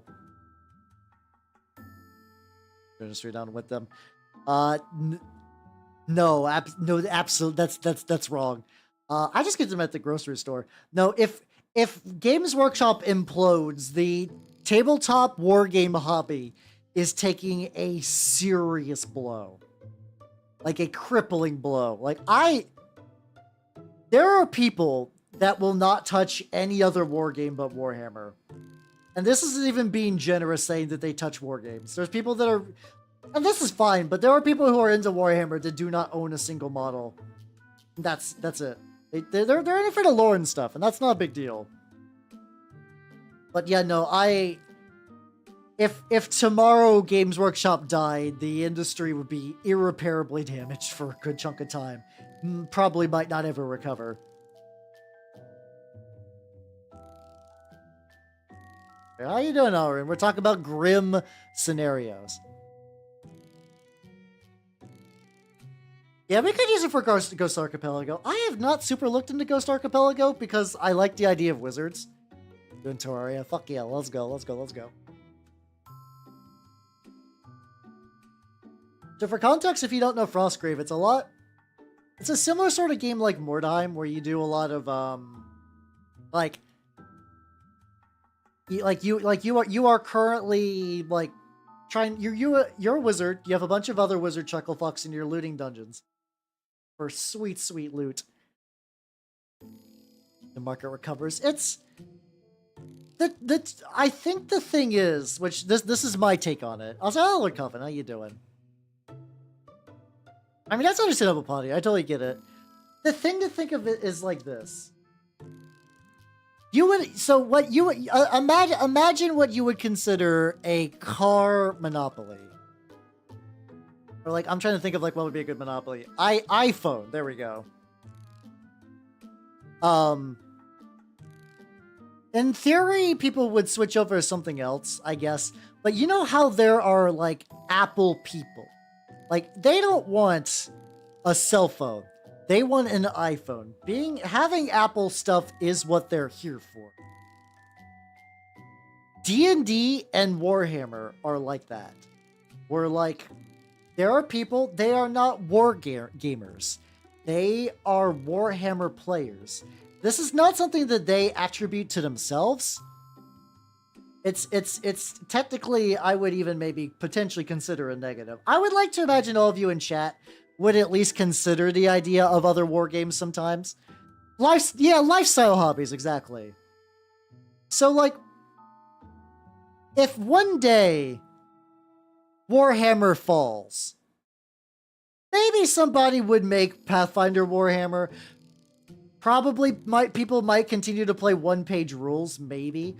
But realistically, if a collapse happened, these people would not move on to other war games.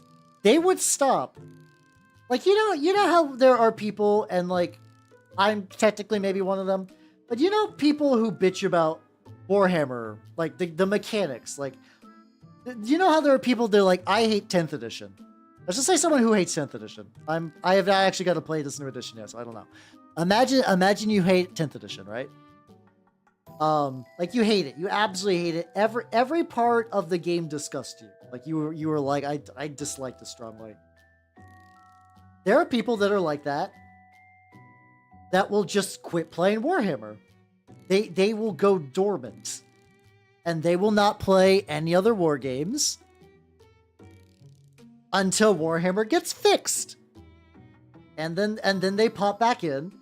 And they'll keep going until Warhammer no longer meets their needs. And the cycle will continue. Yeah, see, Chocolate, that's funny you should mention Kings of War, because that's another thing. Hey, everybody. So how you doing, Heather? How you doing? We are big ranting today. Hey, guys, you remember when Warhammer Fantasy died?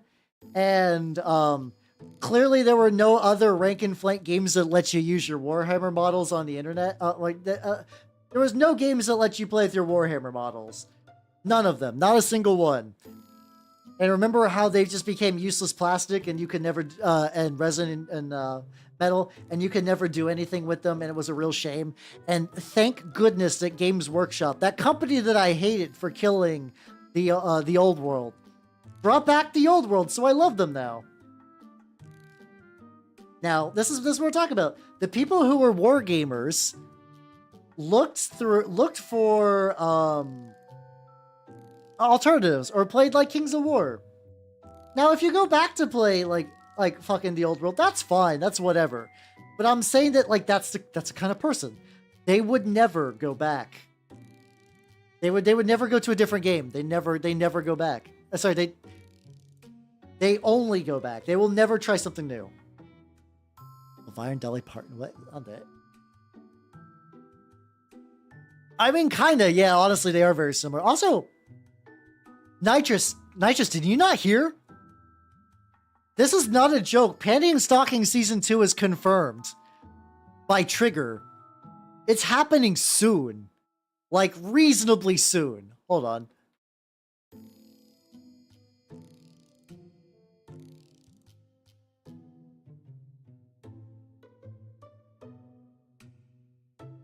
Like, it is... Let's see... Yeah, they announced it's coming for 2025. Here, I'm going to give you a link to prove that I am not crazy. The day that Gynax ruined Christmas is almost at an end. But yeah, it has been... Oh god, I don't even remember how long. When the fuck did Panty and Stocking air? December 24th, 2010.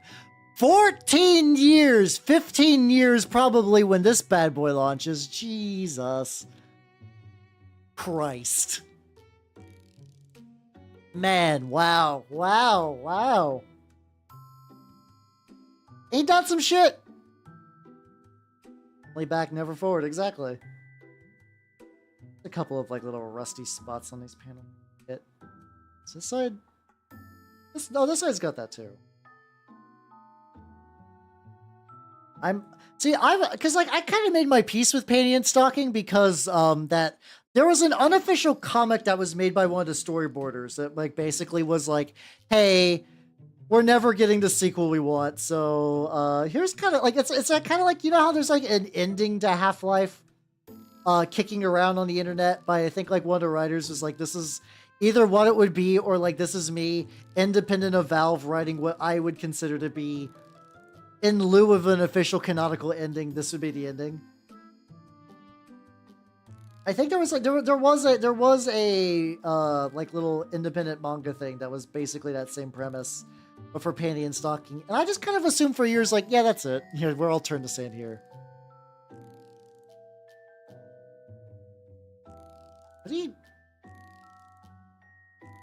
Isn't he dead? Wait a minute. Isn't his ass fucking grass? I could be wrong. I might be thinking the wrong Primarch. Here we go. Zip.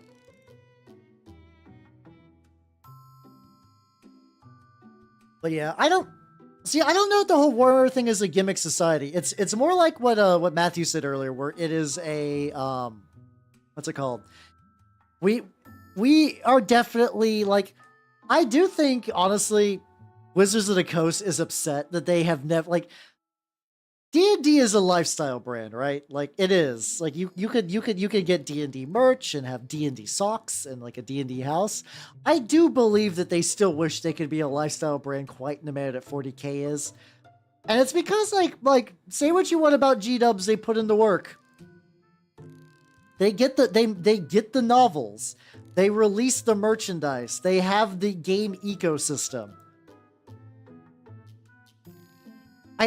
I think it also, yeah, because yeah, he died predicting his own death. I do remember that. Okay, I'm not crazy.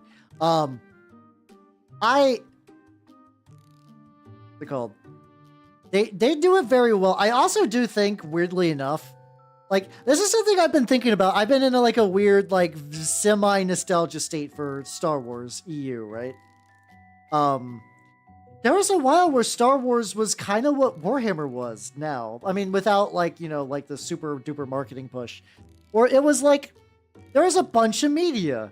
There were books, there were fucking, like video games. There was really everything. Like, Star Wars, I'm not saying that Star Wars is like dead, but it's definitely lost its title of that. Like, there are books, but like, I don't think too many people care about them.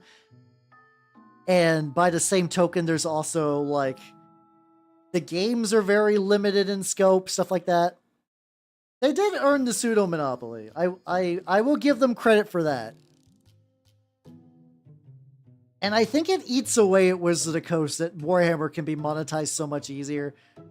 Because minis are inherently like, and like they've tried to make D&D mini games. Yeah. Honestly, like, just even the vibe of, like, pre-prequels, like, it's still kind of wild thinking about, like, okay, hey, everybody, here's a fun Star Wars question. How do you all feel about Jedi? How do you feel about Jedi right now? Like, just, like, what are your feelings on Jedi? How do you feel about them? How do you feel about them? Let's see. Star Wars is still alive, kinda. Yeah, no, but Disney took it out. Like, I guess they're bouncing back. Maybe, I don't know. Meh. Okay. So we have all these. Now think of like I think something you need to think about is think about how much your perception of the Jedi changed after the prequels. Like, if you watch the OG movies, like just the movies, just 4 through 6, what are Jedi? They're dead, but they're cool space wizards here to save the day. Eh? and you get a little bit of fun Taoist stuff, but like, once you get to the prequels, they're assholes, and then once you get to the sequels, they're assholes. Like, the Jedi have gotten just like character assassinated hard. And it's just funny because there was a whole stretch of the EU before, like, the episode 1.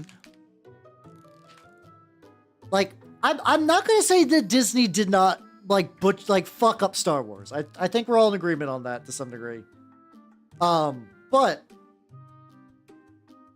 even episode 1 did some, like, really weird damage to it. Like, not that everything in the EU was great. A lot of it was bad. I still don't entirely disagree with Disney taking a lot of the canon behind the shed. I don't entirely disagree, but I think they made a mistake by throwing out all of it. I think it's because they didn't want to pay someone to sit in an office and read Star Wars EU books day after day for years. Because you kind of have to do that. You would kind of need to do that. Midichlorians, child taking. The fact that they just kind of sit in chairs. They just kind of sit in chairs and don't do anything. They sit in a council and like they're kind of like ineffectual and stupid and lazy. And because you have the bird's eye view and they don't, you're like, all this shit's happening and they're doing nothing. Clone Wars shows up and they swing a lightsaber around, but still. And they had to do the whole Dooku was clouding the minds of all the Jedi. Ooh. Ooh. Yeah. And like, I'm also of the opinion too that like, a lot of EU was bad, but there were cool things that came with that. Like, there were cool things that came with Star Wars video games. There were cool things that came with certain novels. There were cool things that came with like those little instructional booklets, which I think they still make these, to be fair.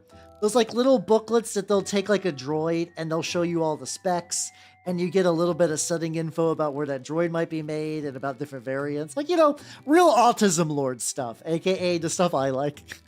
But like, you know, stuff like that. Yeah, and like, I don't know. It is, I will also say too, I do not really interact with Disney Star Wars these days. I have no idea. I've heard Andor is good. I've heard The Acolyte is whatever, and I've heard Mandalorian Season 1 was pretty good. But even still, a lot of Disney Star Wars is just the same.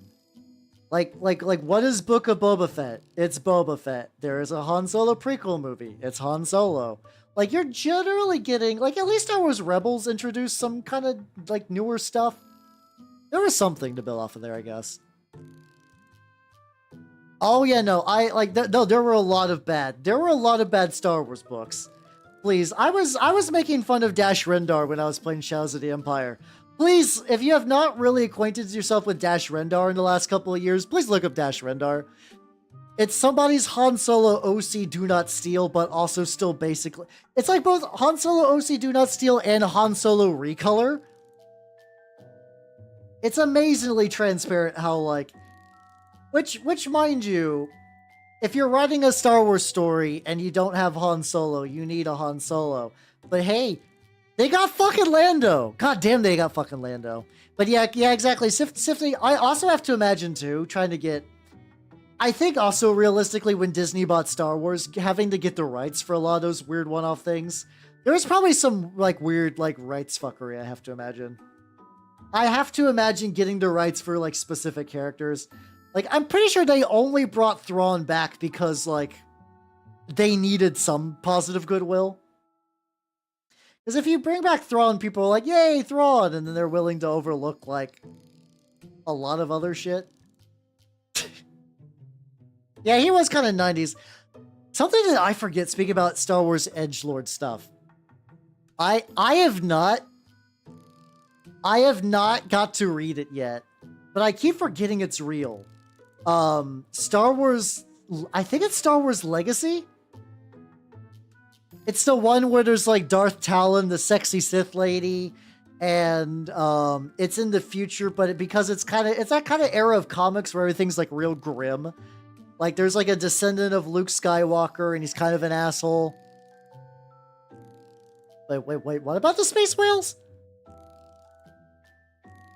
I need to read them. I have, like, the used bookstore where I'm at has a pretty good stock of stuff, and I kind of want to see if they got some of those comics kicking around. I'm not going to pretend that they're probably good. I have to imagine they're shit, but I need to know. I need to know what it's like.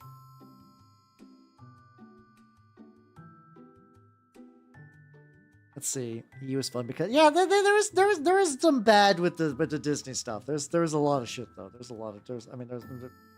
There's bad with the EU. There's a lot of shit in the EU. There's some cool stuff though. There's some fun stuff. Because of a bunch of space whales kidnapped him.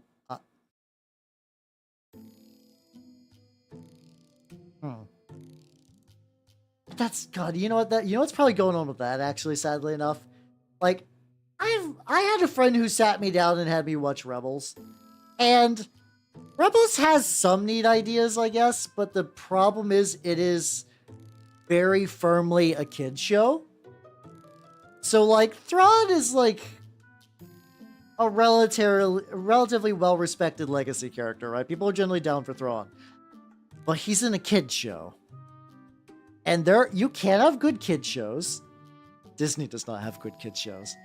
I would say Clone Wars was more general audiences than like Rebels. I'm pretty sure was aimed very specifically at children, not super young children, but like more children than the Clone Wars were.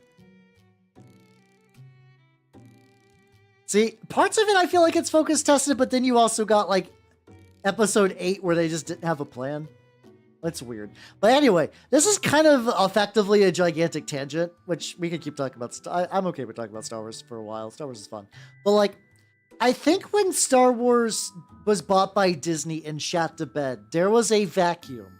There was a power vacuum in the realm of sci-fi. Like, lifestyle sci-fi. And what else do you got that could replace Star Wars as lifestyle sci-fi? Like what do you got? What do you got? You got Star Trek.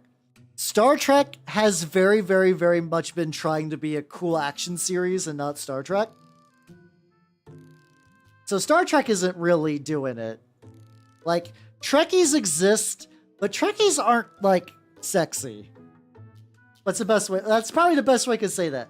There are people that, like... Also, DB42. You're my favorite droid. No, I don't even know if it's a droid, but thank you for the follow. Welcome to the workshop.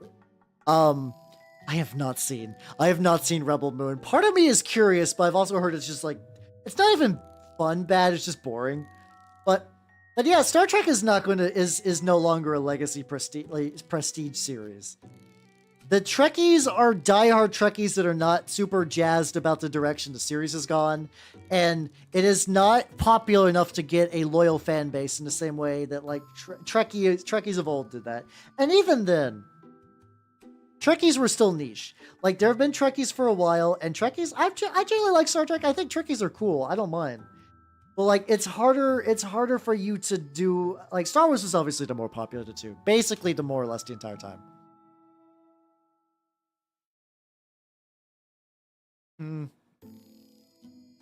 I think it's already kind of there. Like, I don't really know how much more the show will do. I think it will help. And if Games Workshop is smart, they'll have, like, bundles and shit ready to go, but Games Workshop is stupid, so they probably won't. I think the biggest thing that will, like, fully prevent Warhammer from getting super mainstream is the price, but like, if they are, like I said, Warhammer is kind of a lifestyle brand now.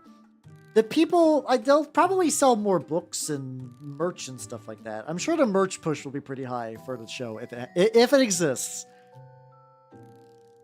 If it exists, but like, I don't know. I really don't know if like you're gonna like I know like this is just like a turn of phrase. Like, you guys kind of know the idea of sitting around the water cooler and discussing with your coworkers something that happened in the show. Like, that still kind of exists, like a couple of shows have still managed to tap into that. Like, I think like Game of Thrones did that. No, fuck off Twitch. I spit my ad break pause and you still show ads. Ugh. Why you like this? Tried so hard and got so far.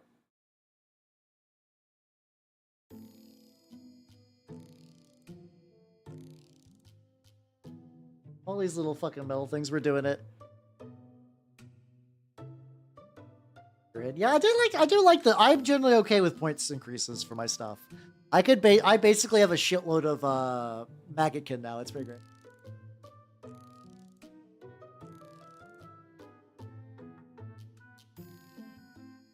True. I don't know. I'm very curious. The thing that I'm a little worried about is just like all the dumb articles out there that like, is Warhammer fascist and making you fascist? Like, once again, like the Imperium of Mankind's a terrible place to live and no one should be jazzed about that.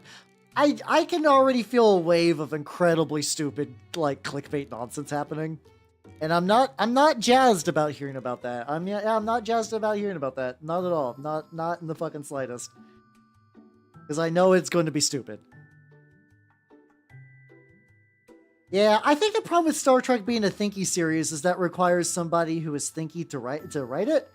And I don't think anybody who is that level of thinky is going to be paid well enough or given enough free reign to make a thinky Star Trek, which I think is also like which is what I'm saying. It's hard to do that, like get another wave of Trekkies.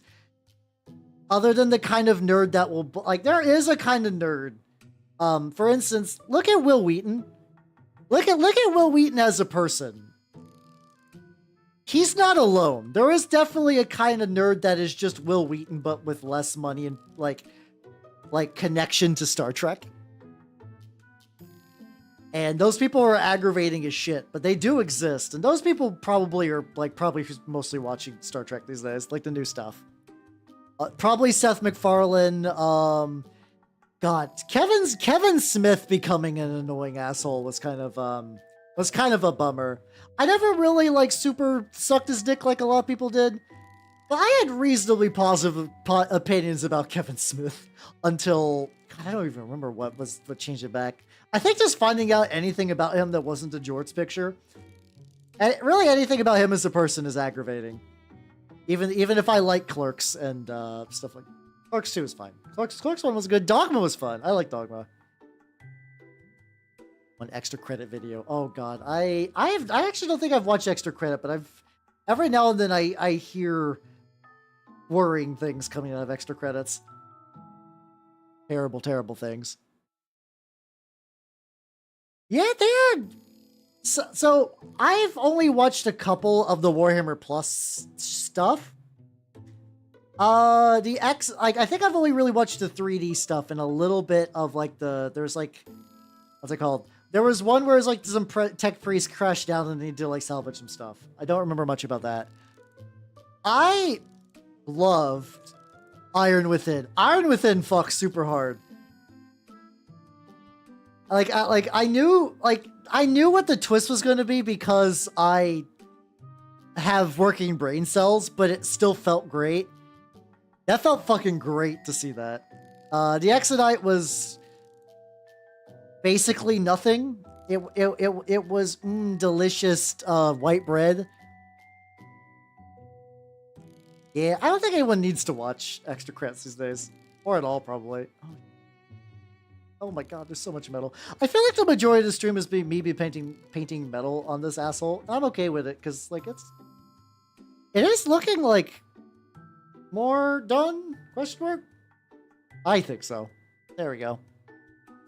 Yeah, no, see, the thing is, I've heard bad things about extra credits, and usually when I hear bad stuff about things, I just won't engage. I'm good. I'm not somebody who hate watches. The idea of hate watching is fucking bizarre to me. Yeah, I don't know. I wish I could remember the exact thing, because this is making me seem like I'm just judging him on no reason. Just vaguely remember him being just really weird about some stuff, and I'm just he did something about the She-Ra reboot. He did a He-Man reboot that I think was kind of just bizarre. And I think he kind of did that thing that like all the old not that He-Man fans were really a real group. Just kind of a weird choice to make a He-Man show and then just kind of make He-Man just kind of like a baby back bitch, I guess. I don't know. Oh god, I don't even remember. There's been several, to be fair. You're not wrong asking which. They devolved. Were they part of the Escapist? I never really watched the stuff about the Escapist too much, other than like I watch a little bit of Yahtzee stuff, mostly just because like, they weren't too bad and they were like 5 minutes. Like you could do a whole lot worse. Also, is my metal a different color? Oh, it's because this metal that's on here was a like older G-Dubs metal. Okay, there we go. Yeah, maybe don't hold me on the Kevin Smith thing. Do your own research and stuff like that. I just vaguely remember hearing something like just annoying shit about him, and I'm kind of like, eh. It's because nobody really wants them, if I'm going to be honest. Like we're kind of at that point where because culture is super duper like expensive to make, and also because we are no longer this is going to sound really weird, but hear me out. We are no longer a shared unified culture in the United States. Like we do not necessarily have a big blockbuster movie that everyone goes to see. There's no like novels that are considered to be new and good coming out that everybody agrees you should read. There probably are to some degree, but like not in the way that there used to be. So like it's harder to find things that are easy to get for name recognition and get butts and seats. Yeah, that's a pretty good thing. I think like we got close. Like unironically, the Marvel stuff was probably the closest a lot of people, as much as I'm kind of like whatever. There was a very much joint, like everybody was talking around the water cooler about Endgame and stuff like that. Which is good for to a certain degree, I guess. But like, that also means that there's no real... It's harder to make new franchises because each one is a risk. Every time they bomb, you lose millions of dollars. And people might not even hear about them or give a shit. Or they just don't go to... Like how like movie theaters aren't doing great. Like, yeah, you just stream shit. You have the entirety of human culture available to you on your computer. Why would you watch a bad movie and spend $30 to do so? Oh, Game of Thrones. Yeah, that was another one too. Like we've had them, but like even think about this. When did Game of Thrones get bad? That was like what, like 2016? Like when did it end? When did the live action Game of Thrones end? Or here's also another example. There is a live action Game of Thrones that is still going, or has stopped recently. That like what's it called? Like Child of the Dragon. You do not hear nearly any discussion about that, you know? Okay, so like 5 years ago. That's still a pretty big stretch. Like it's still going, but like you don't... And some of that is because like I'm pretty sure that the ending of the season of the original stuff... Yeah, we have water cooler media, exactly. But what that does mean is that means that like... A lot of times prequels and sequels and names are easy money, or at the very least, they're easy advertising. Like, hey guys, did you know that Shrek 5 is being made? I'm not kidding. I was not aware there was a Shrek 4, if I'm going to be entirely honest. I remember Shrek 3, vaguely, and I know there was Shrek 2, and hell, everyone knows Shrek 1. I do not remember Shrek 4. It was fine. There we go. But yeah, they're doing Shrek 5. Why? Because Shrek is a name that people recognize, and a curious little person might go to the movie theater or to try it to maybe take a look at a Shrek movie. Yeah?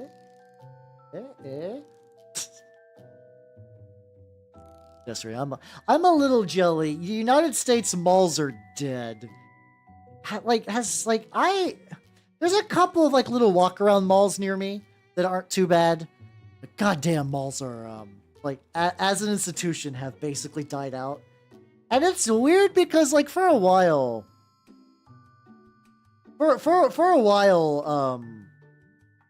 malls were kind of obnoxious, but like, and malls killed the local businesses. Isn't that ironic? But like, what's it called? But yeah, no, they are ghost town where I'm at. Outside the big ones. Is House of the Dragon actually pretty good? I don't know. Like I said, I haven't watched it myself. 70s, 90s nostalgia theme parks. The problem is that malls require a ludicrous amount of real estate. That's the big thing holding back a mall revival. Like, they're expensive. Like, they are expensive. You used to be able to, like, have the money that was made from them to outsource that, you know? Vtuber is fine. Oh, there we go. How are you doing, Horror Living? Yeah, I did also like Puss in Boots. They might also maybe be doing it off of Puss in Boots being a thing in a weird, like, double layering of, like, nostalgia. Stuff like that. We have are bigger. Maybe it's a regional thing. All the malls where I'm at are dead. They have nothing. Like, I went to one that every store was closed, but like an Abercrombie and Fitch, and like maybe like a couple of miscellaneous places. It's sad. Like straight up, it was also like GameStop being dead. Also, GameStop's a piece of shit these days. It's not great. It was never a great company, but goddamn do I have like some like reasonably fond memories of browsing a GameStop. It is very much a relic of the past, and I understand why it died. Oh, fuck yeah. That's a cool, wait a minute. Did she get them for you, or are those for her? Either way, cool wife. I'm just curious if it's like, fuck yeah, you got a cool wife for playing Skaven, or fuck yeah, you got a cool wife to get you cool gifts. Either way, cool wife. Fuck yeah. Let's go. I just need to know what classification bucket to put your cool wife in. Here for horror. Fuck yeah, cool wife, Skaven player, enjoyer. Nice, hell yeah. Yeah, I used to hang out in malls too. Well, kinda. Okay. I grew up in a small town where there was nothing. So like, we didn't hang out in the mall, but we did go to the mall a lot. Because there was a mall about a 20-minute drive away. Oh god, yeah, no. I hate Funko Pops with like a passion. They upset my very core. Yeah. That's true, yeah. Let's see. Why? Because somebody buys Funko Pops apparently. Somebody buys Funko Pops still, and I don't understand. I don't understand. I hate them and they're ugly, but people do it, I guess. Yeah, so like, but yeah, I lived in a town that was like the nearest culture or thing to do was a mall that was 20 minutes away. And back then, we had a GameStop and we had Hot Topic, and then we had these like little mall bookstores. I don't recall if they were part of a chain or not, but they would sell manga. Specifically Tokyo Pop era manga, and that was the luxury. Let's go. It was the greatest. By the greatest, I mean just pure consumerist bliss. Let's fucking go. It was absolutely a hollow consumer enjoyed thing, but still, it was neat. Was I Gideon Wells? I think it was Walden's. It was Walden's. You're right. That's how you doing, Gideon Wells? How you doing? Welcome. Oh god. Oh no, I forgot you did buy the Funko Pop for your fucking randomly bizarre army. Trench Crusade army, goddamn. How you doing? Welcome.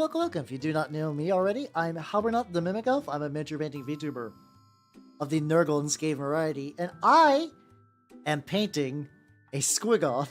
It has layers and layers of spikes. God damn, there's so many spikes. How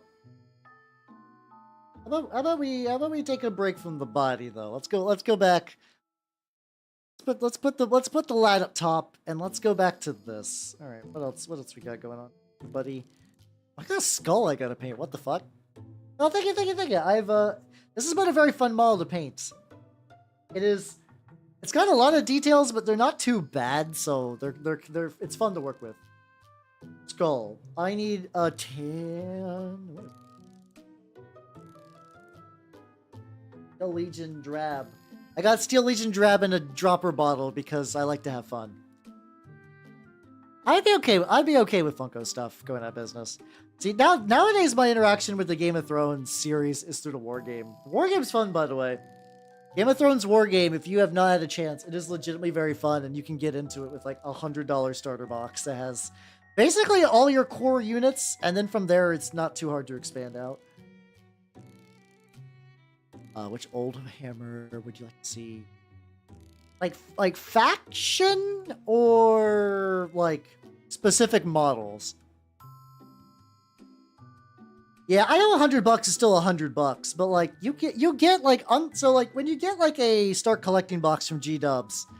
Hello Emperor Mankind and hello Obsolete Proxy. How you doing? Welcome. I mean I do like dead things, and I'm all, like I said, the one near me is dead in a sad way, not dead in a fun way, like that one goth taxidermy antique store I went to. What I have heard, the excuses I hear is like, oh, niche character I like only as Funko Pop merch, or they're cheap, otherwise nothing. And then you get those weirdos that like buy them for investment reasons, which is bizarre, and then you get those other weirdos that like genuinely like them. It's kind of, one of these days I wouldn't mind getting into Nagash. I just want Chaos Dwarfs to come back. I just want Chorfs to come back. I don't care which game they come back in. I want to see them alive. Probably it's going to be Age of Sigmar if I had to guess, because they were put in the not getting used box for for the old world. With aggressive gross. Yeah, those weird ass kiosks that just sit in the middle. Those kind of felt like a symptom of like the malls beginning to die out, where you get these like fucking bizarre kiosks in there. I don't know. I'm curious if they're going to stick with the Forge World designs, or if they're like the ones that are kind of like more like Doom Train and kind of like less Big Goofy Hat. I love Big Goofy Hat. I hope they come back with Big Goofy Hat. I would just like to see them back in general, though. Yeah, they keep teasing them in Sigmar. They're like, oh, those Chaos Stores are just around the corner. Just around the corner, they're coming around. Let's see. Chemist Rep before they close. I have not, no. That sounds like something I would enjoy. A video I really like is this is going to spoil the video, but there's no other way I could really describe it, and I don't know if you'll find it organically. There's a video of a person who's like, whoa, check it out. We're looking at an abandoned Blockbuster. And they're just like looking through the shelves and kind of going over everything. And they look at it, and then you begin to notice like, hey, wait a minute, all the lights are on. Like, that's weird. The ice cream is still full. And then they turn around and get behind the counter, and they're like, and I work here. And I think that one closed still, but like it was one of a handful of like independent Blockbusters that survived the death of Blockbuster as a chain, where it just became a local video store. I love that shit. That shit was very good. Let's see. Yeah, I don't know what they're gonna do. I legitimately don't know if they're I'm curious what form they will take. But other than that, I really don't have a good indication of what they're gonna look like. Get like a bunch of this copper color into the little well bits. Also, probably gonna just paint the heads bright red when they're ready to party. Can I get a link to this cover? Oh yeah, sure. Hey, do you know who's singing this? Pochi Goddamn Goya. Like the lady who made that like saucy black Go to the Woods manga. That's her. No, she's a VTuber. Unironically, she's a VTuber. She likes Minecraft a lot. She also does a lot of covers, funnily enough. Yeah, no, Pochi is fucking talented. She speaks pretty decent English. She does a lot of covers. She does really, really, really spicy art. Also, she's singing right now. If you can hear her, that's her. She's Renee's mother. I think it's pronounced Renee. I actually don't know if I've heard her name. I don't watch a lot of Hollow IDs. They seem fine. I have just not really watched them very much. But yeah, she is.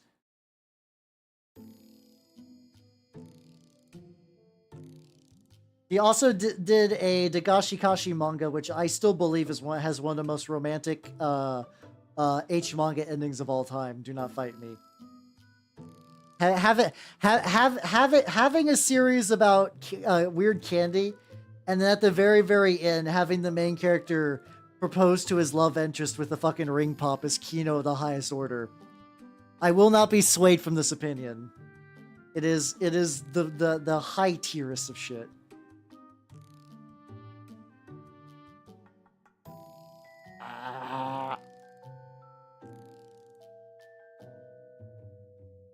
Yeah, they're not gonna double dip though, unfortunately. They're not gonna do that.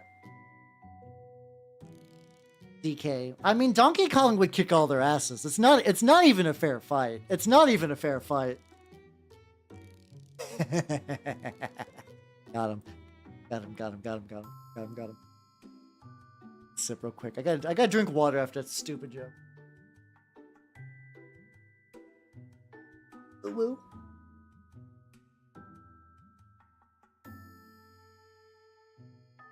Vashtor. That would be cool if that. I mean, you could maybe do like a weird bit of fuckery where Vashtor is just like a It's like a lot of the Chaos Gods are kind of out of time and space anyway. So if you wanted Vashtor, you could. Oh yeah, there's a lot of chipping I didn't do. Like Lovecraft looking at it. Oh god. Oh, that would be fun. Honestly, Lovecraft seeing what they did to his Orks would be very, very interesting. Oh, another... Oh, I know one quick thing I can do. I can do the horns and the teeth. Yeah, actually, no, this would be fun. I think I'm going to use Burnt Umber as a base. I don't know. I'm kind of of the opinion that if they wanted Cetra back, they would have brought him back by now. I don't think Cetra's coming back, bros. I know Cetra fans have been holding on hope. I don't think it's happening. Maybe you'll get Cetra right after the Malarian Elves, right?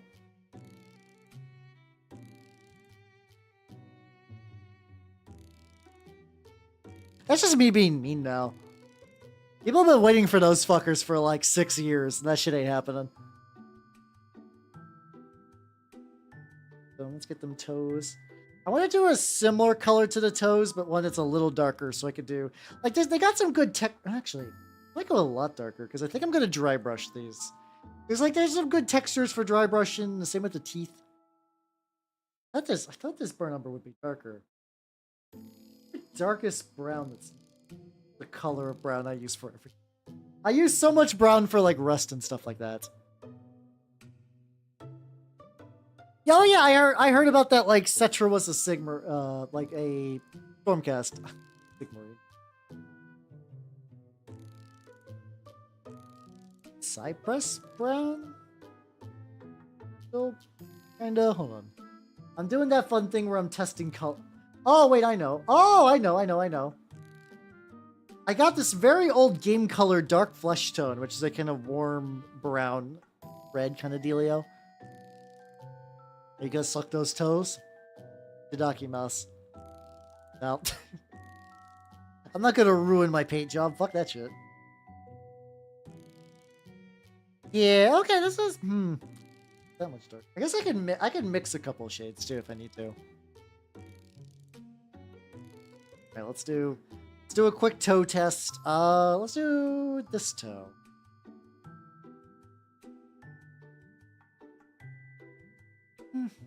Still not feeling it. Yeah, fuck, I'll do Old Faithful. Actually, let me just mix a couple.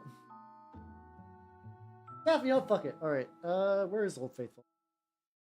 Black gray, black brown. I'm gonna mix black brown with that other burnt umber I used earlier. Yeah, because like Purdy doesn't really, what's it called? Doesn't really want, he doesn't like chaos very much. But I don't see him getting a chaos god other than like very extreme reasons, maybe. I guess he can side with Vashtor to spite the 4, but even then I kind of doubt that would work. It's a slightly lighter brown. Slightly lighter dark brown, you know, that fun oxymoron. Maybe, yeah. In the same way, like a lot of Iron Warriors do make pacts with demons for temporary gain, stuff like that. Because fuck you. I don't like chaos, but I'll side with this asshole if it makes all you other assholes pay.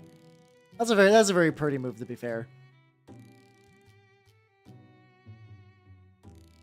Let's paint them toes.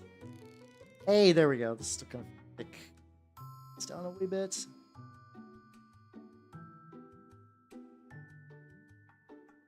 There we go.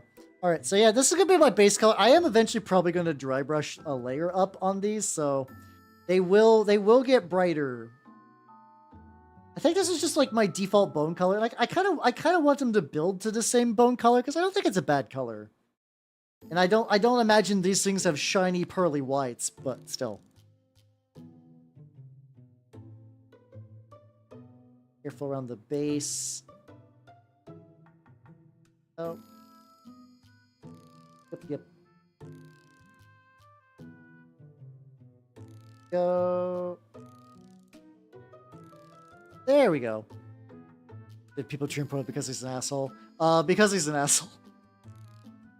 I think Purdy was born an asshole and remained an asshole, and just by the grace of the Emperor, just happened to be a competent asshole. Oh, there's like a whole part of his back foot that just does not have like really any stuff like that. Oh no, he's stupid. He's stupid and angry and upset, but gets stuff done, which is fun. No, I think Purdy's reasons are absolutely stupid. He just happens to be competent. He's competent at being a like chaos general, man, and building fun traps to fuck on Imperial fists. Fuck is my green? Where the fuck is my green? Oh, there we go. Nice. Yeah, really useful asshole, exactly. There we go. Dying from that time Fulcrum tried to murder him to sin, so he might see. I do think that, like, I think there's an implication that I don't remember how canon it is that he is definitely at least a Daemon Prince. I kind of like, I don't know, I like that fan interpretation that he's basically just like the Obliterator Virus Plus, where he's just like a fucking just like gigantic Obliterator Virus mech. And if that happens to be true, I will absolutely paint it. Because goddamn, I like me some big robots. I like me some Purdy. Give me some big Purdy robot. Let's fucking go. Hello, Pato. How you doing? Welcome. I am working on the Squiggoth.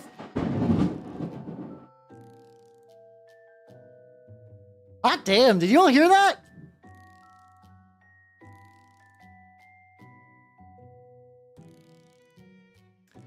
That was thunder. Wow.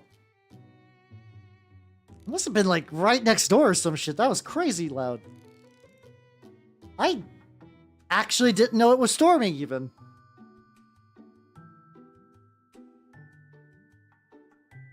Damn. So I didn't lose power. So give me a quick sec, hold on.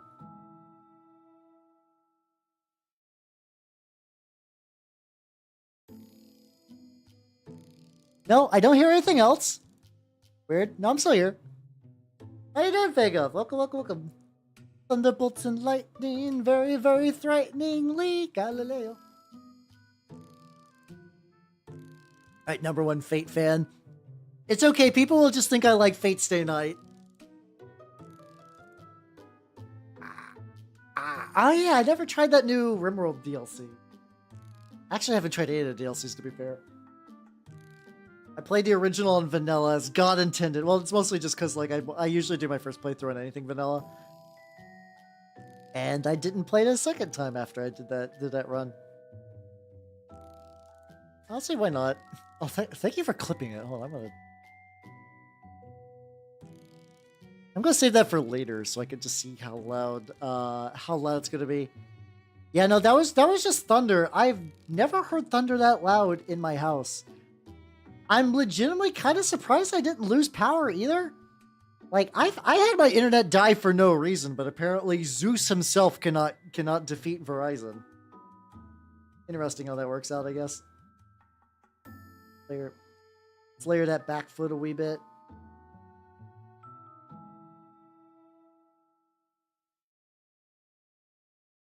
Oh, just like a couple of layers where I could touch up the green one, waiting for that to dry anyway. Zeus is coming. Oh no. Out of all the gods to be like, this god is coming, Zeus is a bad one. Zeus is legitimately one of the worst.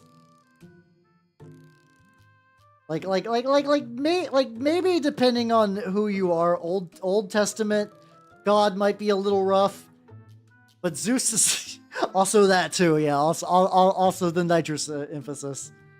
Zeus is coming. Zeus is here. Zeus is a bad accent. How's doing?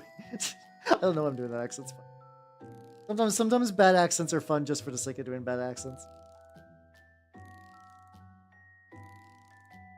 I can go back to defeat. Yeah, we were talking about Peter Turbo before Zeus interrupted things. Basically, just kind of reiterating that he's a goofy, weird little creature of a man. There we go. Oh yeah, I didn't get this hand. Yeah, there we go. I can't. Words that I can only say on stream. I really can't wait to slime up its mouth. I think the drool effects I've been using recently are gonna look really, really good on it.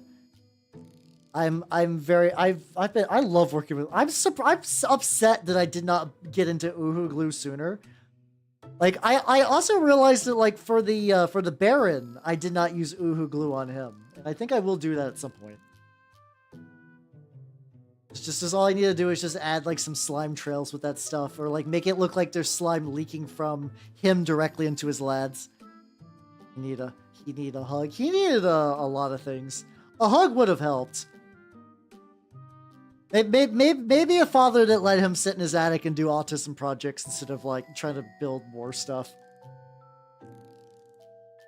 That's all he ever wanted, was to sit in an attic, and basically Purdy would be incredibly jealous of what I do.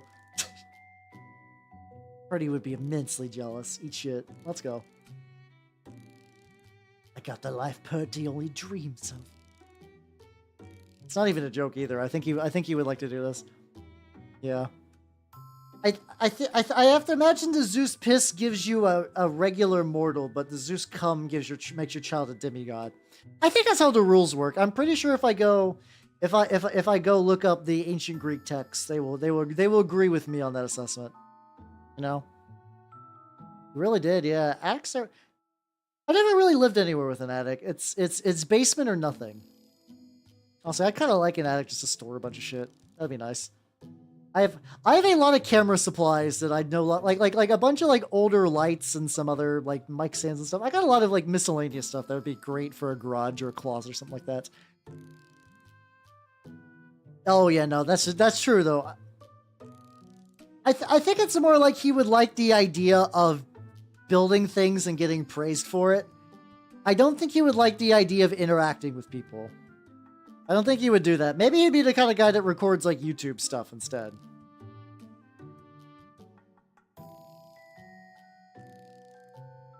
Okay. Another way the internet has ruined me is what's it called? I had to explain. Do you guys know what architecture in the meaning of like the internet is? Oh, we're not elder shitbag. I mean, yeah, that would be me. Realistically, if I was in 40k, I feel like I would probably be some agent of Zinch or something like that. Oh, do you guys not know? Okay, I had to explain this to Echo recently. Do you guys know Pierce Brosnan? This is I swear this is connected. This is important knowledge for the joke. The guy who played James Bond.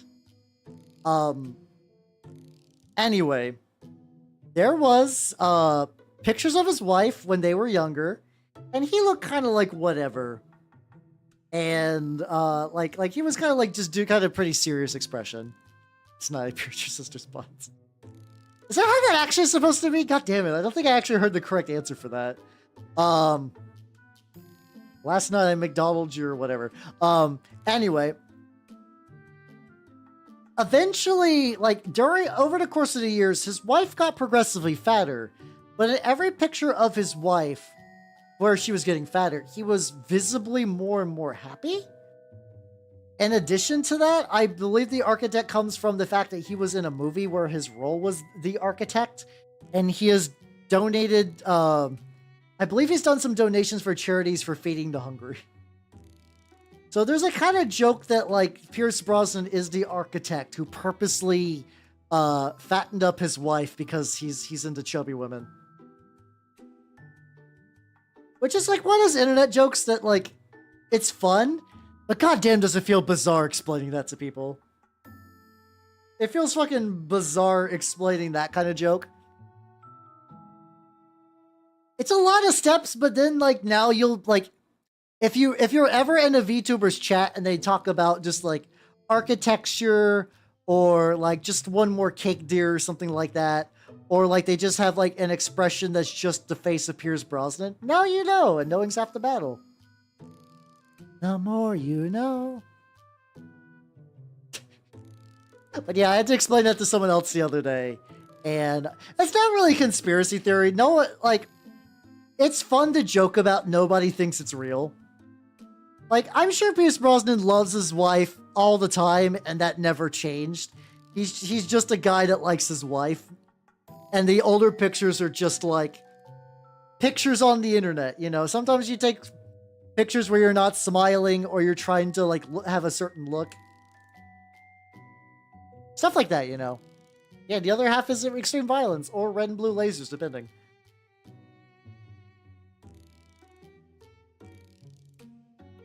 If I can find that something. Hey, hold on a second. Hey, let me look at that.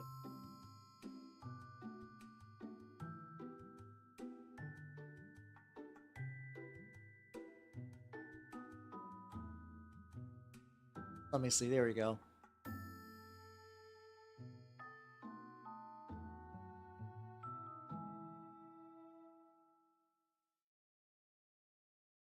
I'm grabbing an example. Usually they've been using pictures of the older Pierce Brosnan, but every now and then you'll get some like younger stuff. Guys, I'm sorry that the way the picture entered the scene was really funny. It's kind of, but by the way, there's funny haha meme text under it. That picture just looks really great when zoomed in. There we go. You're now adjusted for long-term inflation. Dog. You can go. Get rid of dog. We can get rid of D&D pricing. There we go. There we go. We can put that here. Pierce Brosnan jump scare reel. It's like usually you'll see a lot more like, hold on. So you'll see a lot more like oh yeah, usually this one. Honestly, I have to say, Pierce Brosnan aged incredibly well. Like that's not something outside this meme I would have ever considered. Like motherfucker has like arguably aged better. Like compare, like I know that's a joke picture, but like look how well he's doing. I don't know when this was taken, but like he's got I think he's just kind of like one of those people that kind of just like I was destined to be an old man, which I mean, aren't we all? But still, you know what I mean. There's some people that like being old is a curse, and there's other people that gracefully age into it. He's like, yes, this suits me perfectly. I actually don't recall. I think he just sounds like a guy. I don't remember what Pierce Brosnan's voice sounds like off the top of my head. Born to be old. Exactly. I mean, I'm both joking, but also kind of serious. Like I know if I say like Sean Connery was young before. Well, like, I feel like a lot of people associate Sean Connery as being kind of older, if that makes any sense. Outside a couple of specific circumstances. Like, if I say Sean Connery, you imagine older Sean Connery, probably, right? Right? Maybe? I could be going crazy, but... It's a little thicker. Yeah, Sean Connery with the old white hair. Exactly. Something like that. I forgot John. I forget he's James Bond. That was not me trying to do another Bond example. That was just pulling a name out of my head. There we go. That shit up them teeths. I think he's definitely gonna look a lot nicer in the teeth region once I begin doing like the dry brushing stuff. But I'm saving that for later, I guess. Like, I don't know. I need to make sure that I don't accidentally paint over the dry brush or something. I'm gonna save it like this. I never saw Black Adam. I kind of assumed it would be like all the other superhero movies and that I would not be jazzed about it, so I skipped it. What's the last movie I saw in theaters? I was gonna watch... I'm really sad, honestly, though, that I missed End of Evangelion in theaters. I've already watched the End of Evangelion. That would have been baller to see in theaters. Yeah, I still think the last movie I saw in theaters was fucking Mandy. I think it was Mandy of all things, because I just kind of assumed Mandy might never come out, or like if it ever came out in a digital form, it would be a while. Mandy was fun. Mandy was absolutely very, very fun. Ooh, 99 punches. CC, I guess? I gotta do it like that. It's just nice, but just like the back part twice. I don't know. Trying to make joke and it not. He's there and it's enjoyable. That's good. Oh yeah. That's all good, Matthew. Have yourself a good night and take it easy. Have a good rest. Have a good rest.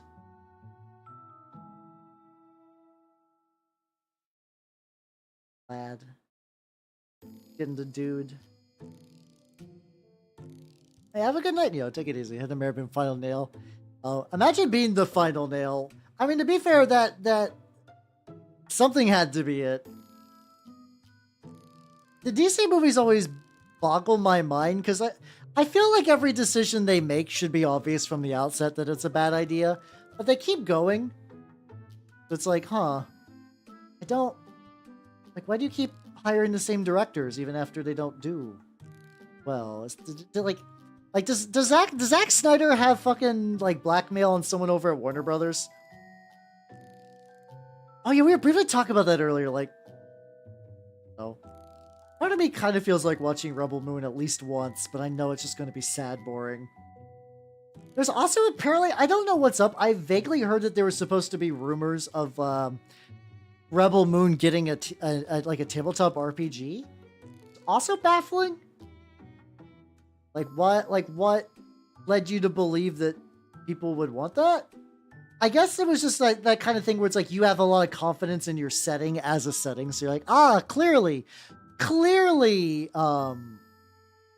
it called? Clearly people are gonna want to know about my cool world and all the cool shit in it, so it could stand on its own. People could roleplay in my beautiful setting, I guess, which is just Star Wars, more or less. Made a novelization. Oh boy, that sounds great. Wow, yay. He's been public. That's the thing I feel like I keep running into that in like little news snippets. It's always like, hey, I'm working on X. I hate X. And I know part of that is just sometimes you just have a job and you got to do a job. But I feel like something with like a director though, you could be like, you have so many choices. You have so many options, you know? Still have a 40,000. I wouldn't be surprised if it was just like, what if Star Wars before 40K? That would not surprise me at all. I still got that like weird plaque stuff behind the teeth. I guess that's something I could always just kind of like put like a slime effect on like all these like it's never got any love. There we go. Star Wars 40K is a YouTube. That's one of those things that I don't know, but that sounds right. I feel like you could probably look up every single fucking like 40k x whatever and find some animation of like a space marine stomping a Teletubby to death. You also guys want to know something kind of weird? So I follow like a Twitter for like a tabletop news site. I think it's like On Tabletop or something like that. And apparently somebody's doing a Kickstarter for evil, malicious Teletubbies. Great value wall. Yeah, it is. It is the. It is not even RC Cola. Yeah, it is the Dr. Thunder of sci-fi. But oh, where's I going with that? Thunder, sci-fi, rebel. God damn! I totally lost the thought. Or Winnie the Pooh, maybe. I suppose I said. God damn it! I completely lost all tread of thought on whatever I was talking about. But yeah, usually there's probably a lot of like that kind of stuff. Oh, fuck! You're right. Thank you. So there's a Kickstarter for horror-related Teletubbies, and for miniatures of horror-related Teletubbies. And the weird thing is, that's not the first time I've seen that. Like Trapper Keeper Lodge or Dungeon Keeper Lodge, Dungeon Trapper Lodge. I can never remember their name exactly. They do some pretty good STLs. They also have STLs of creepy Teletubby monsters, and that's one of those things. Like the whole like, if I had a nickel every time I saw Teletubby monsters, well, I have 2 nickels, but man, that's a surprising amount of nickels, huh? It's just kind of weird. Like I get making horror out of Teletubbies, but for like miniatures, strange, very strange. Yeah, I'll never be able to reach these teeth back here. I gotta this. Or at least just get some paint on there so that like when wash and nonsense get there. I assure you I'm getting like all up in them jaws. Like on my brush in them jaws.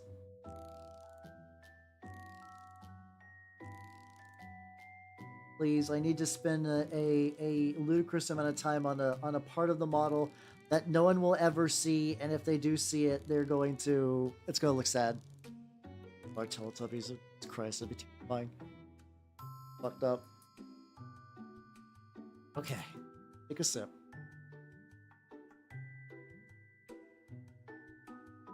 Oh, sorry, Eldur, not Eldar. Honestly, they look pretty good. Like the model's like see if I can just find that Kickstarter.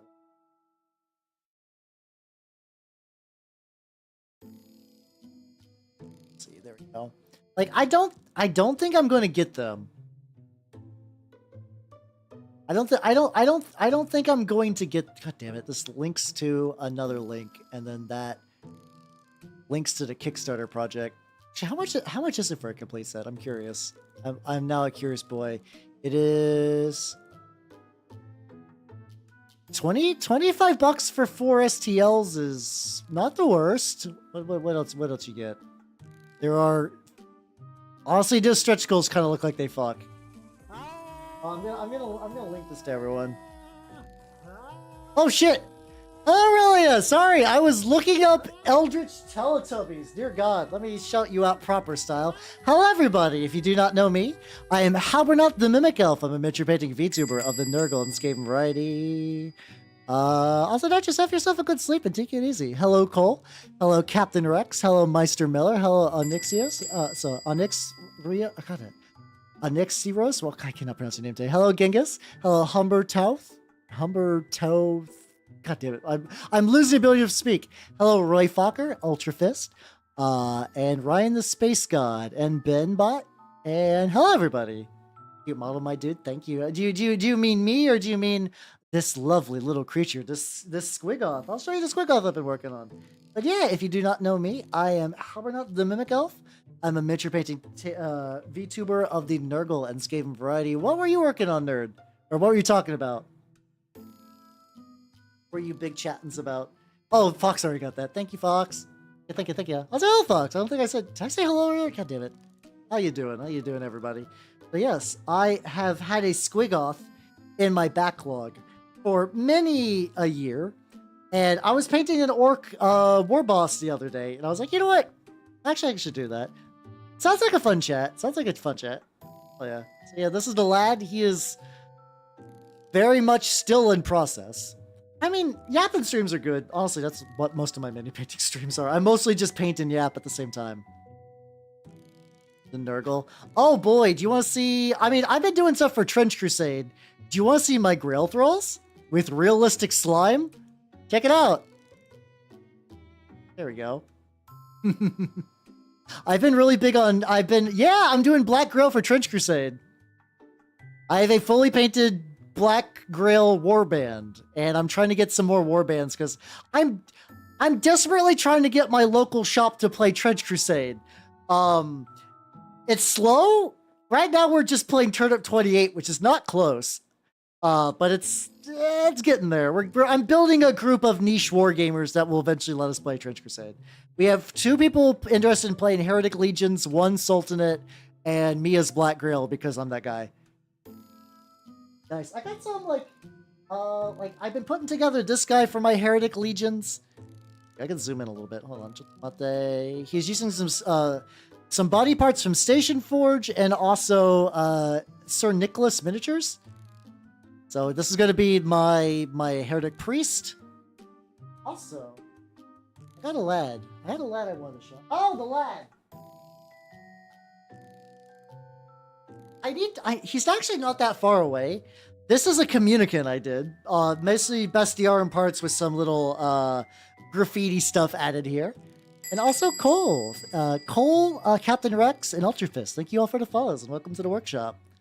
So we got him. Yeah, I think the Kickstarter will definitely help for sure. I feel bad because like usually when people are like, oh hey, what's also K-Muppy, thank you for the follow. Welcome to the workshop. How you doing? Oh yeah, thank you. If everyone else would like to check out my Instagram, got it over at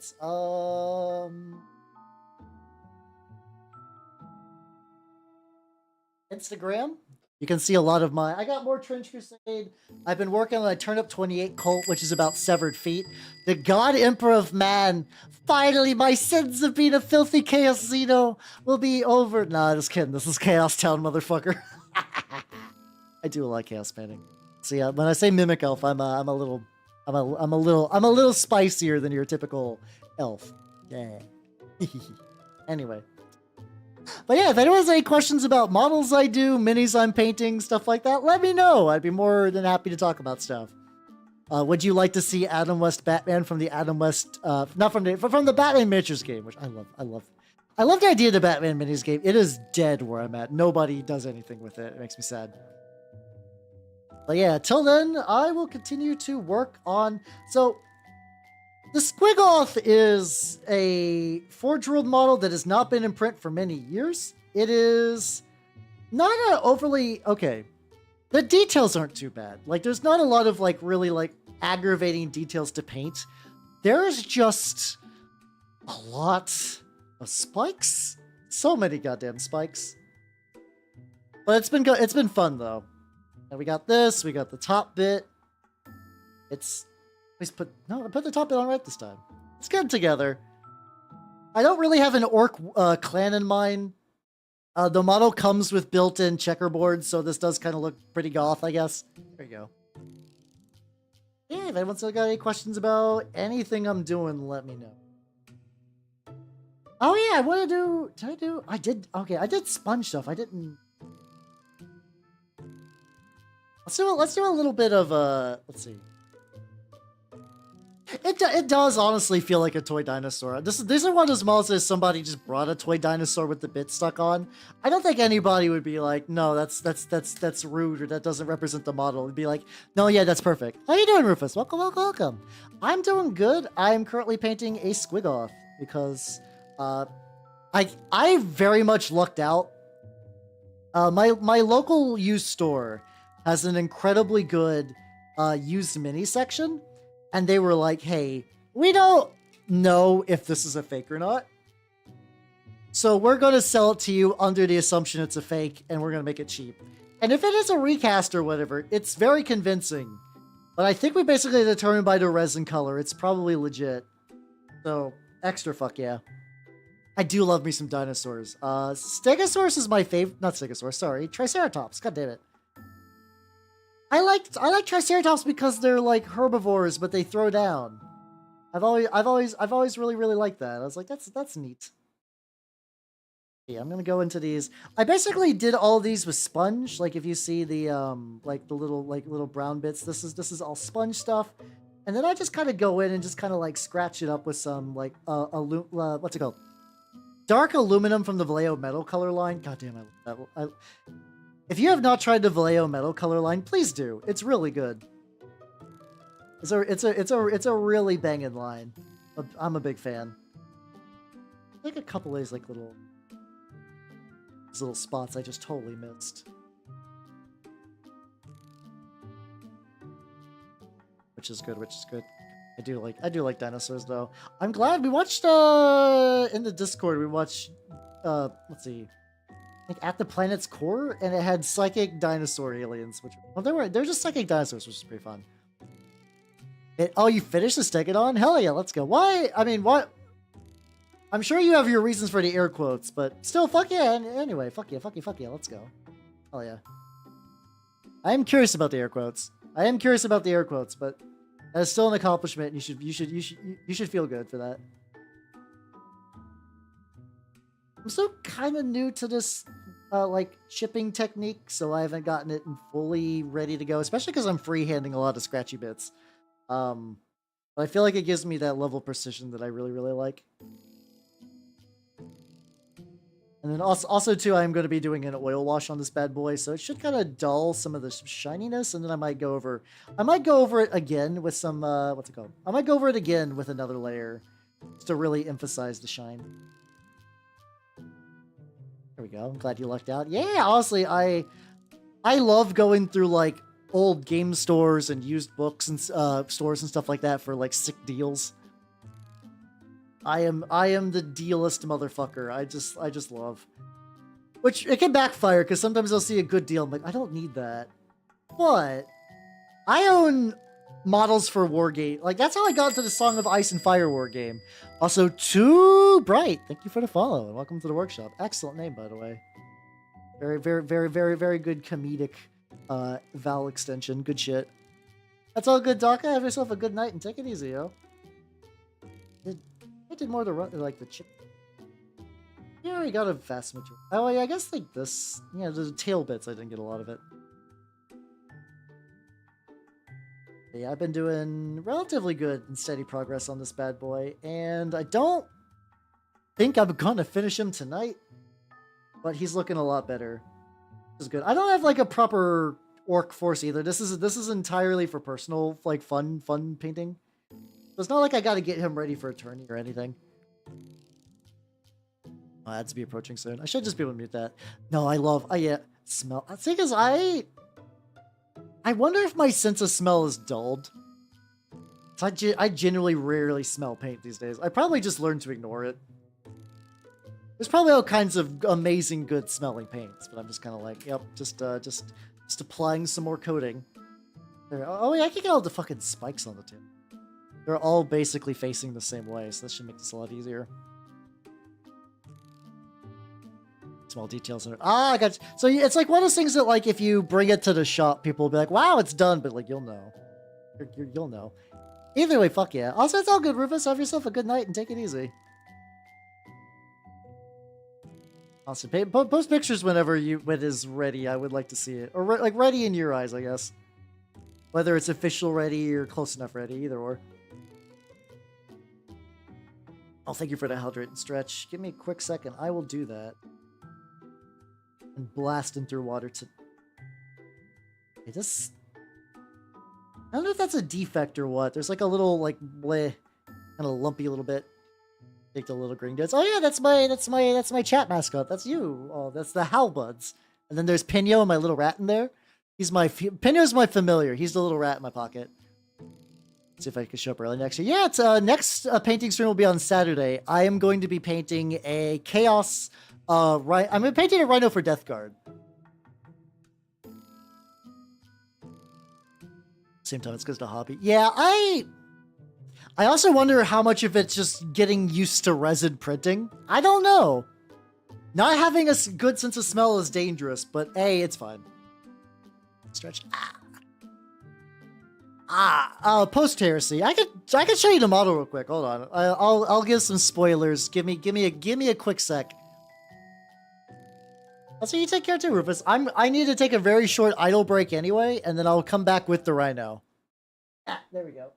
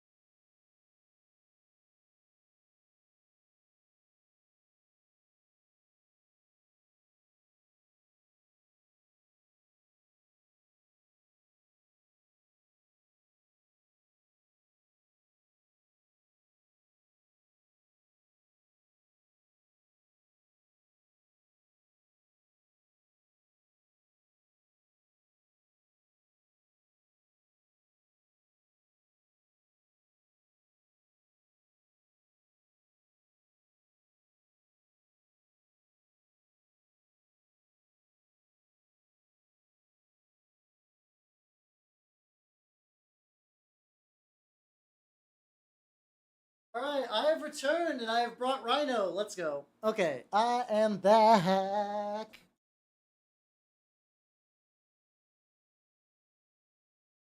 But no, alas. Alright. Alright. So here we go. I am back. Welcome back, everybody. I'm gonna show you the Rhino. So, this is a here we go. So I also paint my Death Guard purple because I'm weird. This was a used Rhino I picked up. You'll notice the level of just like weird crust on it. I tried to strip as much of his paint off as I could. It didn't work, but it's cool because it adds texture. Oh, there we go. We got some Death Guardy features. Like I took a Plague Marine helmet and attached it to this guy. I also used some. You'll notice there's like, there we go. I'm hiding the very fun part. You'll notice that there's like a kind of weird meaty texture to there. If you take PVA glue and super glue and use a toothpick to swirl them around, you get this like meat texture. He cannot leave. He is trapped here forever. He cannot leave the Rhino. He is just forever the gunner. That's his job. That's his life. He probably doesn't even have legs anymore. But it's okay. Look behind the Rhino is also meat, including like a loose skull. So like I imagine that like when other Plague Marines get in there, they just squeeze through the mysterious just flesh. Yeah, he's the coolest centaur that ever lived. Also, I attached a Fly Demon head on there because why not? Yeah, why not? So yeah, this is what I'm gonna be painting on Saturday. My airbrush clogged, so I didn't get to do a covering layer of purple, but that's the plan. So yeah, let's put him aside though. I still got Orks to do. Let's go. Yippee. Actually, fuck it. Hold on. I will do Orks. Hold on. This guy is not an orc. This guy is a Minotaur Space Marine. He's had like 2 little issues with him that I need to finish. I've been putting it off. He's been sitting around my desk, and I just need to do like one quick little correction. Rhino seed. Thanks, I hate it. Blush mix could clog the airbrush. Oh, I didn't put it in the airbrush. God, though. That would be fun, though, to see if I could spray it.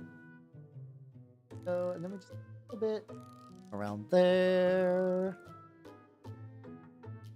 I'm just waiting for a little bit of metal to do a little bit of fixing, and I'll probably then touch up the tube post oil wash. Hey, there we go. How you doing, Astrofire? Look, I'm painting. Look at this cool squig I'm painting. They call it a marine squig. So what the Orks will do is actually take old marine armor and they'll put a squig in there, and they'll sneak it into enemy bases. So the Marines think that the new Marine is just one of them, and then the squig explodes.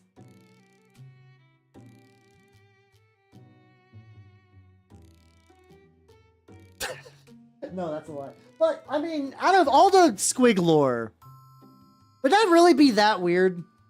In the grand scheme of things, would a squig that wears armor and, like, I'm pretty sure... Hold on. Let me write that idea down. That feels like an idea I want to investigate for later.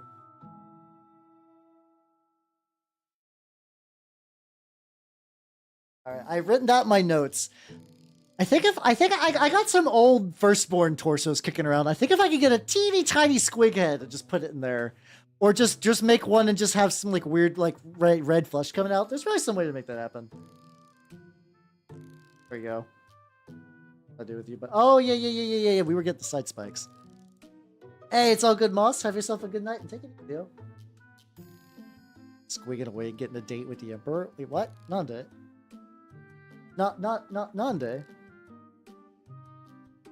You're gonna have to explain that one because I do not know the deep lore on that one.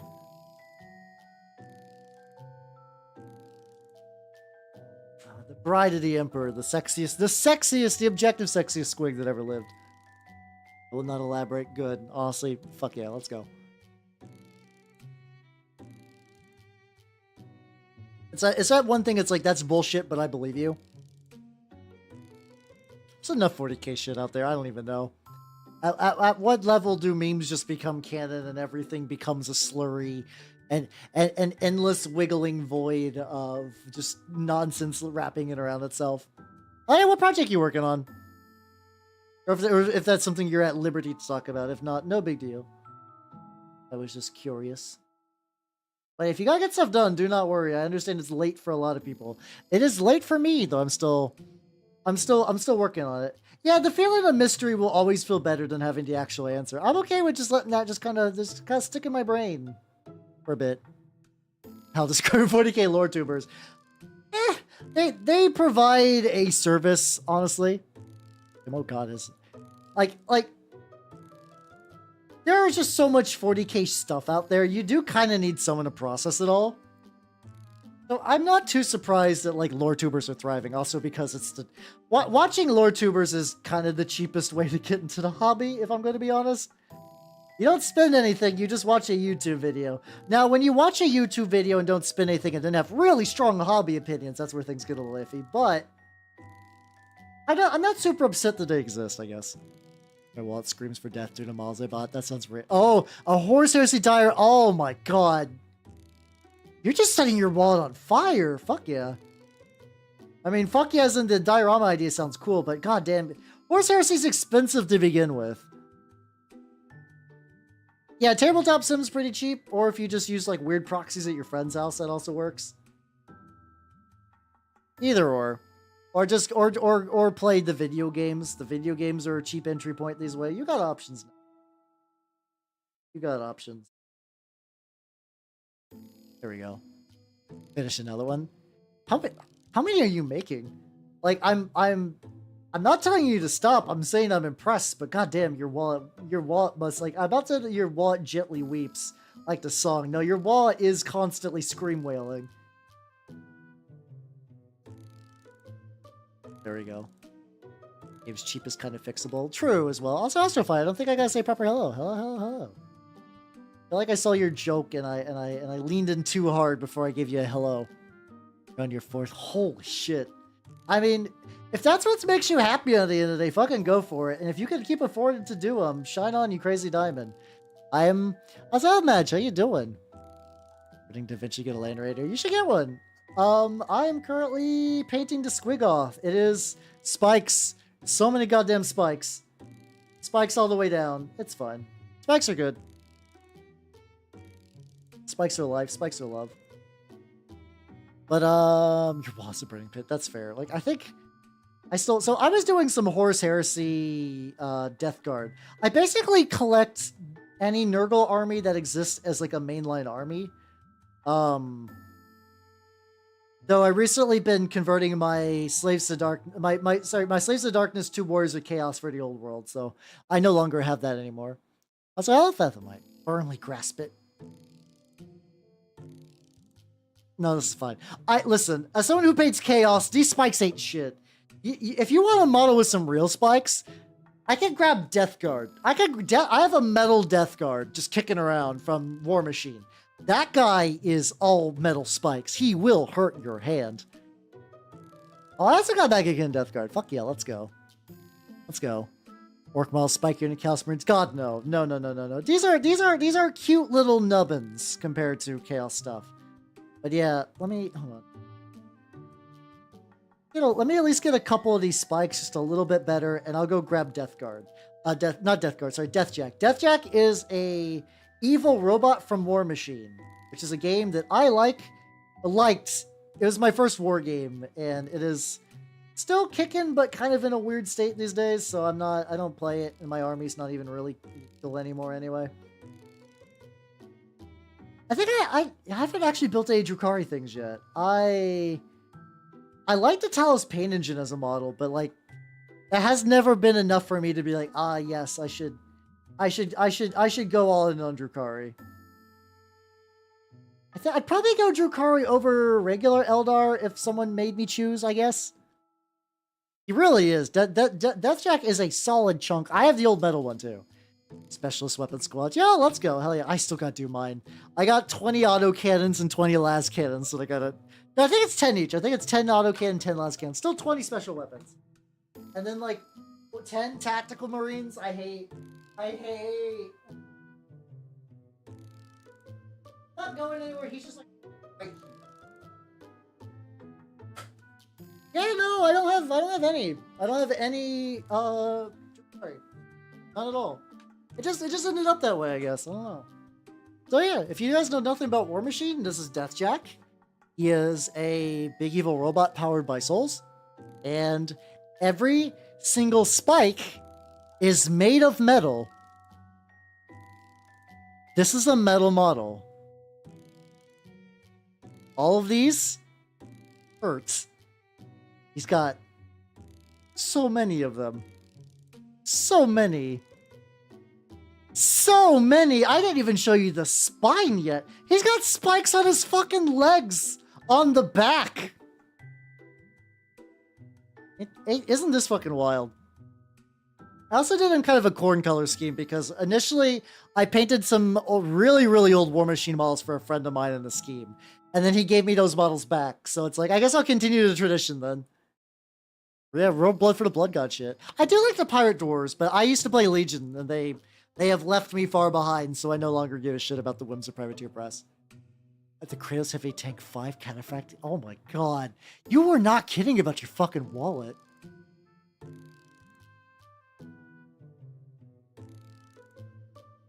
Holy shit.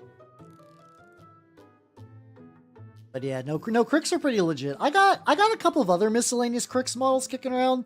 Like, I got 10 Bane Thralls and a couple of the Warcasters, but like, I don't know if I'm ever going to get around to really giving them a proper go. I got so many other projects.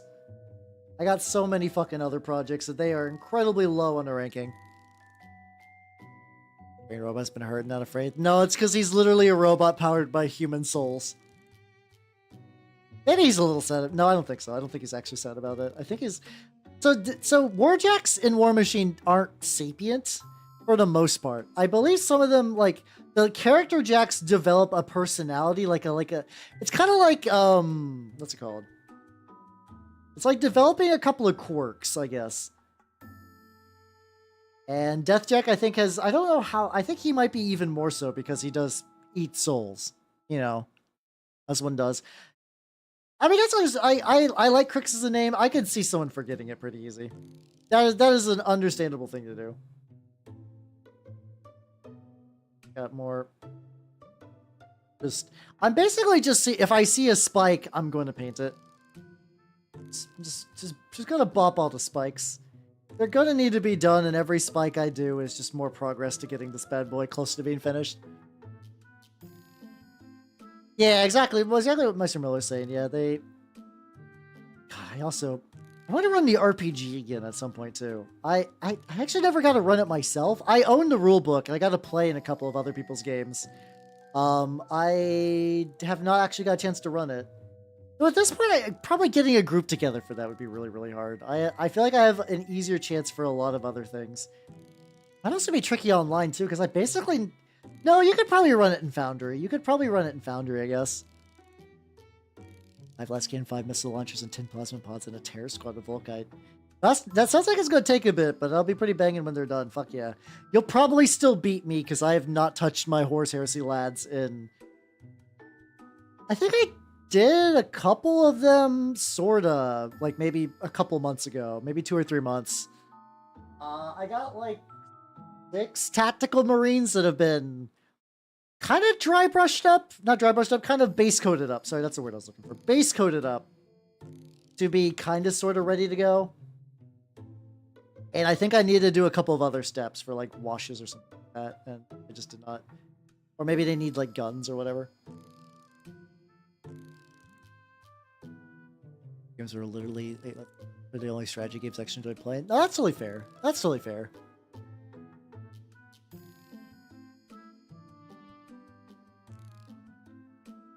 Listen, if you guys want a cool strategy game, play the Warhammer game for the Engage. I promise you it's not as shitty as it sounds. That sounds like faint praise, considering I'm sure a lot of you know what the fucking Engage is. It's legitimately like a pretty good Advance Wars clone, and it's really charming. It's got really charming sound effects, and it's got like nice digitized versions of all the like, I think it was like 5th or 6th edition models are in there. I might want to double check on that. I don't remember exactly what codex that lines up with, but it's really, really cool. It is a neat little game that by all accounts should not exist, but does. Now that would at least kind of make sense. 40K always has...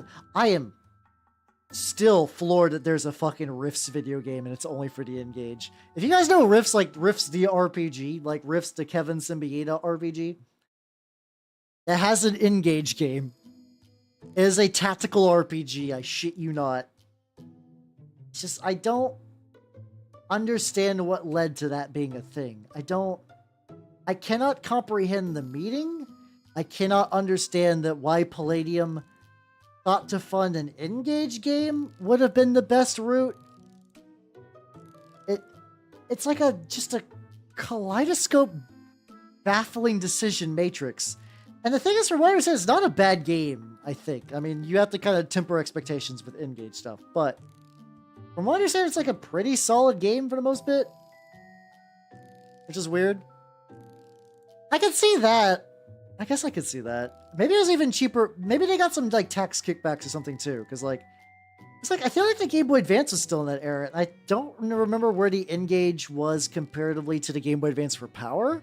Like, you could do more like phone uploady digital stuff with an Engage that a Game Boy Advance really could not.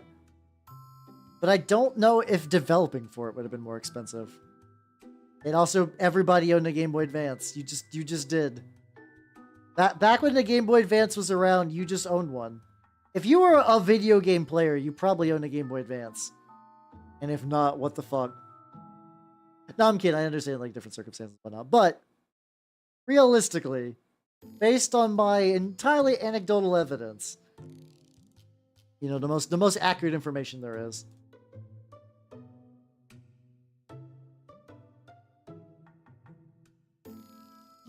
Guys down there. There we go. I forget what the fuck I want to do with like down here. Like there is a like compared to these upper bits, the bottom bit has just like a shitload of just like real fuck up corrosion kind of deal. I don't know why just the bottom has corrosion, mind you. Like bubbly paint bits. I'll probably find somebody to do it though. I don't know GBA. I mean, okay.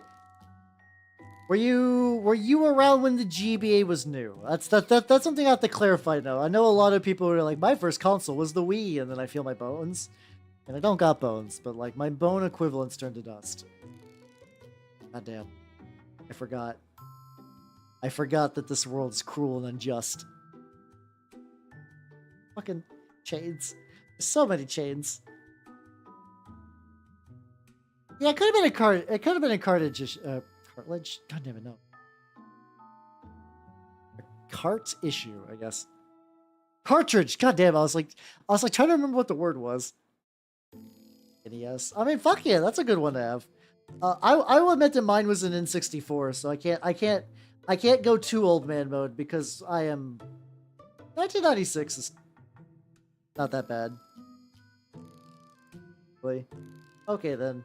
Unless you're gonna be like, I was a fetus when the Game Boy Advance was out. In that case, your mother should have put the Game Boy Advance to her belly, and then got to play Final Fantasy Tactics Advance. There we go. That's a good one. Final Fantasy Tactics Advance is a good game. Let's do some sponging. Do some sponging. I had the original. I had a Game Boy Pocket. I had a Game Boy Pocket. Oh god. And so was the PS2. Pain. Agony even. My black brown right up. There. I'm doing a little bit of sponging. I got my tweezers. I got my sponge.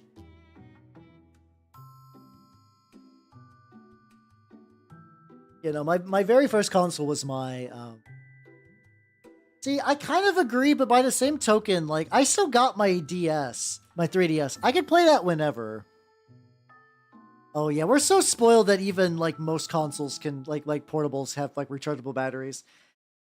Remember the pro gaming move of stealing the batteries from the remote, from the TV, and replacing your Game Boy batteries with that. So it's like, they'll never know. That nobody really knows how long a remote lasts for.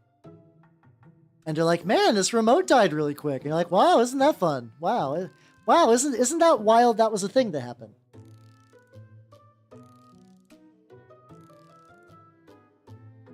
There we go. Yay. It's like a little bit of like a model delay today, and I don't know why. That's fine. Whatever. I do not think I could tweak paint on there. My mom. Mine never found out. I was a sneaky boy. Real sneaky things. That's not true. I was an incredibly good lad. They just didn't know what any of the things I was into were like. So I could just kind of like do stuff like that. Which is fun, but also by the same token, I still had relatives that thought that my video games were given the computer viruses and not my sister downloading MySpace toolbars. That was fun. I think I bring that up in a lot, and by all accounts, I should have let that grudge go, but I'll hold on to it forever. Seething, festering hatred. No, not hatred. Like, it's deep-seated annoyance. There we go. Better description. Got that little connect.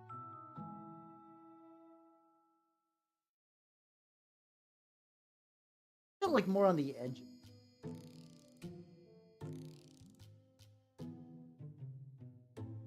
I gotta get some sponges that are like easier. That I went in. I feel like a sponge being easier to shape kind of defeats the point of the effect I want to do.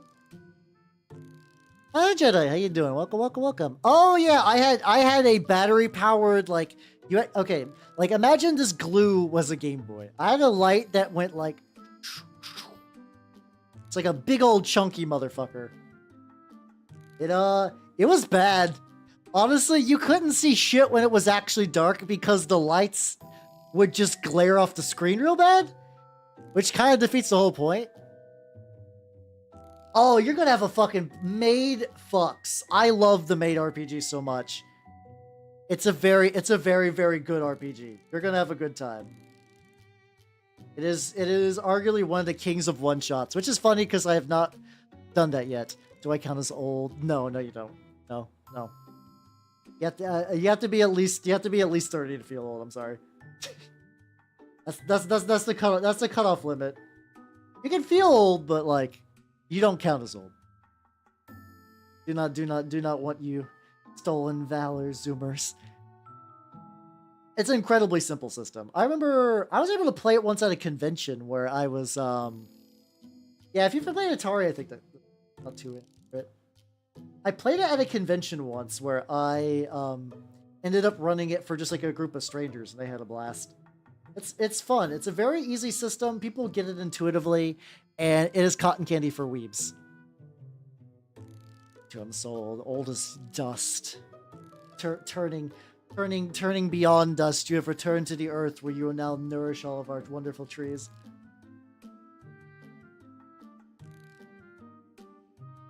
There we go. Okay, we got people. We got. Okay, so this is a cool old man club. There we go. We're letting all the real cool people hang out. I get like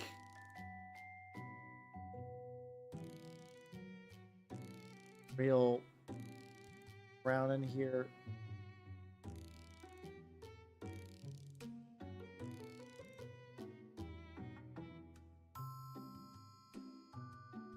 don't know how I feel about this. We'll keep trying though. Yeah, now there's what, like 50 something, I guess? I forget exactly how many Horus Heresy books are. I think I saw a count once and it's insane. I want to say it's 50 minimum. I feel like 50 minimum is a solid bet. Oh yeah, is the old sub TG one still up? That I remember that generator was like pretty legit when it was newer. I think it even has like an expansion in there. I think there's like a made source book that I don't know if it formally got translated or not.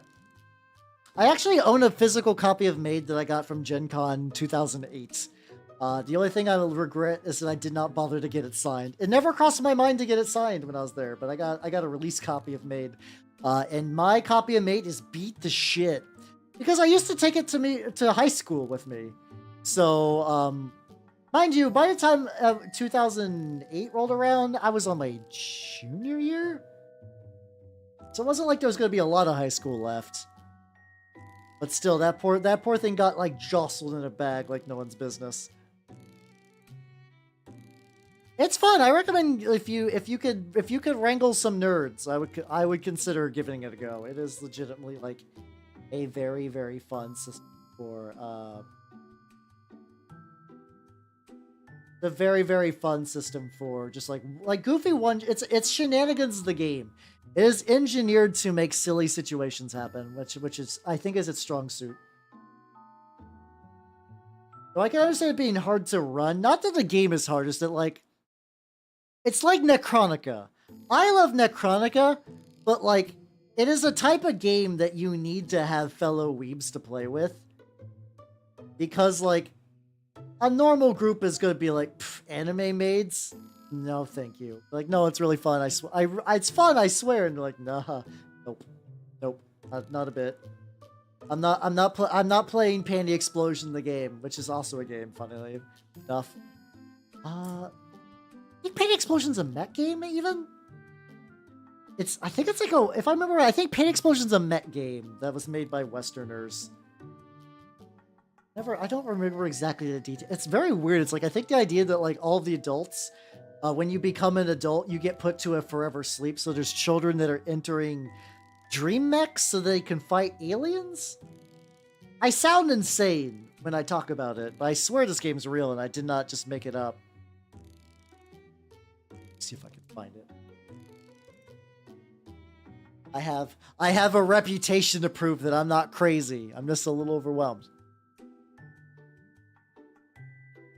Explosion. There we go. Yes, it is. Okay. Oh god, that art. I don't think I've ever seen the cover before. I think I've ever seen a cover of it before. It is incredibly Westerners trying to do anime. I think it's kind of one of those people that probably doesn't actually like anime, but decided to make a game for fun, I guess. But the idea is kind of neat, actually. So, like, in addition to that setting, the way you arm your mech is that you bond with other people. And when you go, like, you kind of do, like, role-playing to form bonds with people. And what that means is that when you actually enter combat, that's a game. I didn't make it up. Paint Explosion real. I suck at doing freehand. I'm getting a little better, but I still need a lot of practice. The idea is that, like, you can be like, okay, you are my best friend. You have been through me through thick and thin. And because of that, when I entered a dreamland, your friendship manifests into a rocket launcher. Which you're like, oh, sick, that's cool. And it is cool, but the thing is, too, in that universe, if an alien blows up, if a dream alien blows up your attachment to somebody, it damages the actual relationship. Like, I'm about to say an example of something that is 100% cromulent for the game. Hey, everybody. Have you ever been shot in your mech's arm so hard that you broke up with your girlfriend because it killed your love? In Penny Explosion, you can do that. I don't know how the actual system itself is. You could maybe save the concept. I'm actually not sure how I feel about it's only teenagers and then all the adults get put in a forever sleep. I actually think if you like it took the idea and expanded it just to general dream fuckery. Just like aliens are infiltrating humanity through our dreams and it's up to you, the dream pilots, to do it. And it doesn't have to be an age-specific thing. I don't know. I feel like its own setting has also like a lot of... There's also like a lot of weird bits too where like they don't really process like how long everybody's been asleep. So there's like raiding grocery stores for food that at this point should have long since been just ran out of food by now. That kind of weirdness, you know? Well, to be fair, it's not that you've been rude to them in a dream, it's an alien shot our friendship to death. So we're gonna have a bit of a touchy relationship now. Because our friendship got blowed up. Or something kind of like adult agreeing attachment, something like that, yeah.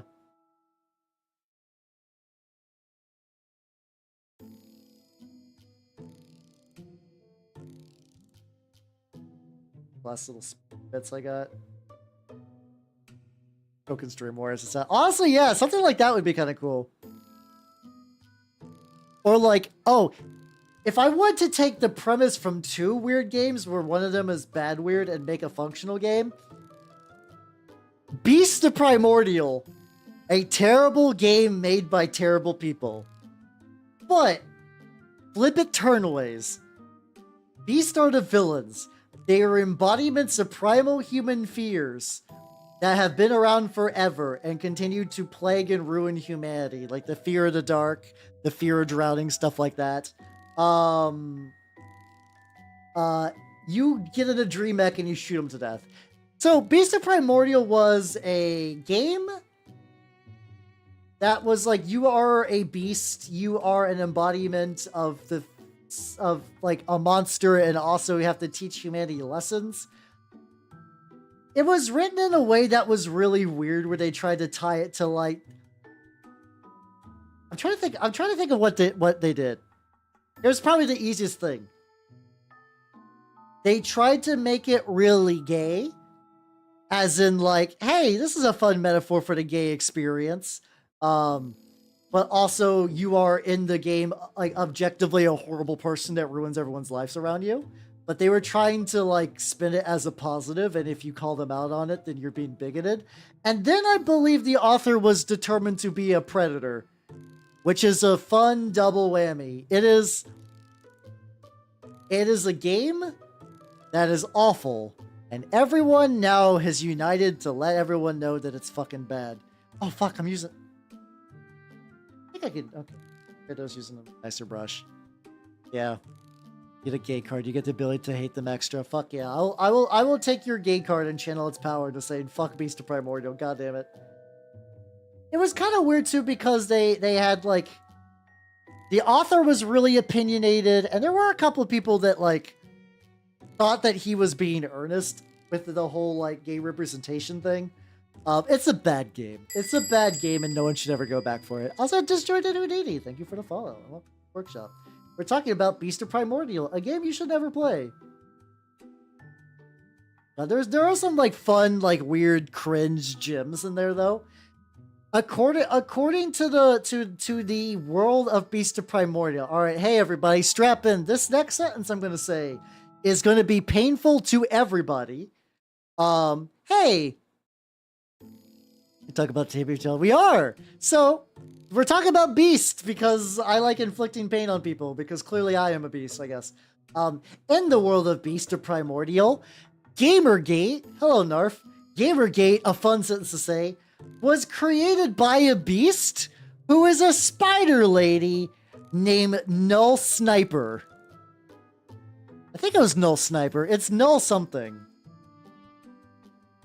Oh god, I think I can get a picture of her real quick. It's real bad. It's real bad.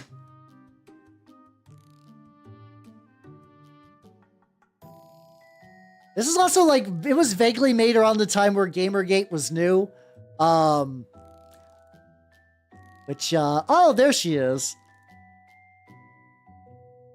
I don't think I got an easy page with her name. It is Null Sniper. There we go. Are you guys ready to see the face of Gamergate? Are you guys ready? It's not paint explosives. Oh wait, is it Bliss Stage? Fuck! I was thinking Bliss Stage. I was talking about Bliss Stage this whole time. Oh my god, I can't believe. What the fuck is paint explosion then? Wait a minute. Wait a minute. Oh, that's a psychic one. God damn it, I forgot about that. Okay, Bliss Stage is the one I was thinking about, the cool mech dream game. Paint Explosion's about psychics. Behold, a Gamergate. It's like, how did you do this? What led you to think this is a good idea? Also, just to prove, Null Sniper with a Y.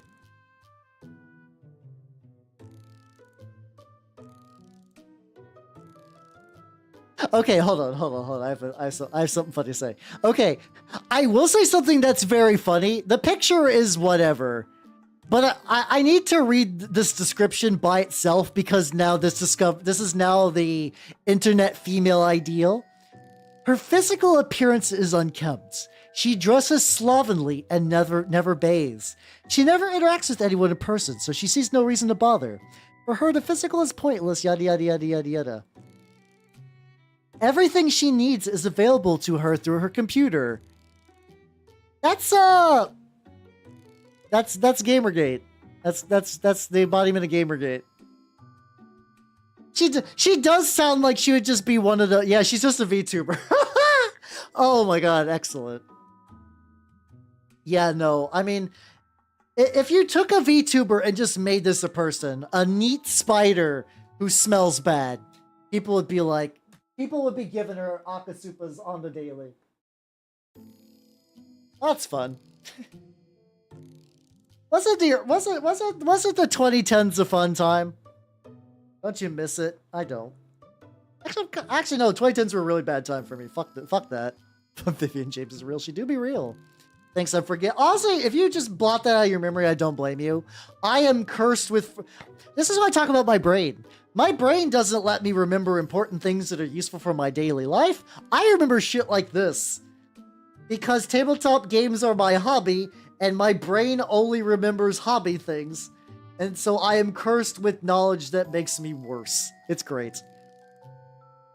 Sorry, this is a Squiggoth. This is a Squiggoth. Yeah, it is a orc beast. Also, Ari, I know you were into tabletop games during a specific time. Do you remember Beast of Primordial? We were talking about it earlier. And I was showing everybody the beast that represents Gamergate. Oh, the times. Yeah, honestly, COVID does kind of almost feel sort of like a bit of a culture reset in a fun way. Like, really wipe this off. I'm getting metal crust in these brushes. I'm definitely going to need to, like, alcohol strip these. Luckily, they're synthetic, so it's not the worst dealio. It's not the worst dealio. But yeah, no, this is the Squiggoth. Oh yeah, let me show the Squiggoth with its thing. There we go. That's Null Sniper, the beast that created the Gamergate. She's also a smelly neat, so now people would be like, oh, Wooga, sniffa, sniffa, sniffa. It's that old White Wolf RPG where it turns out that the creator was a predator, and all the things that people were like, hey, this feels like predator behavior, was real? That's fun.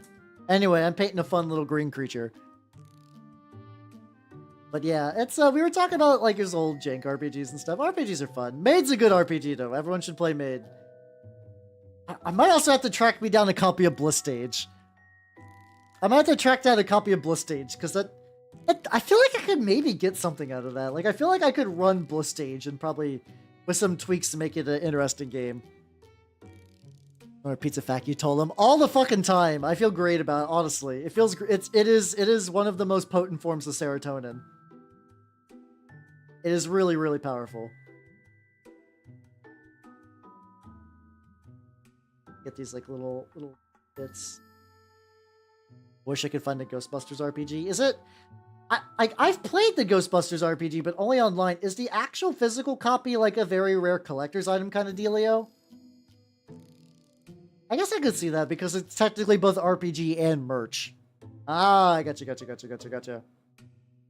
Yeah, I hope you can find it. It was actually legitimately a pretty fun RPG. I enjoyed the little bit of time I got to play it. How to like basically make like a dry brush kind of just pour. That's a just poor pen. This poor paintbrush is just getting the shit out of it. I've got a crazy amount of time left.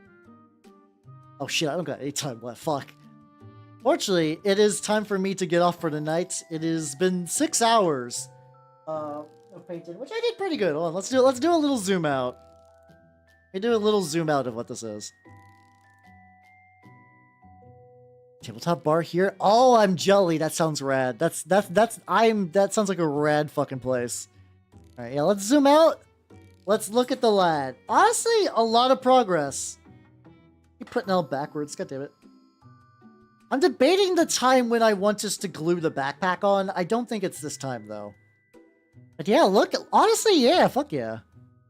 Oh, that's what I do for my local stores too. I try to give them at least a little bit of cash monies to keep them in there. Every stream has been horrible. It do be like that sometimes. It do be like that. And with that, let's go to the outro screen. Yay!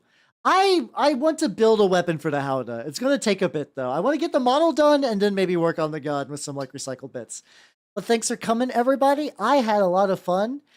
Schedule wise, I will be doing a movie night in the Discord tomorrow. If you like Jules Verne jank, I am going to be doing that. So that should be a lot of fun. And what else do I want to do? On Sunday, I will not be streaming, unfortunately. I need to prep some what's it called? I need to prep some Lancer players, some new players who are going to be enjoying Lancer. So I am very, very, very excited for that. So that should be pretty cool. And all right, who is live? Who the fuck is live right now? Also, real quick, I'm going to end things on the YouTube side. Thanks for coming, YouTube people. I will catch you next Wednesday. It's going to be a while, so hang in. Oh, Saturday! Fuck, on Saturday! God damn it, I'm painting a Chaos Rhino. I'll be painting Chaos Rhino on Saturday. Bye, YouTube people. See you on Saturday. Bye-bye.